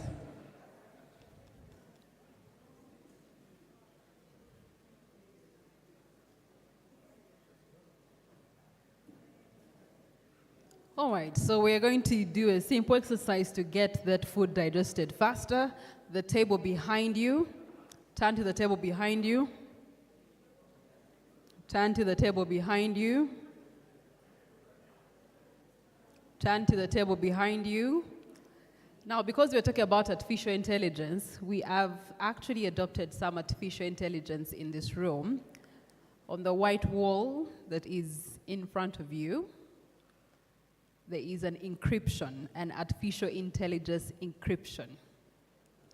The first person to tell me what that encryption is walks away with the prize. At the countdown of 10, starting now, 10, 9, 8, 7, 6, 5, 4, 3, 2, 1. You're sharp. She has said it. All right, countdown is over. We do have, yes. Please tell them what you have seen. Thank you very much. NTV, that's what she saw. All right, so now that our concentration span is up, you can please stand back to your table. And yes, now you have the attention of my next panel. Thank you very much. Good afternoon to you once again. Welcome to those of you that have just joined us as we continue on the 14th Annual Directors and Company Secretaries Conference. Today, as we journey on into the afternoon, we have been looking at the theme, artificial intelligence, transforming the corporate governance landscape. And so far, I think we've done a good job encouraging the boardrooms to have these discussions. Now, this afternoon, we want to encourage them to look at it as not a singular element, but as a holistic element under the ecosystem that does exist for the business.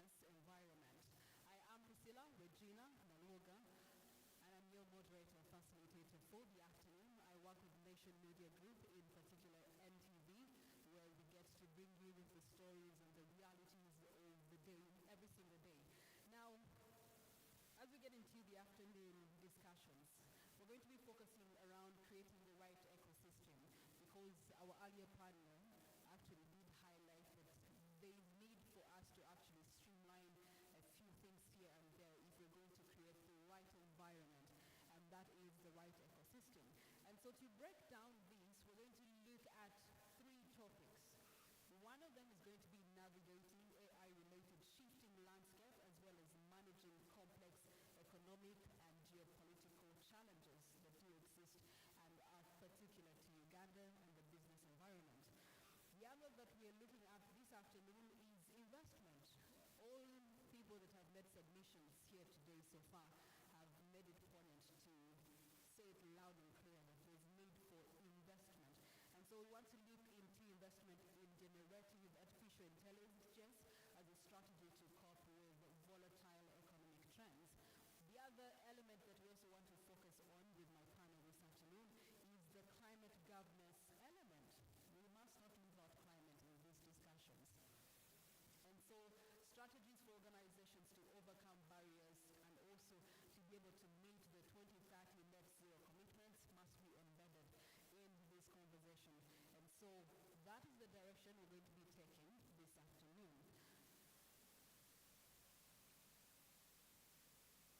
Jen, how are you? Yes? You all right? Okay. All right. We will be having our sponsors giving us a brief of their commitments, especially towards this conference, but also their commitments towards the broader perspective when it comes to corporate governance. We want to recognize New Vision. We want to recognize Bank of Uganda. We also recognize our partners, Centenary Bank, Shinobu Musoke, and Company Advocates. We also do recognize NSSF. Later on, we'll be having representatives that will be sharing with us as our partners what the journey has been like and what their commitments are. Now, ladies and gentlemen, without further ado, trying to make good of the afternoon now that we have full and total concentration, allow me to introduce the panel that is going to be taking us through the afternoon's discussion. Benson Mwesigwa, you, sir, are most welcome. He's an Associate Director, International Development Advisory Services for East Africa. We get to look at this man walking up the podium, having 18 years of experience on his back. Will AI threaten his job? He will tell us. He's a seasoned chartered accountant and a development advisor for the region of East Africa. And of course, he has experience in program, portfolio management, grant and fund financial management. He's also experienced with internal and external auditing, sustainable financing, circular economy, which is another conversation, ESG reporting and assurance is some of the few elements that he's very, very professional and experienced about. So, good afternoon to you. Then we're also going to be joined by Mr. Martin Kimani. You're most welcome. Mr. Martin Kimani is an Associate Director. His focus is on technology and innovation and AI lead at KPMG East Africa. As he takes his seat, it will be as hot as 17 years of experience in digital transformation, and not just Uganda, but the East African region. So we have case studies to refer to and bounce back on for the region. And also is very good in driving strategic technology programs, including major technological program management strategies, formulation. That is something that was coming out of the earlier discussions. How do we strategize as we include artificial intelligence? And so this is the right man to give us the direction. That being said. And then my final panelist, will be Jen to balance the gender bot, but I'm joking. All right, having an all-men's panel this afternoon, Mr. Sad Lukwago, you're most welcome. Partner Audit Services at KPMG East Africa, 22 years of audit experience. As he walks up to the podium, he has both national and international experience in banking, in telecom, in energy, natural resources, private equity, pension and fund management, as well as in consumer and industrial markets. So he's a leading employee development programs expertise. And so we're excited to have you here. All right, so I'm going to allow the gentlemen their submissions, and then we'll get head started with our discussions. I'll start with Mr. Mwesigo. Your salutations. Sorry. Salutations, you. Okay, good afternoon, everyone. So excited to be here this afternoon. I want to appreciate ICSA for extending the invitation to us to come and discuss and learn from each other. Thank you.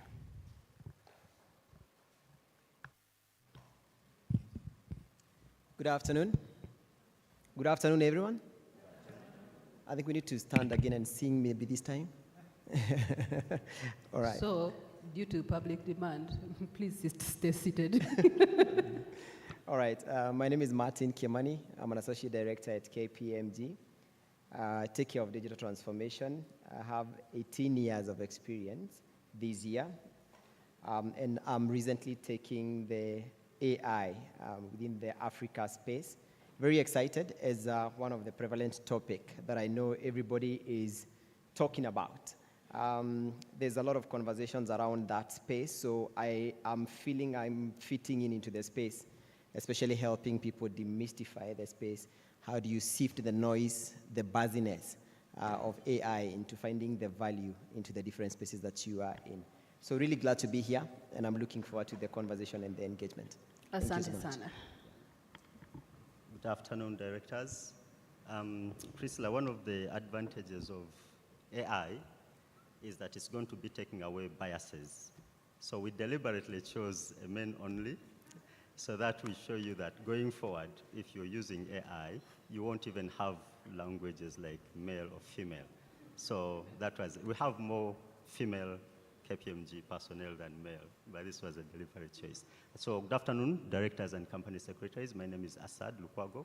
Very excited to be here, and thank you so much for gracing the occasion. Thank you.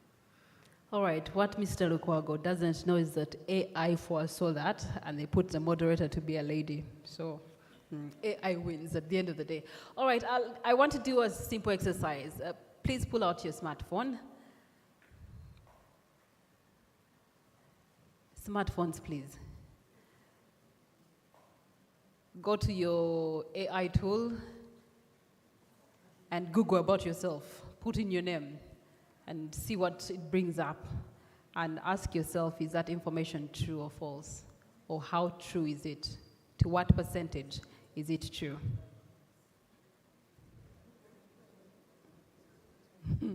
Hajati Green has said, whoa, we. Patrick, what does it say about you?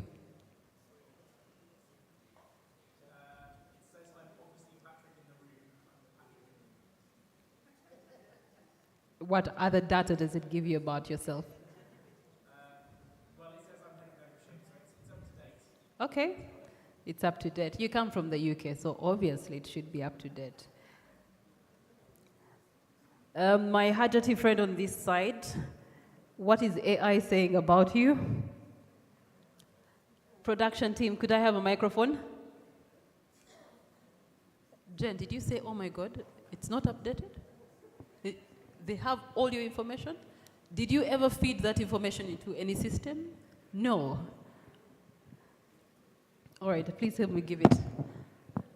So some of you are faced with the reality that AI could be about 70, 80, 90% true with what information it has given you about your own self, which information you never fed it in the first place. Hajat, what does it say? Okay, it's accurate. Did you ever feed your information into any public data place? Okay. In LinkedIn. Okay. All right. So why I'm asking that is that if this information is out there and AI has been able to generate it, then that simply shows you that there's an ecosystem that we must be observant about and know that in one way or another, we can't stop the force that artificial intelligence is. And therefore, we're going to start with a submission coming in from Mr. Sad Lukwago, navigating the AI-related shifting landscape, as well as managing complex economic and geopolitical challenges. Mr. Lukwago, what saith thee on the subject matter? You'll switch on your microphone. Yeah, the subject is diverse, that's for sure. Ecosystem means almost everything, everything around us. And indeed, I would say that AI is going to be as pervasive as electricity and computing are today. Meaning that wherever electricity reaches and wherever a computer reaches, which is probably a phone, there will be an AI tool or capability in that location. So now the ecosystem that is covered by those two aspects, you can imagine how wide it is. It's going to affect the way people go about their day-to-day lives, whether at home, including probably restocking your fridge, to what students or kids are studying, to what you buy, and how you buy it and when and what prices, to the general economic growth and development, to then general national security and military capabilities and other stuff, all the way to global geopolitics, and then probably even analyzing patterns of climate change and coming up with interventions. So the entire ecosystem from A to Z, in my view, is going to be impacted by AI, and positively so. That's my take on the topic. Thank you very much. Martin, when we are talking about the ecosystem in reference to artificial intelligence, what is the reference that is being made? What is it? How far does it go? How deep does it go? That's a good question. I actually want to carry from what Assad was sharing. Now, globally, KPMG, we run a Center of Excellence for AI. And some of the thematic viewpoints we've been holding, given where we are and the juncture where we are as far as AI is concerned, we are actually looking at it. The other day we said AI is like oxygen now. And there's a justification for that in the sense that we have it all around us. You sometimes take it for granted. Say, for example, in here there's oxygen just all around us. But the moment that you stop that supply, in the case of oxygen, that's when it crunches, the rubber meets the road. You start realizing how much difficult it is for us to navigate the ecosystem without it. So it's the same case. If you look at where we are, and I like the topic we were having earlier on, and the fact that while we may feel that AI will not take away jobs, the real question is, are we also then doing something about it to make sure that we do not lose our jobs? Because the truth is, if we do not do anything about it, definitely that moment of the decisioning is coming. So for me, it's just to take it up, just say more than just electricity. It's as much as wide and diverse as what we need in terms of oxygen. That's the way we look at it from a KPMG perspective. All right. Yeah. Could you make for us a case when it comes to business investments in artificial intelligence? Yeah. And again, we had a very good panelist earlier on, and I think the same difficulty I have seen people process way too much about AI, and the confusion is coming in, especially when there are so many news around AI. Today, if you go to your LinkedIn, you can't even keep up with the news. Someone was even giving a joke where they were comparing someone who has taken drugs, the eyes of someone who has taken drugs, someone who has been working for 24 hours, and someone who is trying to keep up with AI news. The one for AI news looks even crazier because you can't even keep up. Every day there's DeepSeek, OpenAI, there's ChatGPT. You cannot keep up. But I just wanted us just to run away a bit from all these major conversations and bring it back home to the idea of the business value that is brought in by AI, and even focus a bit more on not just the term AI, but an arm of AI which we call generative AI. Now, without going way far, because AI has been around for the longest, you'll find that in movies, since the time we were young, we've always been seeing robots. We've seen AI in manufacturing. The business conversation that we are having in this room, majority of those you'll find that we are actually rotating around the generative AI conversation. And when I look at what we were doing, we do a lot of surveys every year. Last year, towards the end, we launched a CEO Outlook survey. And this CEO Outlook survey, we were experimenting and looking across Africa, what are the CEOs saying about the value of AI in their business? And when you look at the landscape, one of the things that we noted is the amount of market size of AI, generative AI in particular, is about 18.3 billion when you look in terms of where they are projecting to say the AI market size in the business. When you look in terms of the growth of AI from 2024 projected to somewhere in 2030, when you see the growth, nothing else grows to that significant rate. We are at about 27 continuous annual growth rate. When you look at the market size in terms of the investment, at a random cutoff 2024, we had about 250 million within the East Africa space alone. And when we were then asking those CEOs, are you seeing value when it comes to the investment of AI, generative AI? 77% of the respondents said they have seen Gen AI as a top priority compared to all other emerging technologies they have seen in their space. 73% said amongst all the emerging technologies, disruption they expect within this year and next year, generative AI is one that they see affecting them the most.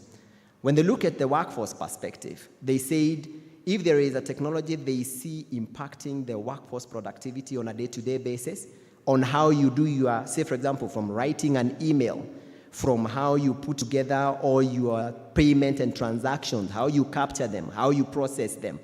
Productivity element is being impacted heavily by AI.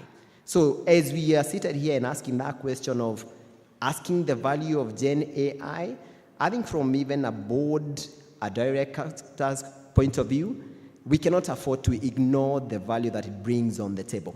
So if you look at those statistics, there's an entire justification of why must we then do the investment? Why must we encourage that investment to take place? Why must we understand what generative AI is so that we don't miss that wagon at this point?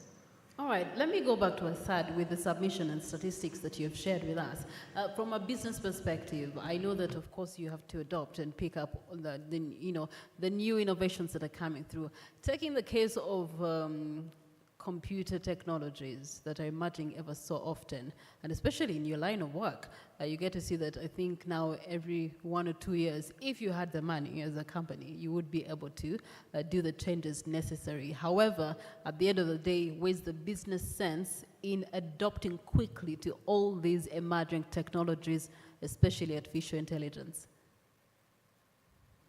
Yeah, indeed. You see, if you look at, let me first even focus on financial services sector before you even go to the rest of the sectors. If you look at the general processes from start to end, for example, onboarding customers, the role that you go through in assessing customers, the KYC you're doing, most of it involves eyeballing documents by a human person. Now, if you have what Martin is referring to as generative AI, the difference with generative is that it recognizes not only text, language, images, audios, videos, and it's able to convert each of those in any other mode that you want, whether you want it to convert images into text, whether you want to convert language from one language to another language. That's the element of generative AI, pretty much trying to replace human, mimicking human cognitive behaviors. So if you now start imagining that, Those are exactly the processes that a person goes through when you're onboarding, taking on customers. Can you automate that element? And if you automate it, what volumes can you move with? If you then now you want to give products to those particular customers, how do you analyze the data that you have about not only the products that you have, because most of the time we know the products, but then matching them with the customer behaviors, the demands and circumstances of that customer. Now, where the heavy investment and the link you're coming to, where the heavy investment will be, it's on two fronts. The first one, data. You cannot do anything with AI when you have no data. We need to have a history of a lot of data, not only in-house in your own companies, and not only just 1 year, but a number of years of your own company, your competitors, industry, country, then you go out the region and globally. So there's a lot of investment that has to, first of all, be invested in having that data.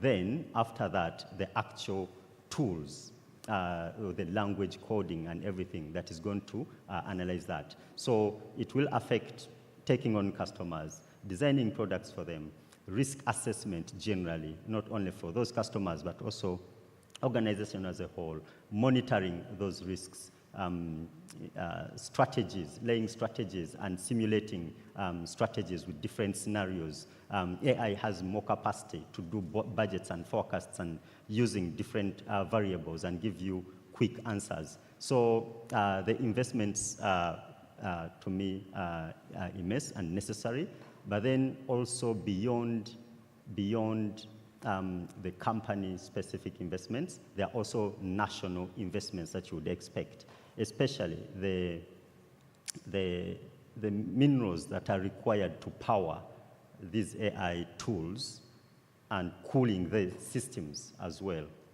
They are rare earth minerals. Those investments now, that cannot be at company level. That has to be at strategic level. And that's why you're hearing the issues going on in Ukraine. It's all about that, pretty much, those rare earth minerals to power AI capabilities. So that's the take I can give. So there's investments locally and at company level, but also there are investments that we would expect from policymakers, if at all they're here, making sure that we do actually, if that moment comes and we're at that level, our innovators have the resources that they need to actually compete with the Chinese and Americans and Taiwanese. All right, you've opened up a can of worms for me because now you've made me think about data infrastructure, and I think Martin will speak into that later on. Coming to you, Benson, in regards to the net zero commitments by 2030, there's corporate governance that we're focusing on, but there's also environmental governance. What are the strategies that can be deployed by organizations in order to use artificial intelligence to merge corporate governance with climate governance in order to then meet the commitments by 2030 for net zero? Thank you. It's a very interesting question. And let me borrow words from my colleague here, Martin, when he said data or AI is the oxygen. Indeed, it's the oxygen. When I look at it from an ESG perspective, you need AI to help you achieve your targets and ambitions. Because let me give you a perspective. One of the strategies or what the regulators or stakeholders are requiring companies to do is to disclose. ESG is about disclose. How much are you emitting? Where is it coming from? Now, if you look at it from a supply chain perspective, for instance, research tells us that 80% of emissions by companies is driven by supply chain. Not the company operations, but it's external.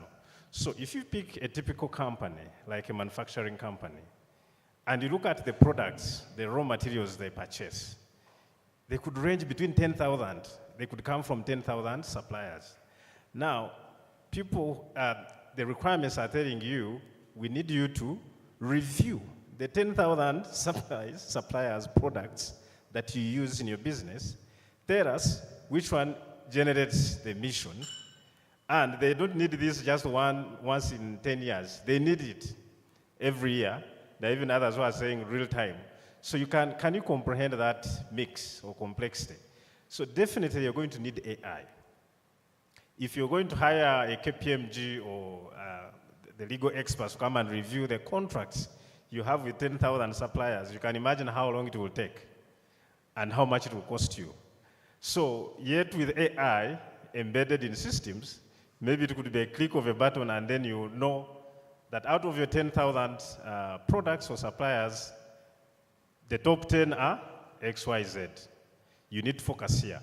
So that's why when Martin says AI is the oxygen, that's how I can relate it to ESG. Now, coming back to your question, so how are we going to use AI to achieve net zero ambitions? Maybe I should go back. Do we all appreciate what net zero is? You know, ESG is quite full of so many acronyms, so many slogans, you know, triple bottom, net zero, carbon neutral. People are confused. There's no clarity, you know, especially from the interactions we have with the companies, executives. It's like every day there's a new word, there's a new terminology. What is net zero? Now, if you go by UN, essentially what it means, if I make it simple, net zero, you're basically cutting your carbon emissions to a small fraction that can be absorbed or stored, either naturally using like trees, forests, because they are a sink for carbon dioxide, or the soil, if you've not tilled it so often that it has lost all the capacity to absorb that carbon dioxide, or using other solutions that people are coming up with that are piloting. They can scrub carbon dioxide from the air, convert it, say, from gas to solid, and then store it, or use it in other products that use carbon dioxide as an input. So, in brief, we all need to reduce our emissions. Now, why are we doing that? Why are we reducing emissions? Scientists tell us that the world is warming. The world is warming. We are now at 1.2 degrees post-industrial level. And we are told we should not reach 1.5. We are at 1.2, so we just have 0.3 to reach there. And we continue to emit. In fact, if all of us here in this room, I'm sure most of us reached here by a car. So if you can compute, we have contributed to the global warming. So it's a serious issue. And why is it serious? Sea levels are rising. Just 2 meters of sea level rise could impact 200 million people. Think about that. Where will the 200 million people go? At the start of this year, we were watching news, the wildfires in the US, California. Imagine the impact. So this threat is real, but net zero is one of the biggest challenges that humankind and businesses have faced. It's difficult to meet the ambitions we've set. Now, as I conclude on your question, remember, companies have been doing business as usual. They're using energy. Okay, in Uganda, for instance, much of our energy is from renewable sources. It's hydro. It's not as toxic as coal. But you have a business which is running on energy from coal in other countries, the biggest emitter. You have supplies, as I mentioned, 80% of your emissions are coming from supplies from China, wherever. You have travel, aviation, by car, marine. Now imagine all that, and you still need to make a profit for the shareholder. Okay? And now regulators are saying, no, as you make the profit, are you doing good for the environment? Okay? And then, on top of that, customers are saying, no, I want to associate myself with a company which is doing good for the planet. So, for me, when I look at that complexity, then you ask yourself, how are you going to approach it? Number one, again, Robert earlier on talked about this. Why are you doing this? We have a big challenge that because of these complex regulations, complex terminologies, it's a new idea. people have no clarity of the ambition they are pursuing. Are you doing ESG to do good for the stakeholders, that's the business shareholder, the community, and the environment? And that would require you to think through your existing business model. You're not just doing it for the tick mark. So if your ambition is to create value for the shareholder, for the community, society, employees and community, and the environment, then you have to refresh your business model, you have to refresh your objectives, you have to look at your systems. You call Martin to say, this is where I want to go, how do I do it?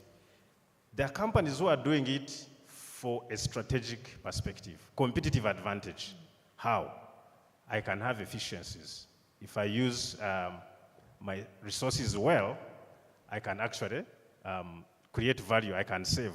If I recycle some of my products, I can make a saving. So that means that saving, you use it to price your products cheaper.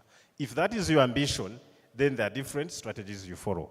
Now, if your ambition is only to do compliance, there's this regulation from EU or Uganda. We know there are a couple of which are going to come up.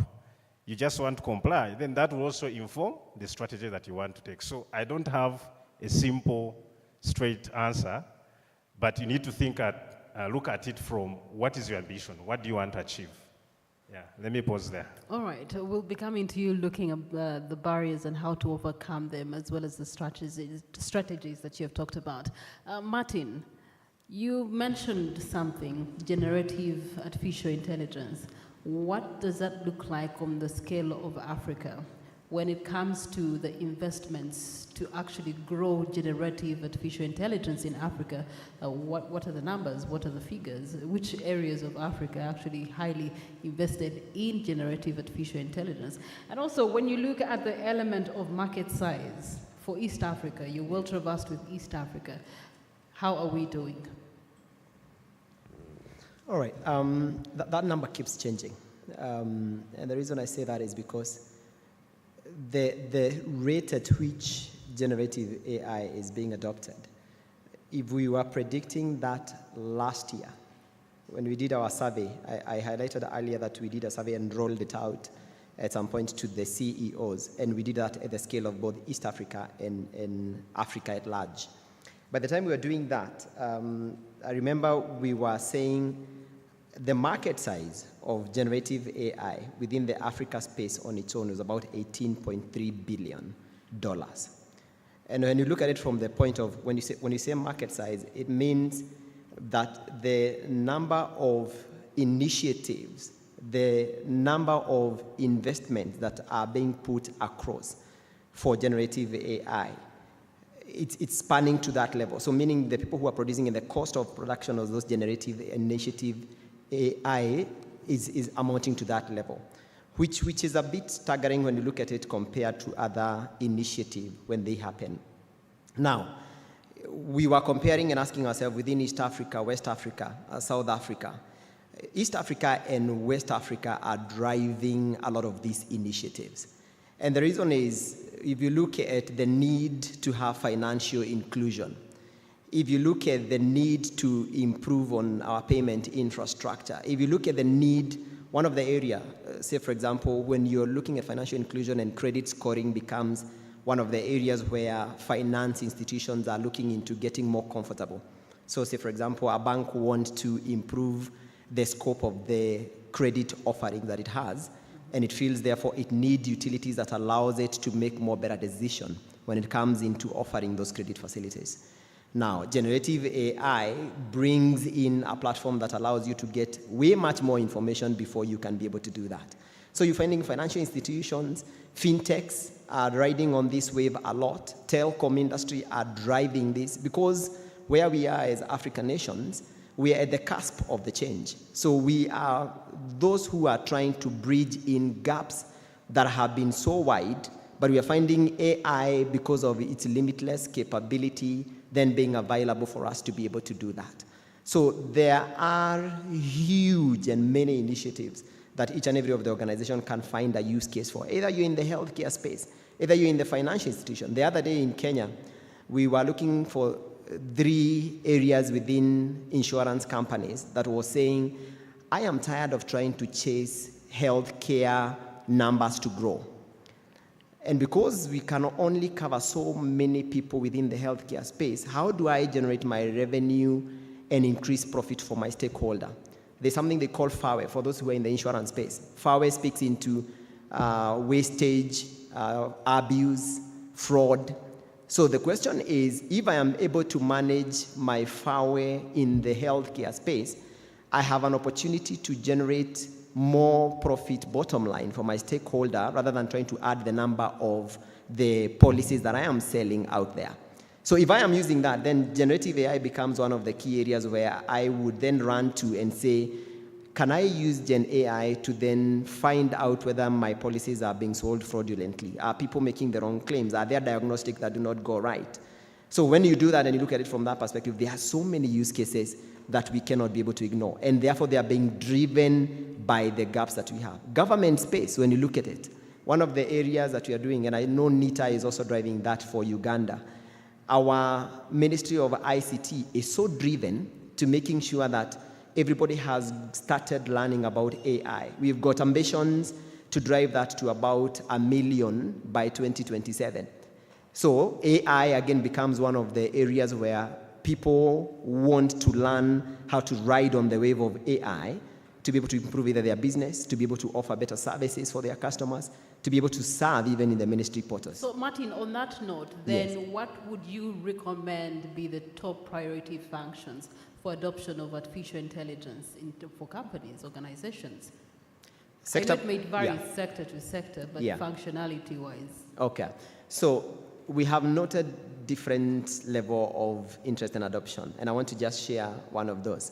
So when you look at IT and operations, they have really been driving this from the point of IT because inherently they are experimental, IT because inherently they would want any easier way of, say, for example, doing their coding or detecting threats elements. So you find that IT has been driving this force largely. Then operations, in terms of trying to find easier way of doing day-to-day productivity of the organization, has been also one of the leading areas. But shockingly, you find areas where you would imagine that they would actually be driving AI, like the cases of HR, legal, and I know we have so many lawyers in the room. They are not driving those facilities, and there are fears around privacy and the guardrails that need to be put in place. But the truth is, you find they are lagging behind when it comes into the usage of AI use cases. Finance is right at the top with operations and IT.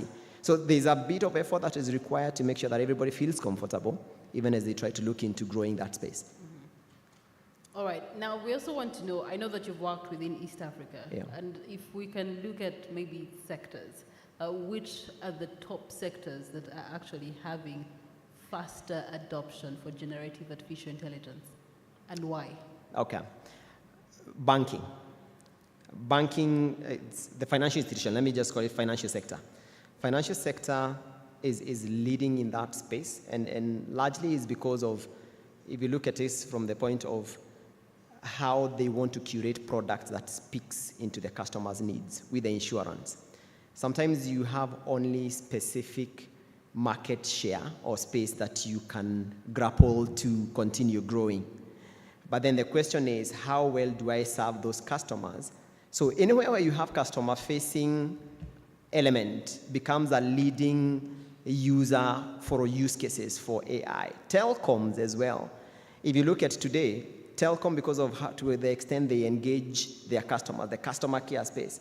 We started all the way back from chatbots, when you would call maybe Safaricom, MTN, and they started those journeys way earlier. Insurance as well, because the extent to which they prepare product and the extent to which they want to make sure that they are customer experience centered, using data that speaks into actual insights of who the real customer is.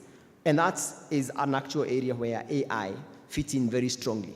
We released yesterday, actually we released a healthcare report that looked and noted that healthcare is not driving AI as fast as we would have anticipated.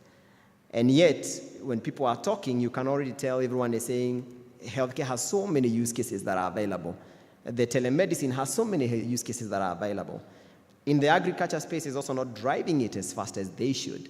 So there are gaps, sector by sector, but I do believe as we continue getting over the fears and we jump that hurdle, as you mentioned earlier on, being in the laboratory, and we are continuing to just touch experiments here and there, we need to jump over that hurdle of a new experiment and moving into actualization of what this could mean for all of us within the different sectors. All right, the floor will be opened up for comments and questions. Our online audience equally. If you do have a submission, a comment, or a question, or an inquiry, please feel free to drop it in the comment section in the chat room.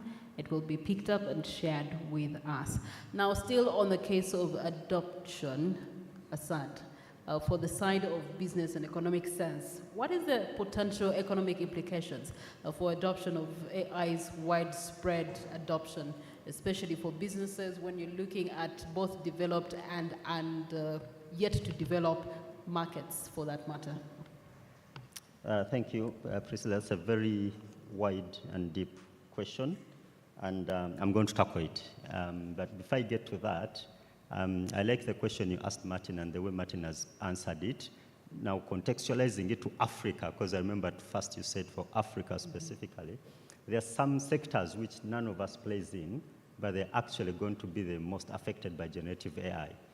The music industry, you remember generative AI is that ability for a machine to do what a human normally should have been doing. Now, you composing a guitar, whatever they call it, track, a piano, sound, requires special skills. Now, if someone is able to code and make a machine able to produce a tune that is so fine, better than a human, clearly that sector is going to be affected. And remember, Africa is so musical in a way. So to me, Africa, that is an area. Movie production, the same thing, creating scenes. In fact, the fact that you're physically seeing us, you should trust that, yes, we are humans. But if we are on a, you don't trust that whoever is talking is actually a person. We had a global partners conference, and the opening remarks were very nice, captivative, and global in nature, and the best that I've ever seen. Until our global CEO said, by the way, that was an AI message. Yet it was a real Chinese lady who was talking. Movie production, therefore, AI can comfortably produce for you movies and scenes and everything. And again, you know, as Africa is, that's an area, TV shows and everything, is an area that can comfortably be replaced. Now, other areas like customer care, I have a famous story I gave people, but it's a long story, so I won't bother. But customer care, where you chat, you go into a website and then immediately says, oh, Asad, can I be of any help? That's not a person. That's really generative AI, because it can easily understand what you're asking, then give you an answer, the way you ask people to put in their names, and then it gives answers. Or even calls. You call Javas, excuse me if you have a competitor, but they can tell the name of the person, but instead of having a human at the other end, generative AI will have capability to understand the language in my accent and what I'm talking about, and follow the patterns of all my calls and what I normally order. And then it can place my order without needing a human. So many industries which we don't play in are actually going to be affected, let alone our own, which Martin has comfortably covered. For example, mobile money lending, which I think most banks are going digital. If you are to track a person's credit worthiness, the history of their mobile money activity, you can't get enough RMs even for one person to analyze that person and then decide the credit limit for that person. That's where now AI comes in to do that entire history. Does this person recharge their mobile account, or do they not? And what is their limit that is appropriate for them? Their replenishing period. All that, can be supported or should be supported or will be supported by AI. And of course, now, if all that is done, going now to your question, the economic impact is enormous. Because remember, the economy is a build-up to everything that each of us are doing. The GDP definition is productivity of a country. So productivity comes not only from the private sector, but also from a government point of view. So I'm going to tackle that question, impact to the economy, in two ways. One, from a government point of view. Remember, government's policy are to do with resource mobilization and expenditure. Resource mobilization is the taxes, tax collection. Now, actually I shouldn't say if, because they have already started. URA are using more of automated ways of monitoring your tax compliance. And I'll give you an example. If you just have one transaction in your ledger, your tax ledgers, they can track who supplied you, whatever that is, digitally, without needing to physically look for the person. Then that person who they bought from, if it's a component, what components they had to put together to supply you that item, all the way to the employees who work on there, so they can look at the VAT, excise duty, and all those digital stamps that they place on machines. All that is data. What it means, therefore, domestic revenue mobilization. If URA goes deep in AI mode, they will actually be able to cover every single angle from a tax base point of view. And therefore, that will boost revenue collection in the country, and therefore, economic growth. But equally, the way I know our corporates, they will also play the same game. If you have a database of all your history of your expenditure and revenue streams, and remember, different revenue streams have different tax, either allowed or disallowed, or even expenditure, and you simulate using an AI tool the most optimal tax position of your company, either by varying certain employee benefits, if some employee benefits are taxable or not taxable, you can simulate and put in, and then it will keep telling you, if you do this, you get more tax, you do this, you pay more, you pay less, etc. So corporates also have capacity, actually, to use AI and the history to find optimal tax, and therefore it will be a game of cat and mouse who will do the best in terms of that. So that is from just revenue collection.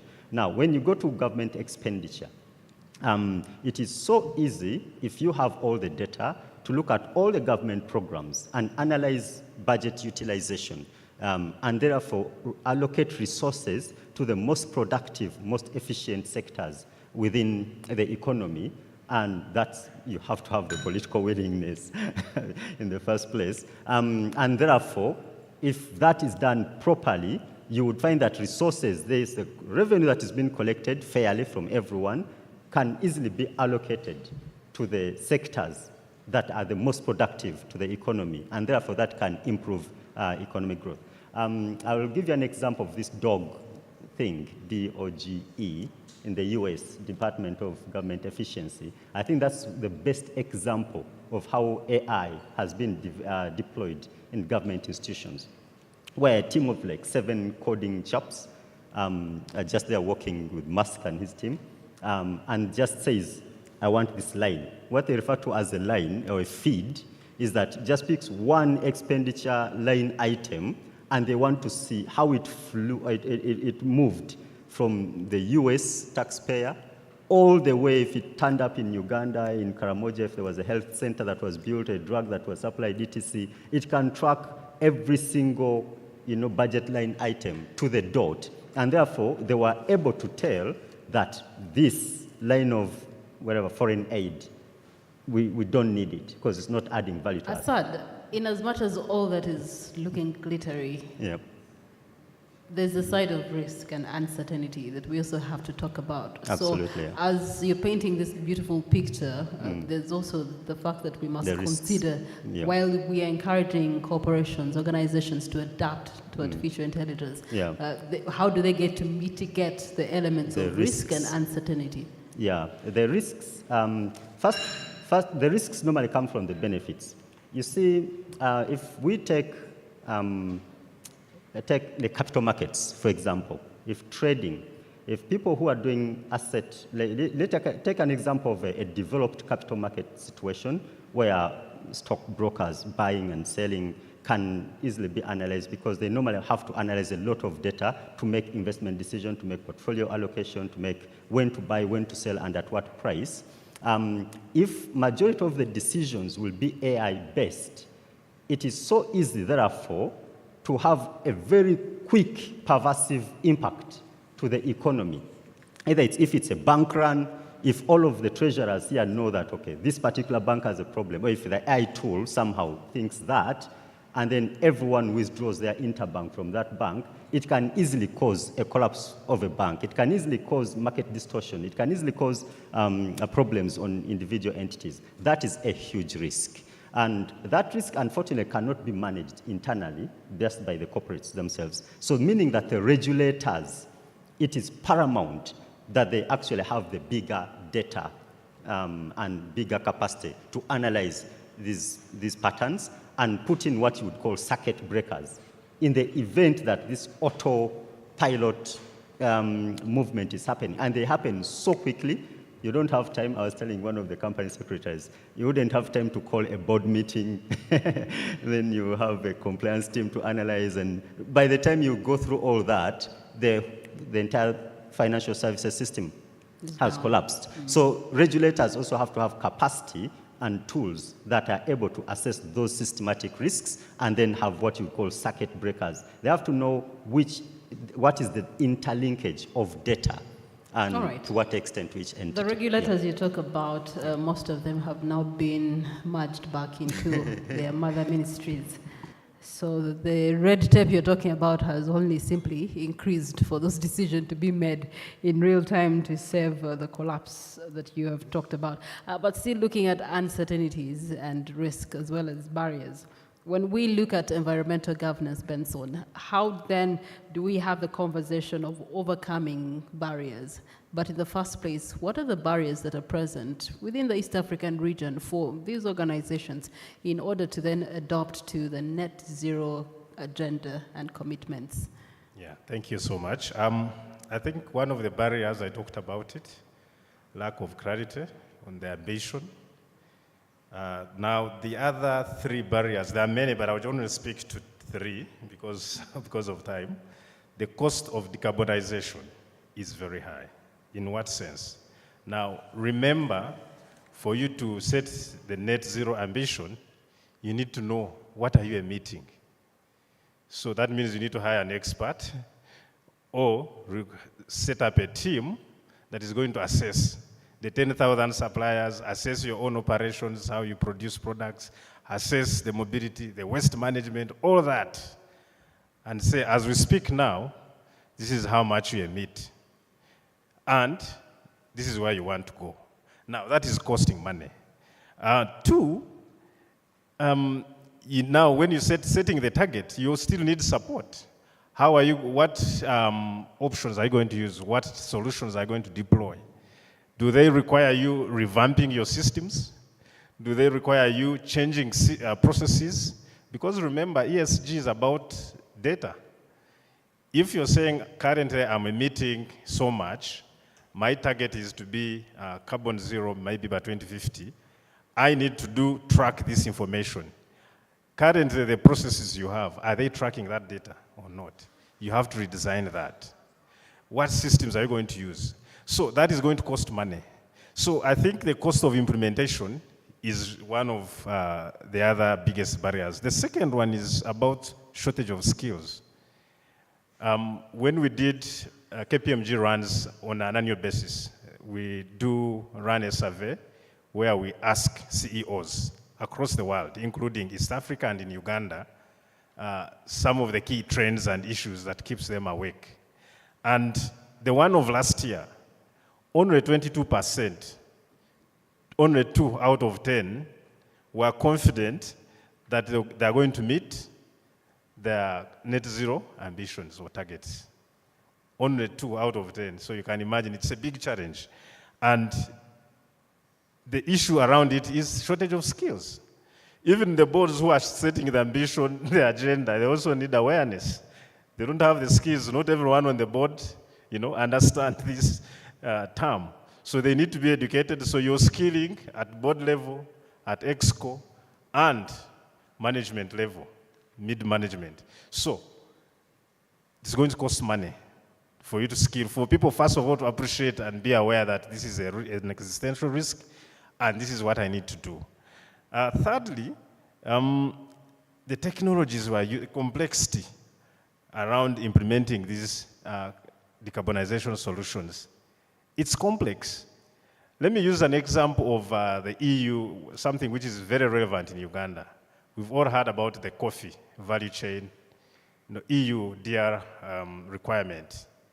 So EU, among its Green Deal ambitions, they are saying because of the coffee they consume, they realize that people are cutting forests, which should be the sink, which should be absorbing carbon dioxide from the atmosphere, to plant coffee, which is consumed in EU. So they're saying we need to know the coffee you're selling to us.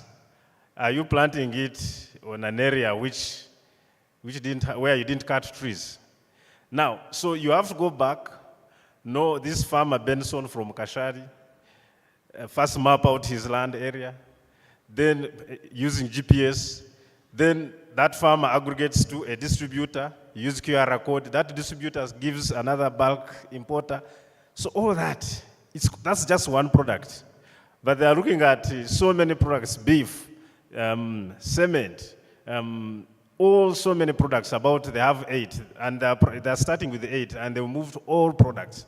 Now imagine that complexity, So those are some of the obstacles that companies, sometimes they get excited, set ambitions, and then 2-3 years down the road, they realize they need to coil back. Because, their partnerships and fundings are highly tied to those things. But as you've mentioned, the cost of implementation, shortage of skill set, and the complex technologies, at the end of the day, this is what we must do. It's the way forward. Come rain, come sunshine, come the heat that we're going through right now. And so it begs the question, how can organizations overcome these barriers that are present for us in order to then have effective governance, both in corporate as well as environmental? Great. So the good thing is, there is money which is willing to finance, looking for climate finance projects or climate-friendly projects. There's money out there because this climate change impact affects everyone. So it means that if you've gone through the process, maybe you've done the initial assessment, you need to assess. That is the first step. Assess, do as is, or you can use any other name. Know where you stand now. Now, once you assess, and then you say, I need to reduce my emissions by either 50%, and for me to do that, I need to implement this new technology. You can access financing, okay?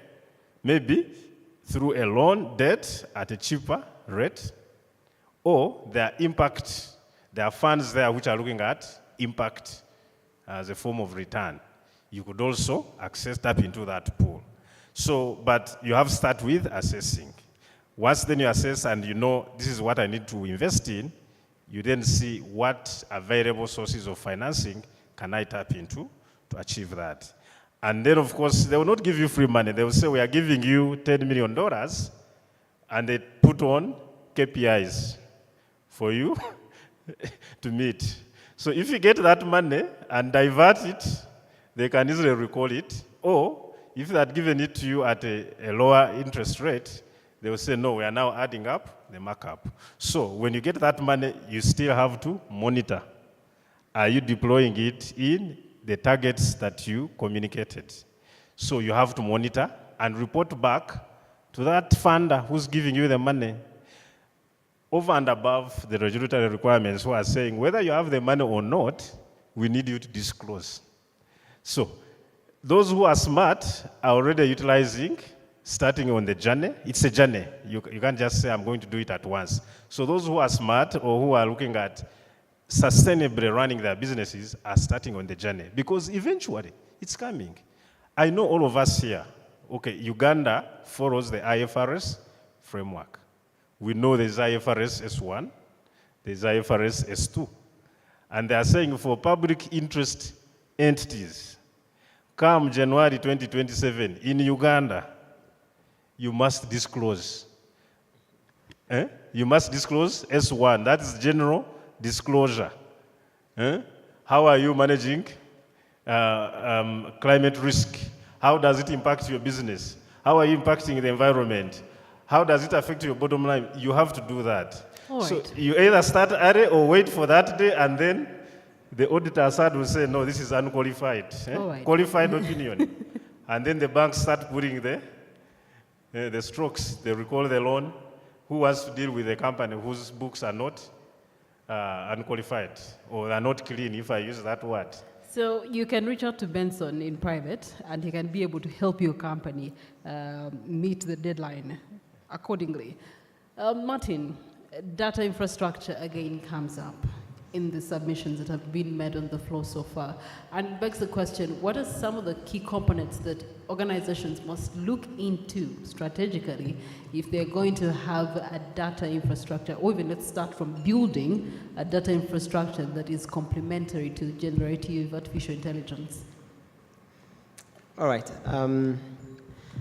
Actually, I would almost say synonymously, data and generative AI, none of the two can exist without the other.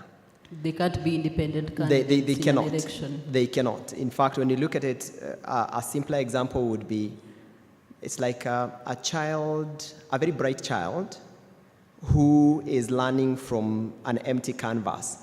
And you want this child to be able to answer good questions, strong questions in about a year's time. Now, when you look at it from that journey, the integrity of the data, the privacy of the data, plays an entire role into the effectiveness of your generative AI initiatives. Now, if you say, for example, I'm looking at it from a KPMG perspective, there's a time when we were putting in tools when the entire buzz came up for the ChatGPT. Now, everybody was up in arms. Everyone wanted to know, if I want to write an email, I don't need to start thinking about it. I can just give it an idea and then it will generate for me. If I want to come up with a proposal, I don't need to overthink it. I can give it an idea and then it will structure everything for me. But all of a sudden, there was the question of, when you have put a tool like ChatGPT within an organization's domain, to what extent or what data does it access?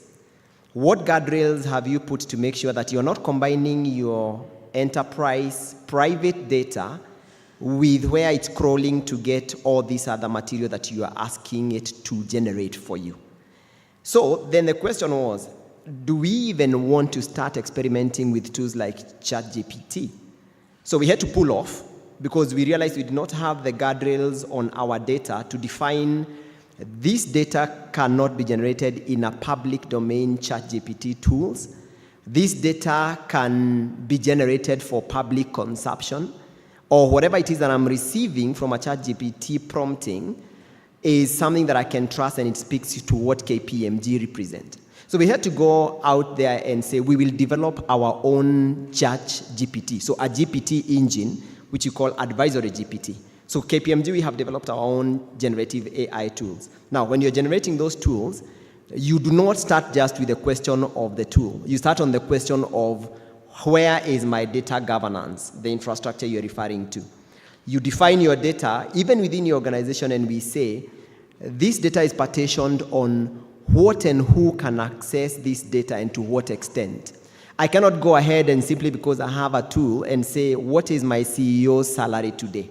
And expect that simply because it's very pervasive, it's going to access everyone's salary and generate it for you.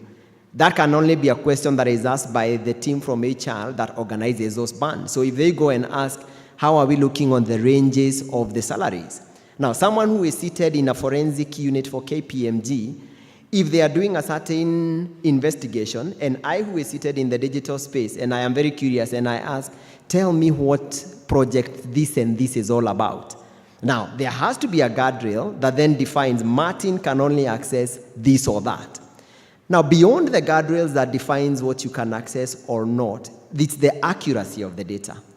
Now, the question again on the garbage in, garbage out comes into play. So in the event, because you're having a very strong tool that is just an application that is able to go in and generate for you insight, does not necessarily guarantee the accuracy and the integrity of that data. And one of the framework or one of the principles that we really must observe, and we actually talked a lot on this about our clients, is the AI governance framework. One of the main components of AI governance framework is actually the data integrity component. So when you are building your tools, you must ask yourself, to what extent have I defined the data that this tool will be accessing? If you cannot answer that question, you would rather not even go ahead and just create a tool that will continue confusing and creating the bias, the hallucination.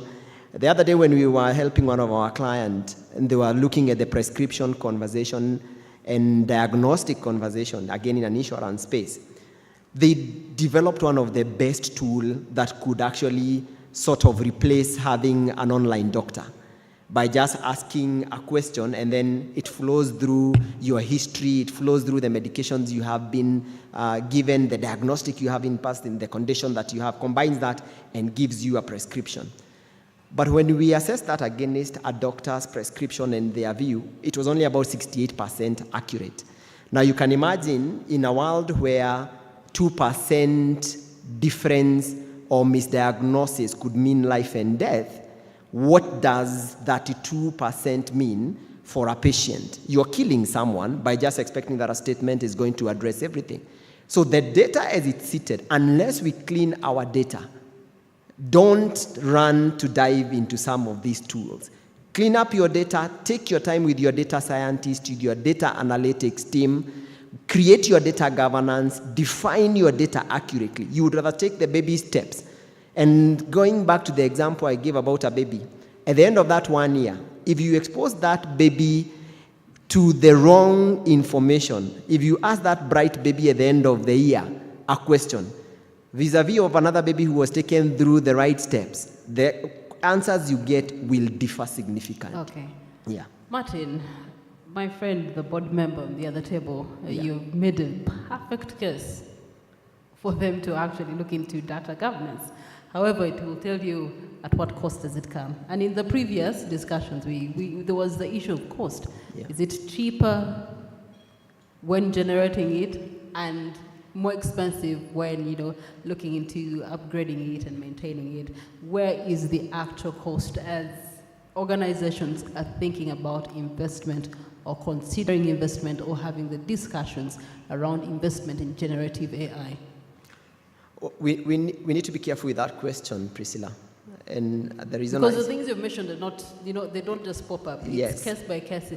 As and when one Martin goes and feeds in that data and says, oh, so we need to create a door for this. We need to create a lookup for this. Yes. We need to redesign. Yes. And that's the reason I'm saying we need to be very careful with that question is because we sometimes sell business cases to directors and the board, pegging it on affordability or how cheap it is. Now, the financial angle is a very limited perspective to look at a disruptor. Today, if you keep on questioning whether we are going to the cheaper options, they are very short-lived. They are very short-lived. So it's not something you're going to avoid simply by looking at the cost element. It's not going to be cheap. That's the truth. If in the past you have not taken care of your data, if in the past you have not defined your technology architecture adequately, and today you realize that you need to now take the right steps and the right direction, it cannot be that it's a financial conversation single-handedly.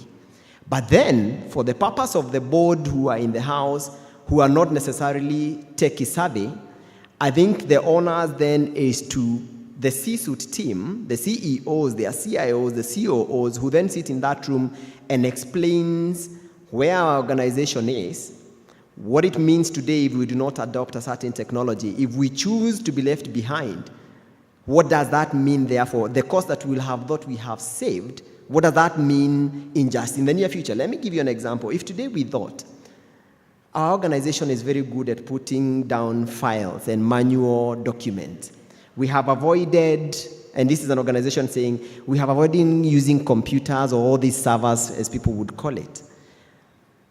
The longevity of that organization down the line realizes, oops, that was a wrong decisioning.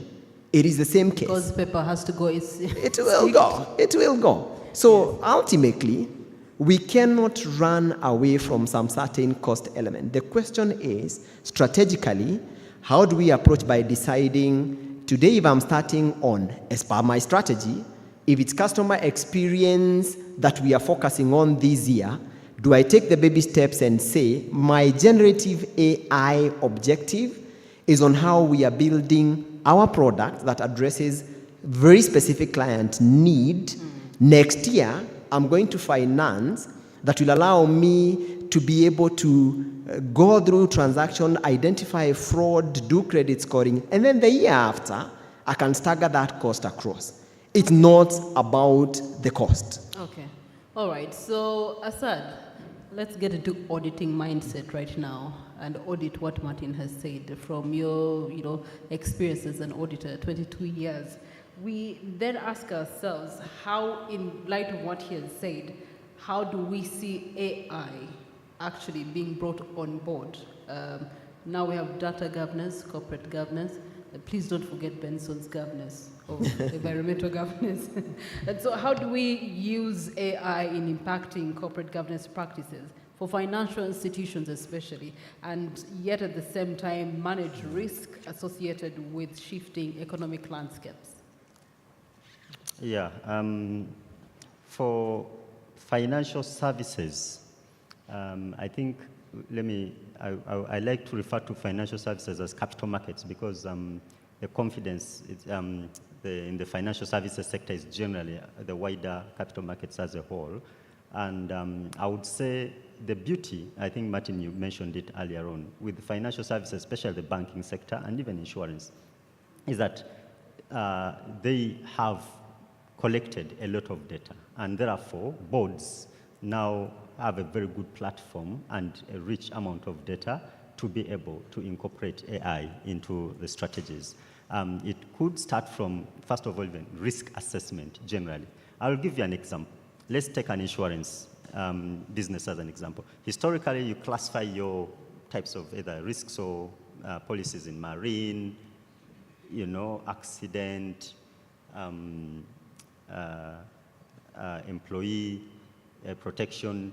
Now, you might find that actually when you analyze data, the risks are no longer in those profiles in marine. You'd have totally different demographics. I'll take a wild example. You would find that anyone whose name starts with Rukwago is always in political wrangles, therefore is high risk. Yeah? So you therefore cease to be saying whether I'm insuring marine or I'm insuring for accident, it doesn't matter. The risk is totally different. So boards are able to now analyze risks in a different way using the data because financial institutions have collected a lot of data. Then when you go to asset selection, asset allocation, if it's a fund manager, for example, and you're looking at your portfolio, you are able to now look at history, the patterns of risks and reward, and able to forecast what is your appropriate asset mix, especially for the funds that are holding, like pension funds especially, the largest portions. You're able to look at within then those assets, what are the raised pricing for each of the assets. Even like trading on stock exchanges, it's able to analyze, you're able to analyze huge volumes of data and look at different sectors, different counters on the stock exchange, and then be able to make significant decisions. Then when it comes to real trading work and customer, the customer centricity that you'd have, it's actually very easy right now for boards to adopt AI. What then also comes in are the risks that it poses. And I think we touched a bit on the risks aspect earlier on. One, the operational risk of things. If the AI tools that we have, and all of us are going to probably get those services from the few, and they're supplying everyone, then you have a concentration risk in there that if anything goes wrong with that particular company, then you have a problem. And I think the banks, you've seen that when we're starting to digitize use of aggregators, you had very few, but every single time there was a loophole, you get an impact, many have an impact through that. So I think that is one risk that this adoption might bring about in case the tools that we're adopting are coming from a few selected entities. And then the cyber risk, I cannot overemphasize enough. I think, Martin, you will probably add on that later on. You imagine if generative AI is able to do for you very good, wonderful things, predict for you wonderful stuff, build for you good scenarios, and give you almost pinpoint accurate information, that is the good child Martin talked about. What if you use it to attack? It will also be that precise and beautiful, the attack. So the cyber risk that generative AI brings about is actually immense, that alone in itself should demand you to go quickly into the AI space so that at least you're using machines to fight each other, if there's such a language. So that also your cyber capability, cyber security is at least AI-powered cyber security rather than manual other lesser sophisticated risks. That's the best I can add for board's consideration. You reminded me recently I was trying to start something about Trump, and when the data generated came, it started with former President Donald Trump, but he's a sitting president. I said, okay, so you definitely are on point on that one. You must have considerations of both sides as you're having these conversations on the table. But then also, I said, I want to find out from where you seated, especially for financial institutions, with the present AI-generated tools that are available in the market today, what is going to be their futuristic impact on, one, collaboration, two, competition? Yeah, competition, I think, when you're talking of technology, competition ceases to be local. It has to start to be looked at internationally because someone can easily serve your clients comfortably without suffering. I think if you're wondering, ask the taxi drivers and what Uber is doing to them. So competition has to be looked at globally. And for me, where I sit, it's going to be tough. Collaboration is going to reduce. And why? Is because AI has the capacity to bring down the power of a whole nation.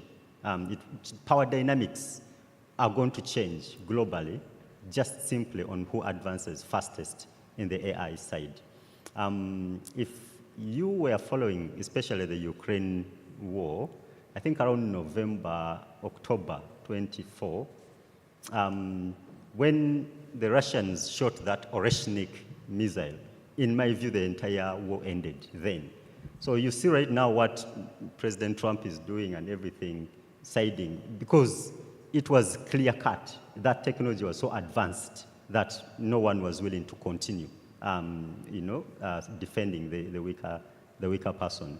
Now, that is what AI does. I don't know what that had, but I'm sure advanced technology. So countries are starting now to develop protectionist tendencies because they're linking AI to national security.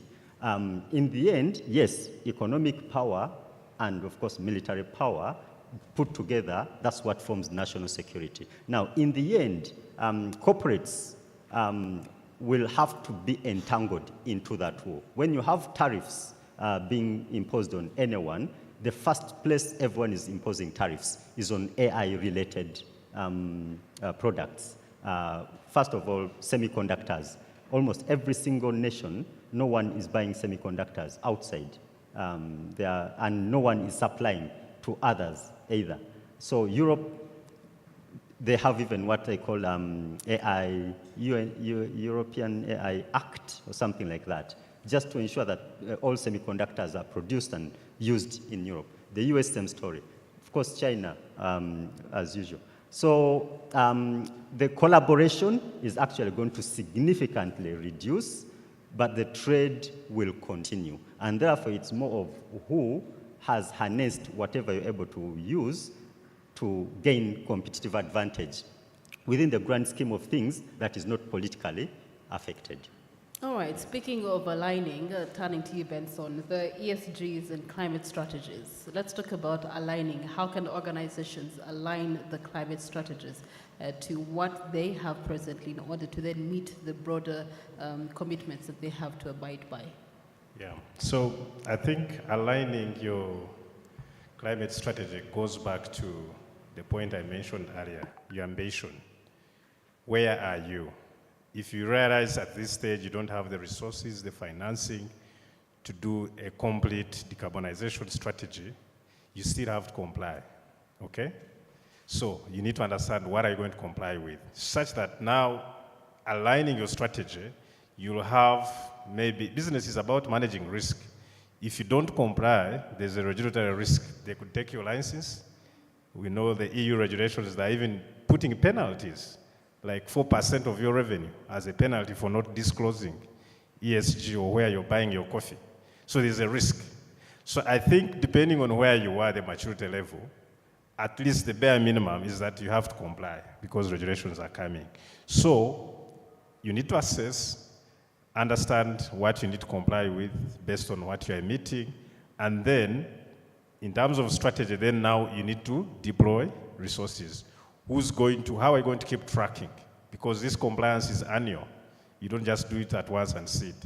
So then there are decisions there to make. Do you have teams that are going to keep monitoring and tracking this?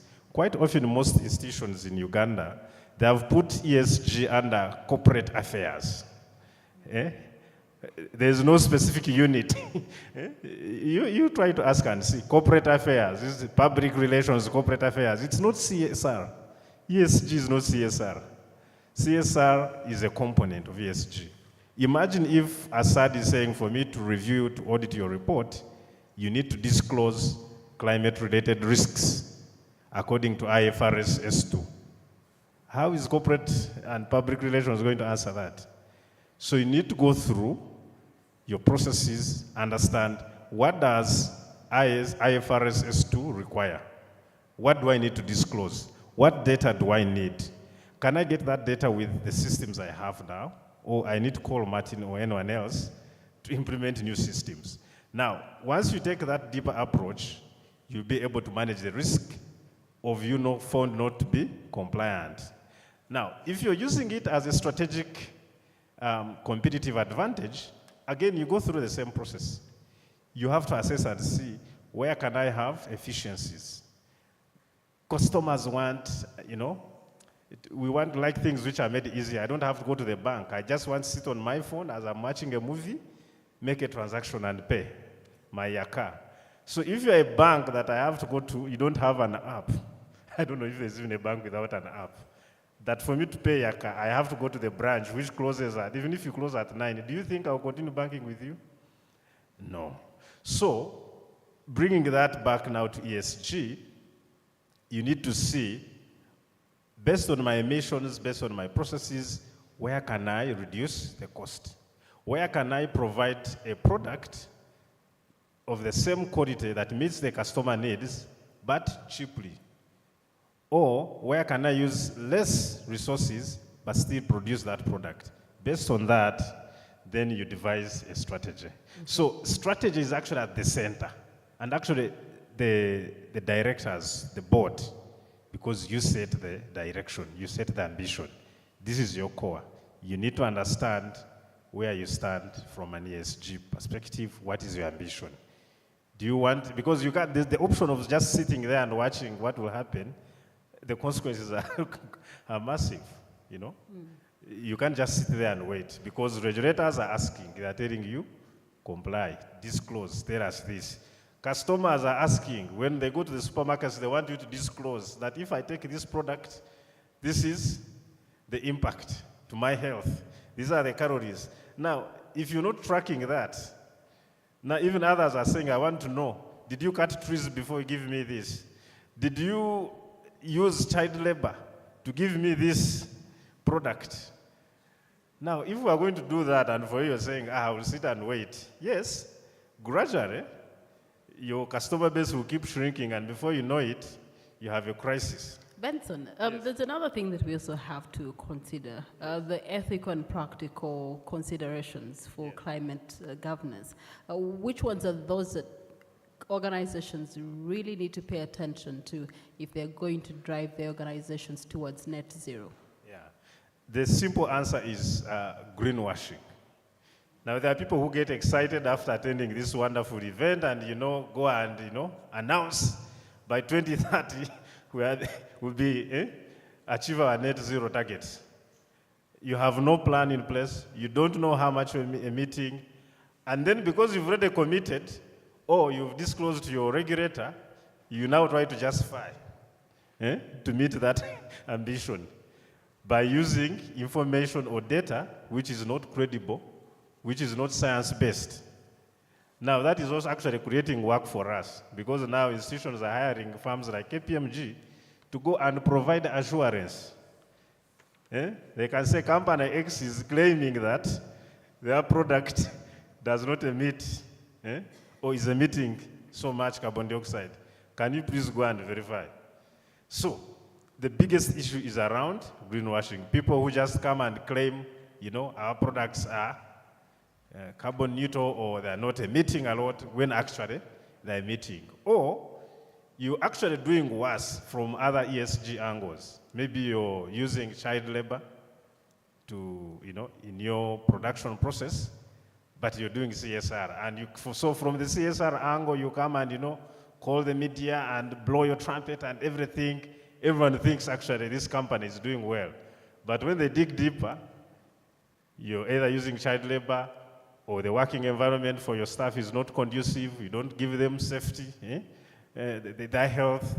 So who's doing well? From a CSR perspective or media, everyone sees you as good, but from real ESG issues, you're not doing well. So the short answer is credibility of the targets that you're setting. All right, thank you so much. Martin, we want to get from you recommendations on how companies can actually get to implement generative AI strategically, but also responsibly. Okay. And that's from a point of when you look at with all the noise, with all the FOMO, I think a lot of organizations are going through the fear of missing out. And we have realized that everyone now is then running to pick up an initiative here and there. You'll find majority of the leaders want to be seen to be driving an AI initiative every moment. Now, the way we are looking at it is from the point of it needs to be a very well-structured approach to driving generative AI. One, we first of all must be able to determine our maturity to adopt to an AI environment. And there's something we call rapid value assessment. So rapid value assessment allows you to ask the question, as an organization, what is our appetite as far as emerging technologies are concerned? What is our culture as far as running with emerging technologies is concerned? What is our technology adoption rate? We must then move to the second step where you do a current state assessment of your entire architecture. I spoke a lot about data, so data take precedence as a priority in terms of when I want to go ahead and start putting across AI initiative, data must be one of the elements.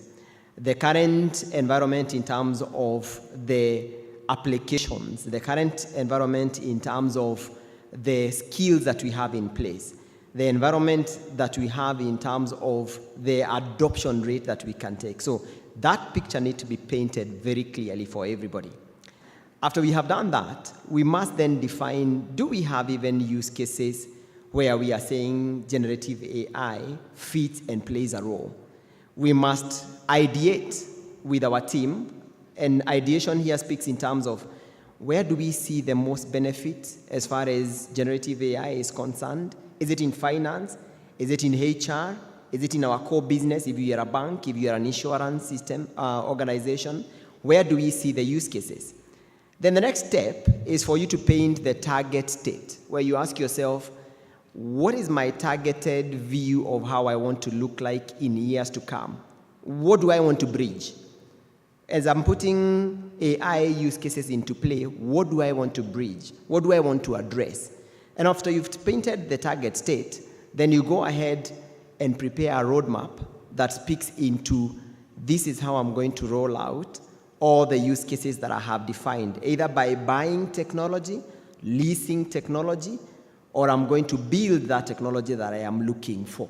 So those are the steps that every organization must follow. And majority of the organization also must then consider creating a center of excellence as far as AI is concerned. We are noticing there are organizations who are so interested in driving AI, but when you look at the capability internally, they have not defined the roles, they have not defined the guardrails, they have not defined the governance that is required to define and run AI effectively. So a center of excellence is also key as we do so. But also then to also remember always, again, it's not a matter of the cost. It's going to be costly. It's going to cost organization money. But if it's done right, observing the discipline of the right governance for AI and those steps that are followed all the way from the initial step to the end, then we should be fine. All right, thank you so much, Martin. Do we have any comments, any questions, inquiries from the floor and from our online audience? I do have a hand there.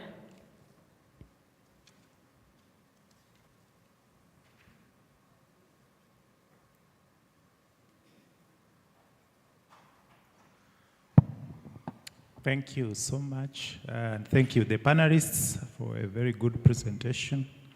I have two questions or comments. The first one is on net zero commitment by 2030. And I wanted the gentleman who was presenting on climate change to share with us in terms of the contribution, in terms of emission generation, LDCs vis-a-vis the developed economies, and whether if LDCs did what the developed economies are requiring us to do without them doing their part, whether we shall hit the 2030 net zero commitment. Issue number two is on generative AI. My question is, looking at the capabilities of this tool and what it is able to do, how then is it possible that the humans who are using these tools are able to cross-check this data for accuracy in case there is, you know, the moderator said that she asked about Donald Trump and it reflected that this is the former president. Now, that was easy for her to quickly tell because it was a straightforward question. Where you have this tool, you know, picking from all these sources of data that we've seen, and it gives you a wrong conclusion, what safeguards do you have as the user to know that what it has given you is wrong and therefore should not inform your decision? Thank you. All right, so the last question will be to you, Martin, and believe you me, Mr. Board Member, even me, I was going to put Benson aside after and ask him that very same question. That Benson, while our friends on the other side that have very much developed are asking us for these commitments, where is evidence of them having committed in their times? I was praying that this question is not asked, but we seek clarity. Looks like I have to earn my lunch. It's true that sub-Saharan Africa or low-developed countries emit less. In fact, I don't have the specific figures, but it's less than 4% of the total emissions globally. If you actually look at the carbon dioxide emitted, if you just look at only that property, US, China, India, Brazil and Europe, they account for about 80% of the emissions that are causing this climate change. Now, however, when it comes to the impact, we all share equally. I've been noticing here, everyone has a paper there, you know, the heat wave. I think the SC has overworked, it's not used the conditions. We are feeling the impact, even when we contributed less. So there's a lot of debate about just energy transition. If the developed world, you've emitted, developed, transformed the economies, but now you're telling us we should not use our resources. It's a delicate situation. I don't think I have an answer. It's complex, but I think through discussions and commitments and the financing I talked about, because I'm saying, yes, you don't have to follow the route we followed as developed nations. You have the opportunity now to deploy cleaner solutions. Because back then it was not an issue. Maybe if you look at transition of solar energy, the cost of solar energy maybe 20 years back versus today, it's a different picture. Maybe 20 years back, solar energy was not an issue. It was not fully developed.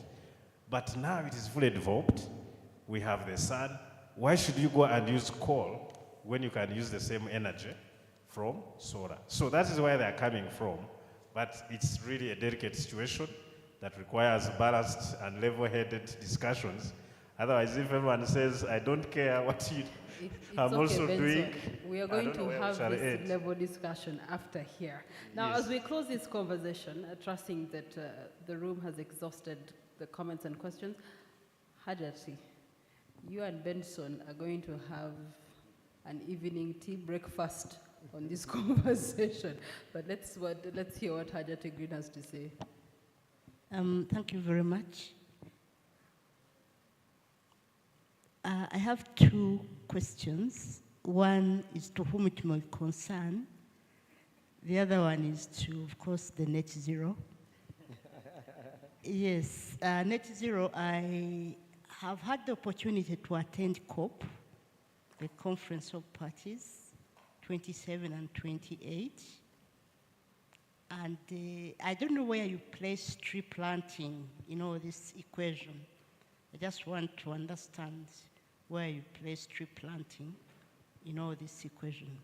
The second question is to whom it may concern.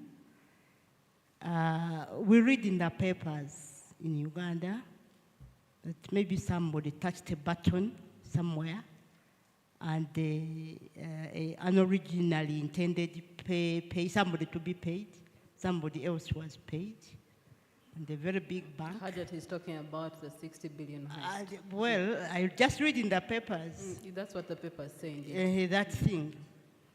Now, I think AI, I don't know if AI is part of this, that's touching a button and then changing. Yes, is it AI anywhere in that equation? Because if it is, then it is so dangerous. Thank you so much, but that is to whom it may concern. All right, all of them are concerned, Hajat, believe you me. So as they're giving us their closing remarks, each one of you, please, in your closing remarks, please consider Hajat Green's question.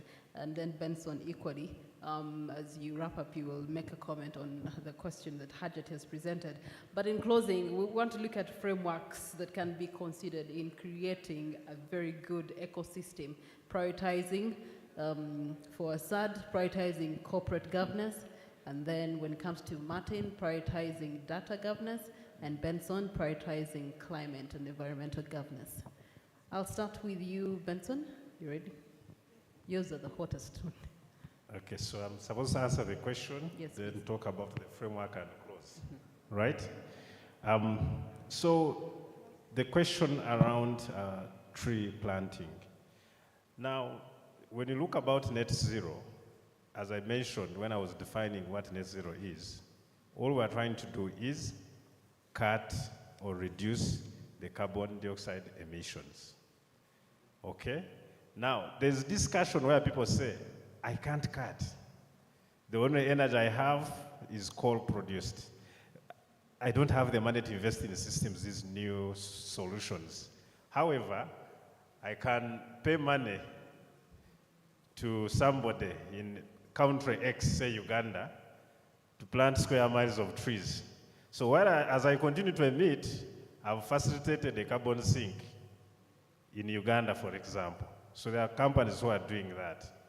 However, the bad news is that if we are only to plant trees to absorb all the carbon dioxide emissions in the air, it's not enough. Okay. It will not help us to achieve the 1.5. Because the population is growing, we need more food.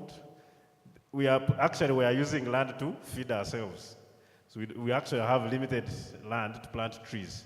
But even if you are to plant the trees, they will not be enough.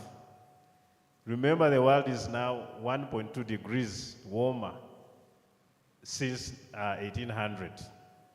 We just have 0.3 to reach the tipping point. When they say tipping point, it's like standing on a cliff. That's where all the planetary boundaries have been exposed, and we have no control. So planting trees, yes, is one of the ways to reduce or to absorb the carbon emission, carbon dioxide emission, but it's not enough. In closing. Yeah. In closing, good frameworks. Again, there's no one solution that fits all. There are various frameworks depending on your ambition, where you are, depending on the reporting requirements that you need to comply with. So you have to go through that process. Unfortunately, I can't give one single framework. In closing remarks, I think we've discussed a lot. For me, the key question I want to ask you as a board member, what kind of planet do you want to leave for the children? Your children, actually, I think. I presume most of us have children. If I look at my sons and daughters, what kind of planet do I need to leave for them? All right, thank you so much, Benson. Martin? All right, I will be addressing his question as I speak into the data governance conversation. And I think for me, I want to look at it in three perspectives. One, the result of having issues with data accuracy and integrity and the responses that you have. One speaks into the foundational of the data that you're seated with in itself, the data governance and how the organization is managing its own data. So let's look at the foundation of it in terms of no matter how strong your technology is, if the data that you have is not accurate, AI is not going to clean up the data for you. It will only give you as good as the insight as your data is seated. So as you look in terms of assessing accuracy of the data, always remember that your original scene sits with the data that you presented your tools with. Secondly, is the whole issue of the robustness of your generative AI tools. Now, the case of where she brought in about Trump means that the GPT that she was using, most likely in terms of the recency or currency of the data that it was seated with, was not up to date. Remember I mentioned about a chat GPT or a generative AI being like a child and depending on how fast you continue feeding it. If today I look at some of the GPT machines we are using, even in our office, if I ask it about an engagement that I did about 10 years ago, it sometimes does not even have an idea what I'm talking about. Today, my child, I have a 13-year-old, they sometimes get surprised to hear that there are people who are born before the year 2000. They can't imagine that there are people, and I keep telling her I was born in 19-something. So she can't process anyone who was born after the year 2000. She thinks like the world started somewhere from 2000 and something. So that's the same case with some of these platforms.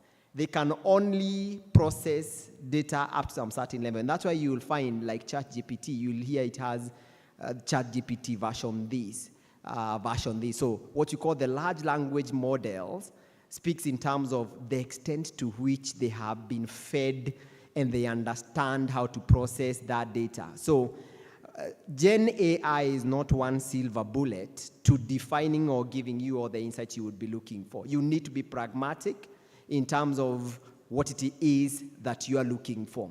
And then the third one is, of course, the skills that we have when it comes into prompting.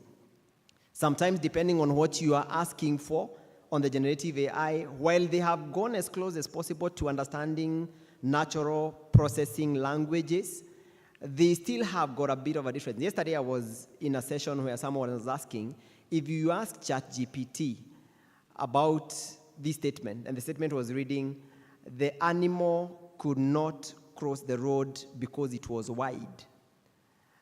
And when you're asking that question to a generative AI tool, the question was, what is the answer for that? The animal could not cross the road because it was wide. Is it the road that is wide? Is it the animal that is wide? So as you look in terms of the extent to which they are processing some of these data element, even you when you're prompting, nowadays when I'm looking, the other day I was also preparing a JD. And when I was preparing a JD, I kept on redefining that JD. I'm looking for a senior manager for artificial intelligence to continue building my team. And when I was building that JD, I kept on asking, I'm looking for a JD for a senior manager working for a consultancy, blah, blah, blah. When it gives me, I realize, oh, the market needs to be different. I'm looking for another bill working in an East Africa space. Oh, when I realized that, there are some KPIs I had not defined. So as we also users continue to mature up on how we are engaging, we also start realizing we end up getting different results. Okay. Ultimately, maybe just to close, Priscilla, sorry. Ultimately, anytime you get a result from a generative AI tool, please confirm accuracy and pick it with a pinch of salt, up to the point where we will always realize we are at par with the result that they are giving. That's the way I would advise. All right, thank you so much, Martin. I guess this is a vote of confidence to our human intelligence that at the end of the day, it is still necessary and important in driving these discussions as far as artificial intelligence is concerned, especially for corporate governance. I'm going to have a closing from Asad. Yes, and on the note of data accuracy, that's where auditing and assurance services kick in. You have to have all that data, accurate if you're going to benefit. And it helps to have a second pair of eyes, which we do comfortably.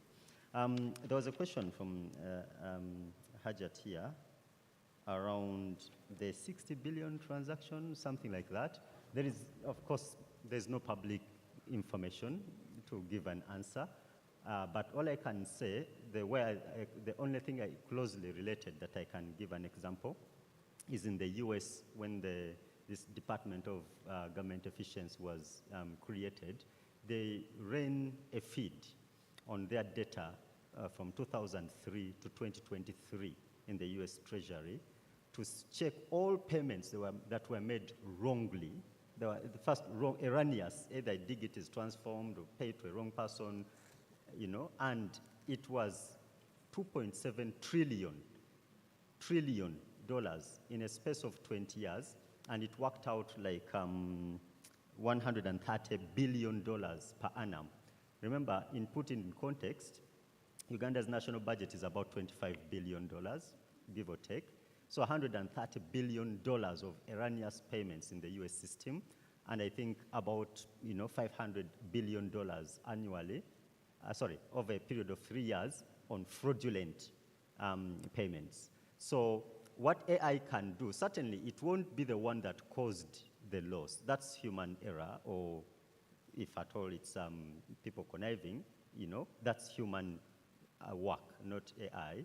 But AI can help you to check other transactions, because you may only be knowing the 60 billion, but there may be others which could be small. And if someone ran a feed on the entire treasury for the past couple of years, you can actually harness and find all that information and then fine-tune. To me, technology is more not to catch who did what, but more, find the problems and the leakages, and then we fix them. And I think, to me, that's how I would like to look at technology when it comes to government efficiencies, or even our own corporate efficiencies.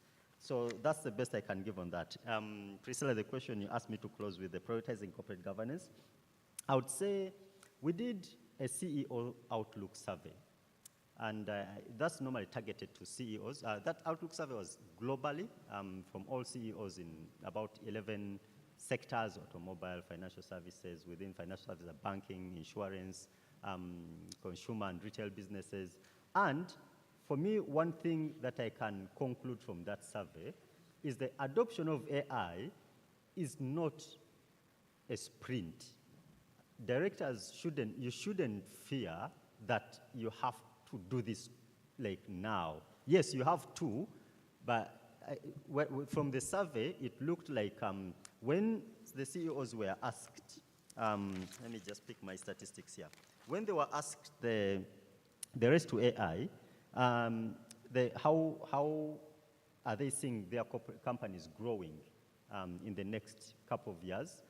They said that the first thing they were paying attention to more was the actual normal organic growth, and then mergers and acquisitions, and then alliances, and that's when AI came in. So, meaning that it's not a sprint, but rather a marathon where you have to have a long-term view towards it. And then how do you implement that? In my view, you have to, bite off bits by bits, not the whole overhaul of the organization. So for me, I would encourage you directors to look at it in that way. Then the other, where we normally make mistakes, the purpose. Why are you doing it? Most common boardroom questions, and that's why the question has kept on coming to you, Martin, cost. Most boardroom questions are about, cost or profitability.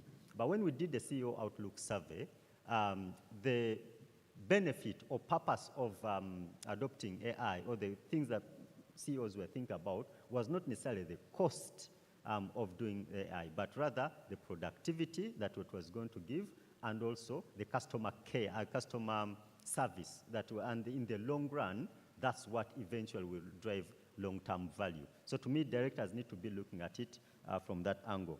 Then the return, therefore, not expected very soon. Then 78% of the CEOs felt that actually AI is not going to replace people.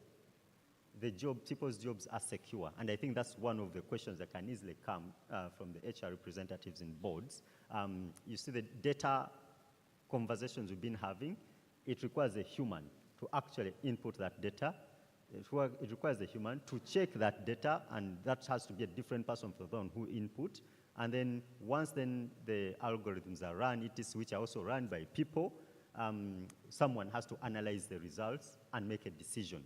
So people are actually just going to be taken away from taking long to do a small thing to having loads of accurate information to which now they are to make a decision. So it's as simple as that. If you are analyzing one customer per day, maybe on KYC or on credit checks per day, you are able to do that with probably 30 or so in the same time frame. So it's just going to improve productivity, and jobs are secure. Before you cut me off, Priscilla, I see what I was going to say. There are 2 points that I thought I shouldn't leave out: the risks. When I was reading the World Economic Report 4 years ago,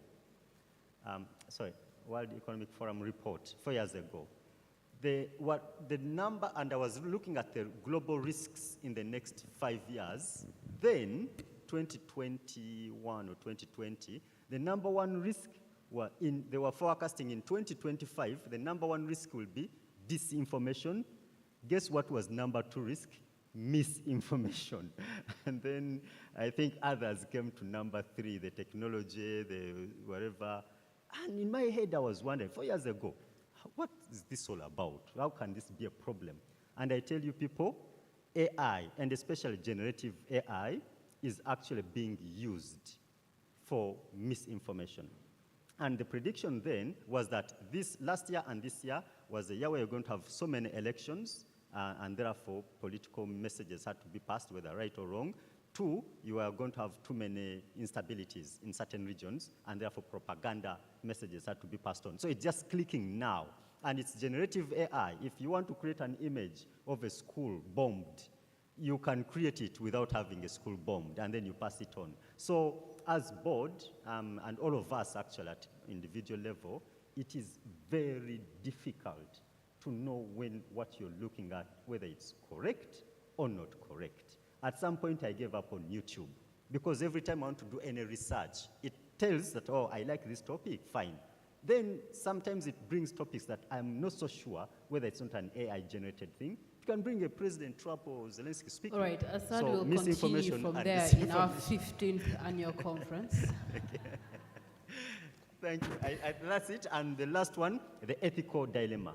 The ethical dilemma is the data privacy. If these tools are able to recognize facial recognition and image recognition, you have those people's data. For example, if it's used in credit checks, background checks, or crime intelligence, I think there is that ethical dilemma to it, but then also adult content. Let me stop at that. Jen, when is our 15th annual conference? What's the date? 6th March. All right, part 2, look out for Mr. Assad Lukwago. A round of applause for our panel. Assad Lukwago, Martin Kimani, as well as Benson Mwesigwa. Thank you so much, gentlemen. I know that you have tickled the minds of the leaders in this room. Now, as we come to the crown of the event, gentlemen, I'd like you to stretch your legs as you stand up. We'll have a photo moment. I'll ask Jen and Patrick to join this photo.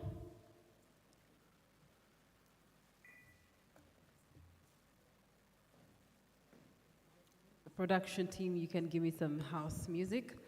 We're going to be hearing from one of our partners for this 14th annual conference, and that is New Vision, Mr. Ian Mugisha. Please get ready, and thereafter we'll get our closing remarks and the commitments that were given, as well as collected from what has been submitted so far. And those will be coming through from the Chartered Governors Institute, UK and Ireland.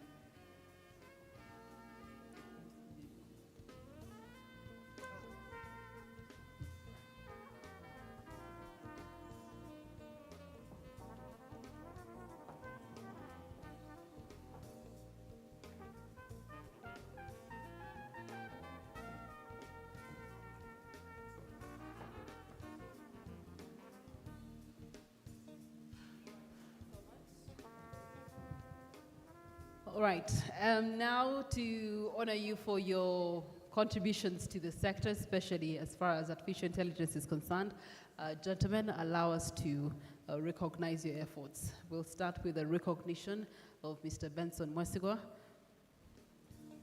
as a panelist for our 14th annual conference. Thank you so. Benson is asking, what is the mission of this thing? How much was emitted as they actually did that thing? Benson, that is research for you, so that then you can speak it to those particular companies accordingly. All right, thank you so much. Mr. Martin Kimani, in recognition of your efforts and participation, Mr. Patrick Courtney and Jen are presenting to you a token of appreciation.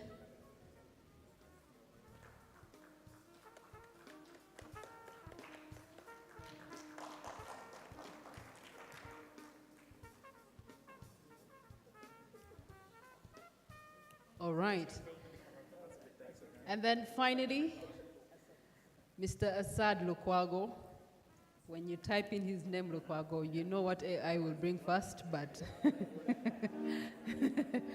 nevertheless,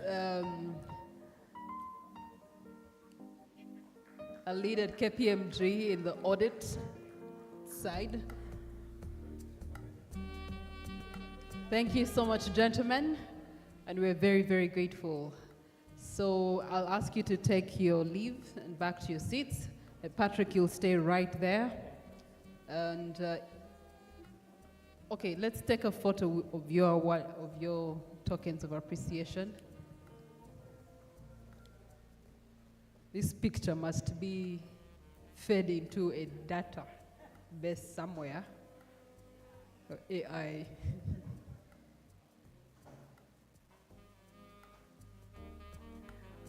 All right, thank you so much, gentlemen. You may take your leave. Patrick, stay right there. Jen, you may lead the gentleman down. Now, in a special way, we also want to do obulungi bw'ensi. And we have a mother of the land, Patrick. This mother of the land, we call her Hajati Green. We also call her Mama Green, simply because all her life, and as you look at her, she's clocking 80 years of age, by the way. She has dedicated all her life to advocating for climate change and strategies that are for pro-climate change. And so in a special way, we thought it would be prudent of us to continue this net zero conversation with a practical commitment from Hajati Green, who's going to present to you a token of appreciation. Hajati Green, will you please?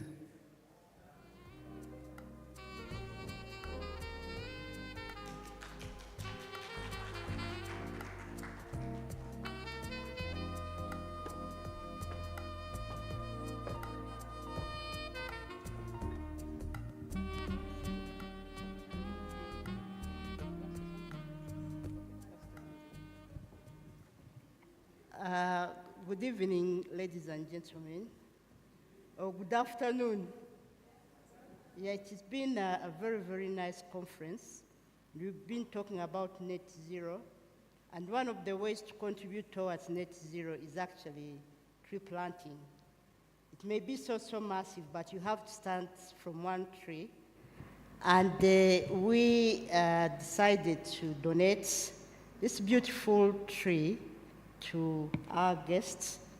You may not be able to take it, but you can plant it here at the hotel where you're staying, and you can name it ICSA, or you can name it Hajati Green, or anything that, but let it remind you of the day that you came to Uganda for the first time. Let it remind you of the day that we had our conference, and let it remind you of the hospitality of all Ugandans. So I have the honor to give you this tree. It's a beautiful compound tree. Thank you. That's wonderful. Thank you so much. All right, thank you so much, Hajati Green. Patrick, you may take your seat. Ian Gisha, are you in the room? Let's listen to Ian Gisha from New Vision Group, one of our partners, and then we'll have our closing remarks. Thank you.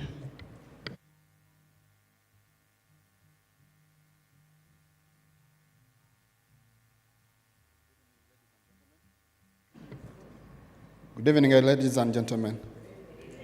I know some of you are very tired by now and regurgitating on the discussions for the evening. I'm sure you have resolutions that you want to go and execute probably by tomorrow morning. I'm Ian Mugisha, a representative of Vision Group. At Vision Group, I'm the risk manager, and I also double as the ESG lead. For me today, I think this is a conversation that all of us should be having. I know there have been company directors, there have been board members, non-executives and executive directors, but also company secretaries. I think we could expand this conversation so that we go and deliberate with our colleagues at office. We could expand it to have risk managers, we could expand it to have auditors, so that it's more meaningful and useful to all of us. It's been a number of speakers, and for me, my reflection today has been the best way to predict our environment, the best way to predict the future is to invent it. I borrow that from Alan Kay. And as a risk management professional, I was inspired to think more ahead than we are thinking, because most of the time, our industry being a small economy, we kind of tend to play catch up with our neighboring nations, but also our neighboring continents. So I want to appreciate ICSA. I want to appreciate Corporate Governance Institute, UK, Ireland. I want to appreciate my fellow sponsors, sorry, not my fellow sponsors, the sponsors of the event, and that event that we have been part of from inception at Vision Group because of our commitment to good corporate governance, and we want to continue and make it a promise that we shall always endeavor to be part of you. I've been given a few notes, and trust me, as small as I am physically, I have a big team behind me that has assigned me to make sure I make this commitment that the 14th Annual Directors Company Secretaries Conference is not the last. But I also want to urge and appeal to members here to join us at Vision Group. We do have a number of products and services. We have over 360-degree coverage of media and communication services. And we're also venturing into AI, as you may know, for today's topic. We've started testing some use cases regarding content editing, content generation, and it is already proving to be very useful and functional for us in managing the kind of content that we distribute to our clients. And so we've been able to, probably you may not get it on your end, but the quality of the information that you read, the quality of analysis that you have will be continuously improving. So I wanted also to use the chance to mention our products and services. In the newspaper area, we do have New Vision, which most of you probably know, Bukede newspaper, the Weekend Vision, Bukede Weekend, and then in the radio sector, we tried as much as possible to spread to the regions. Bukede FM, XFM in the central region, Etop FM in the east, Rupini FM in the north, Arua 1 in West Nile, Kabalega FM in the oil-rich Hoima region. Anyone from the region? All right. And then we do have Radio West in the west, definitely. And then Bukede TV 1 for the TV side, and TV 2, TV West, One Low TV, and others. In relation to the discussion today, we have also ventured into Vide Mobile. As I mentioned earlier, you have to reinvent yourself. So we have already, of course, seen the market and the trends and the direction as it goes. So we do have an application. You can download it. It's Vide. Vide being Vision Digital Experience app, but also we have digital billboards. You must have seen some of them in the major towns in Kampala. I see that one of the items is going down. It must be a reminder that we need to go digital so that we don't lose the physical presence. So I want to end this by saying we have benefited a great wealth. Some of our members who have attended online, a great wealth of information that we have gotten from our speakers. And I think for me is to charge us to go and see how best we can kick off. I want to appreciate Hajat, who showed a nice gesture of planting a tree. Personally, as a person responsible for ESG at my office, I've challenged all the risk champions this year to plant 10 trees. And it's very simple, and I want to pass on the same challenge to all of you. Every month, you could plant a tree. If that's very hard, just do it on your birthday. Go and buy a tree. Some of them are like 300 shillings, or you could get it at less, or you could just get a branch or a seed. Plant something on your birthday. If you're 21 trees are not that much. It takes less than 30 minutes. If you're slightly more than that, I think you may need help from some of your friends and family. Right. I wish you a wonderful evening, and I thank you again for participating. All right, thank you so much, Ian Gisha from New Vision Group, one of our sponsors.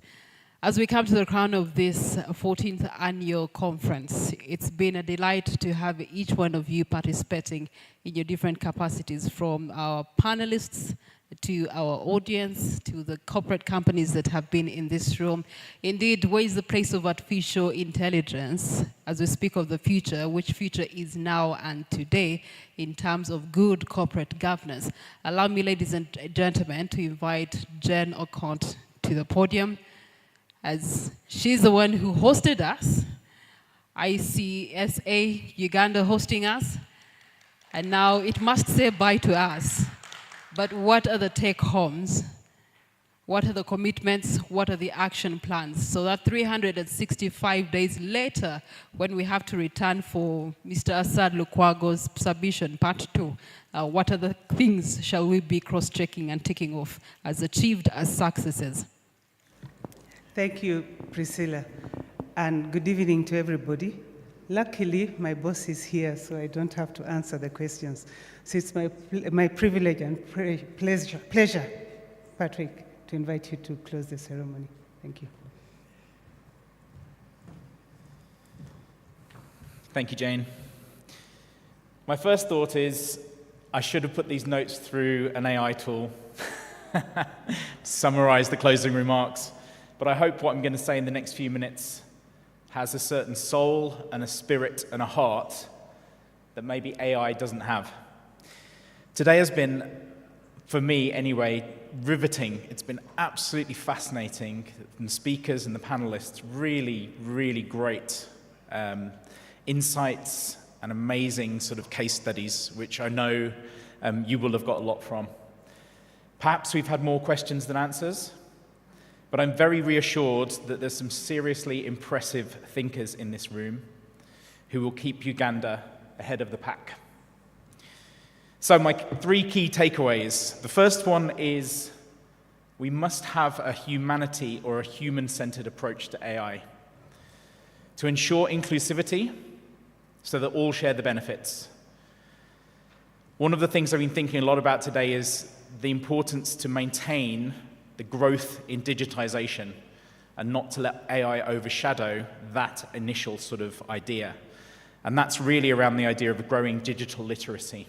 I think that's extremely important.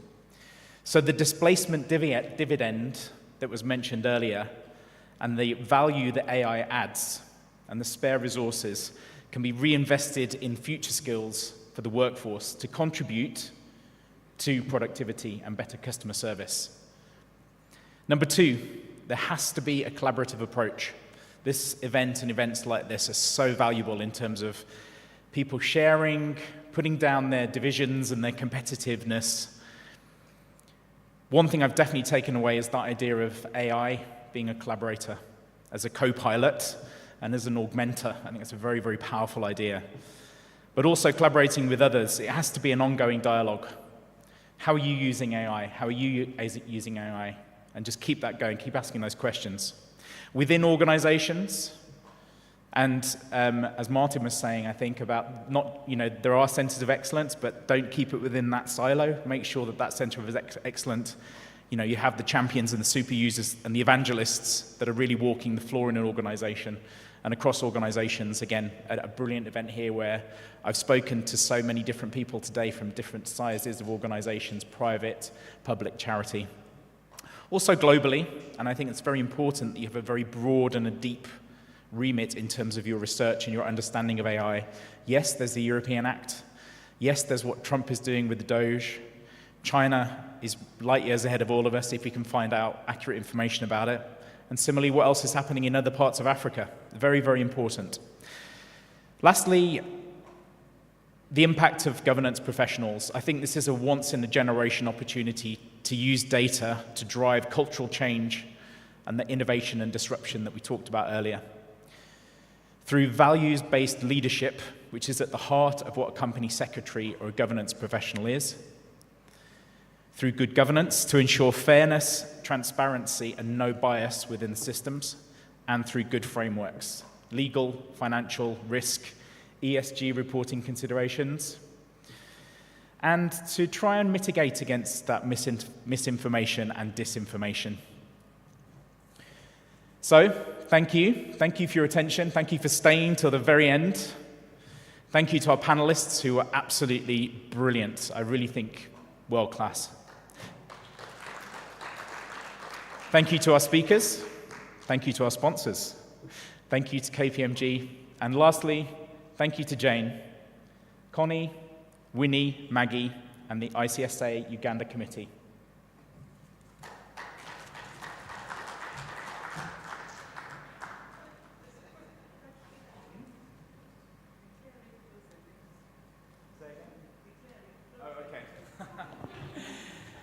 I now formally declare the 14th Annual Directors and Company Secretaries Conference closed.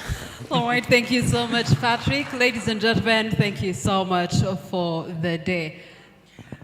I'd like to take this opportunity to thank Priscilla as well. You've really steered the ship well. Thank you very much. All right, that being said, you have one more assignment at KPMG. Auditing is everything. So we need to audit how we have performed on the 14th annual conference, and that is our auditing tool. Please scan it, let us know how we have performed, where we can improve KPIs before AI can take over attendance lists. And you'll be having Martin attending virtually, a robot Martin, a robot Benson. So just give us a minute, scan that code, and it's going to be bringing you details. But also you do have the code on your tags. If you do have your tag that you received at the registration table, the code is still on that tag. You can scan it from your tag and then audit us. How did we perform? Did we meet the expectations? Did we uncover the subject matter, artificial intelligence, looking at corporate governance, transformation landscape? Also, were the meals good? Was our hosting hotel good?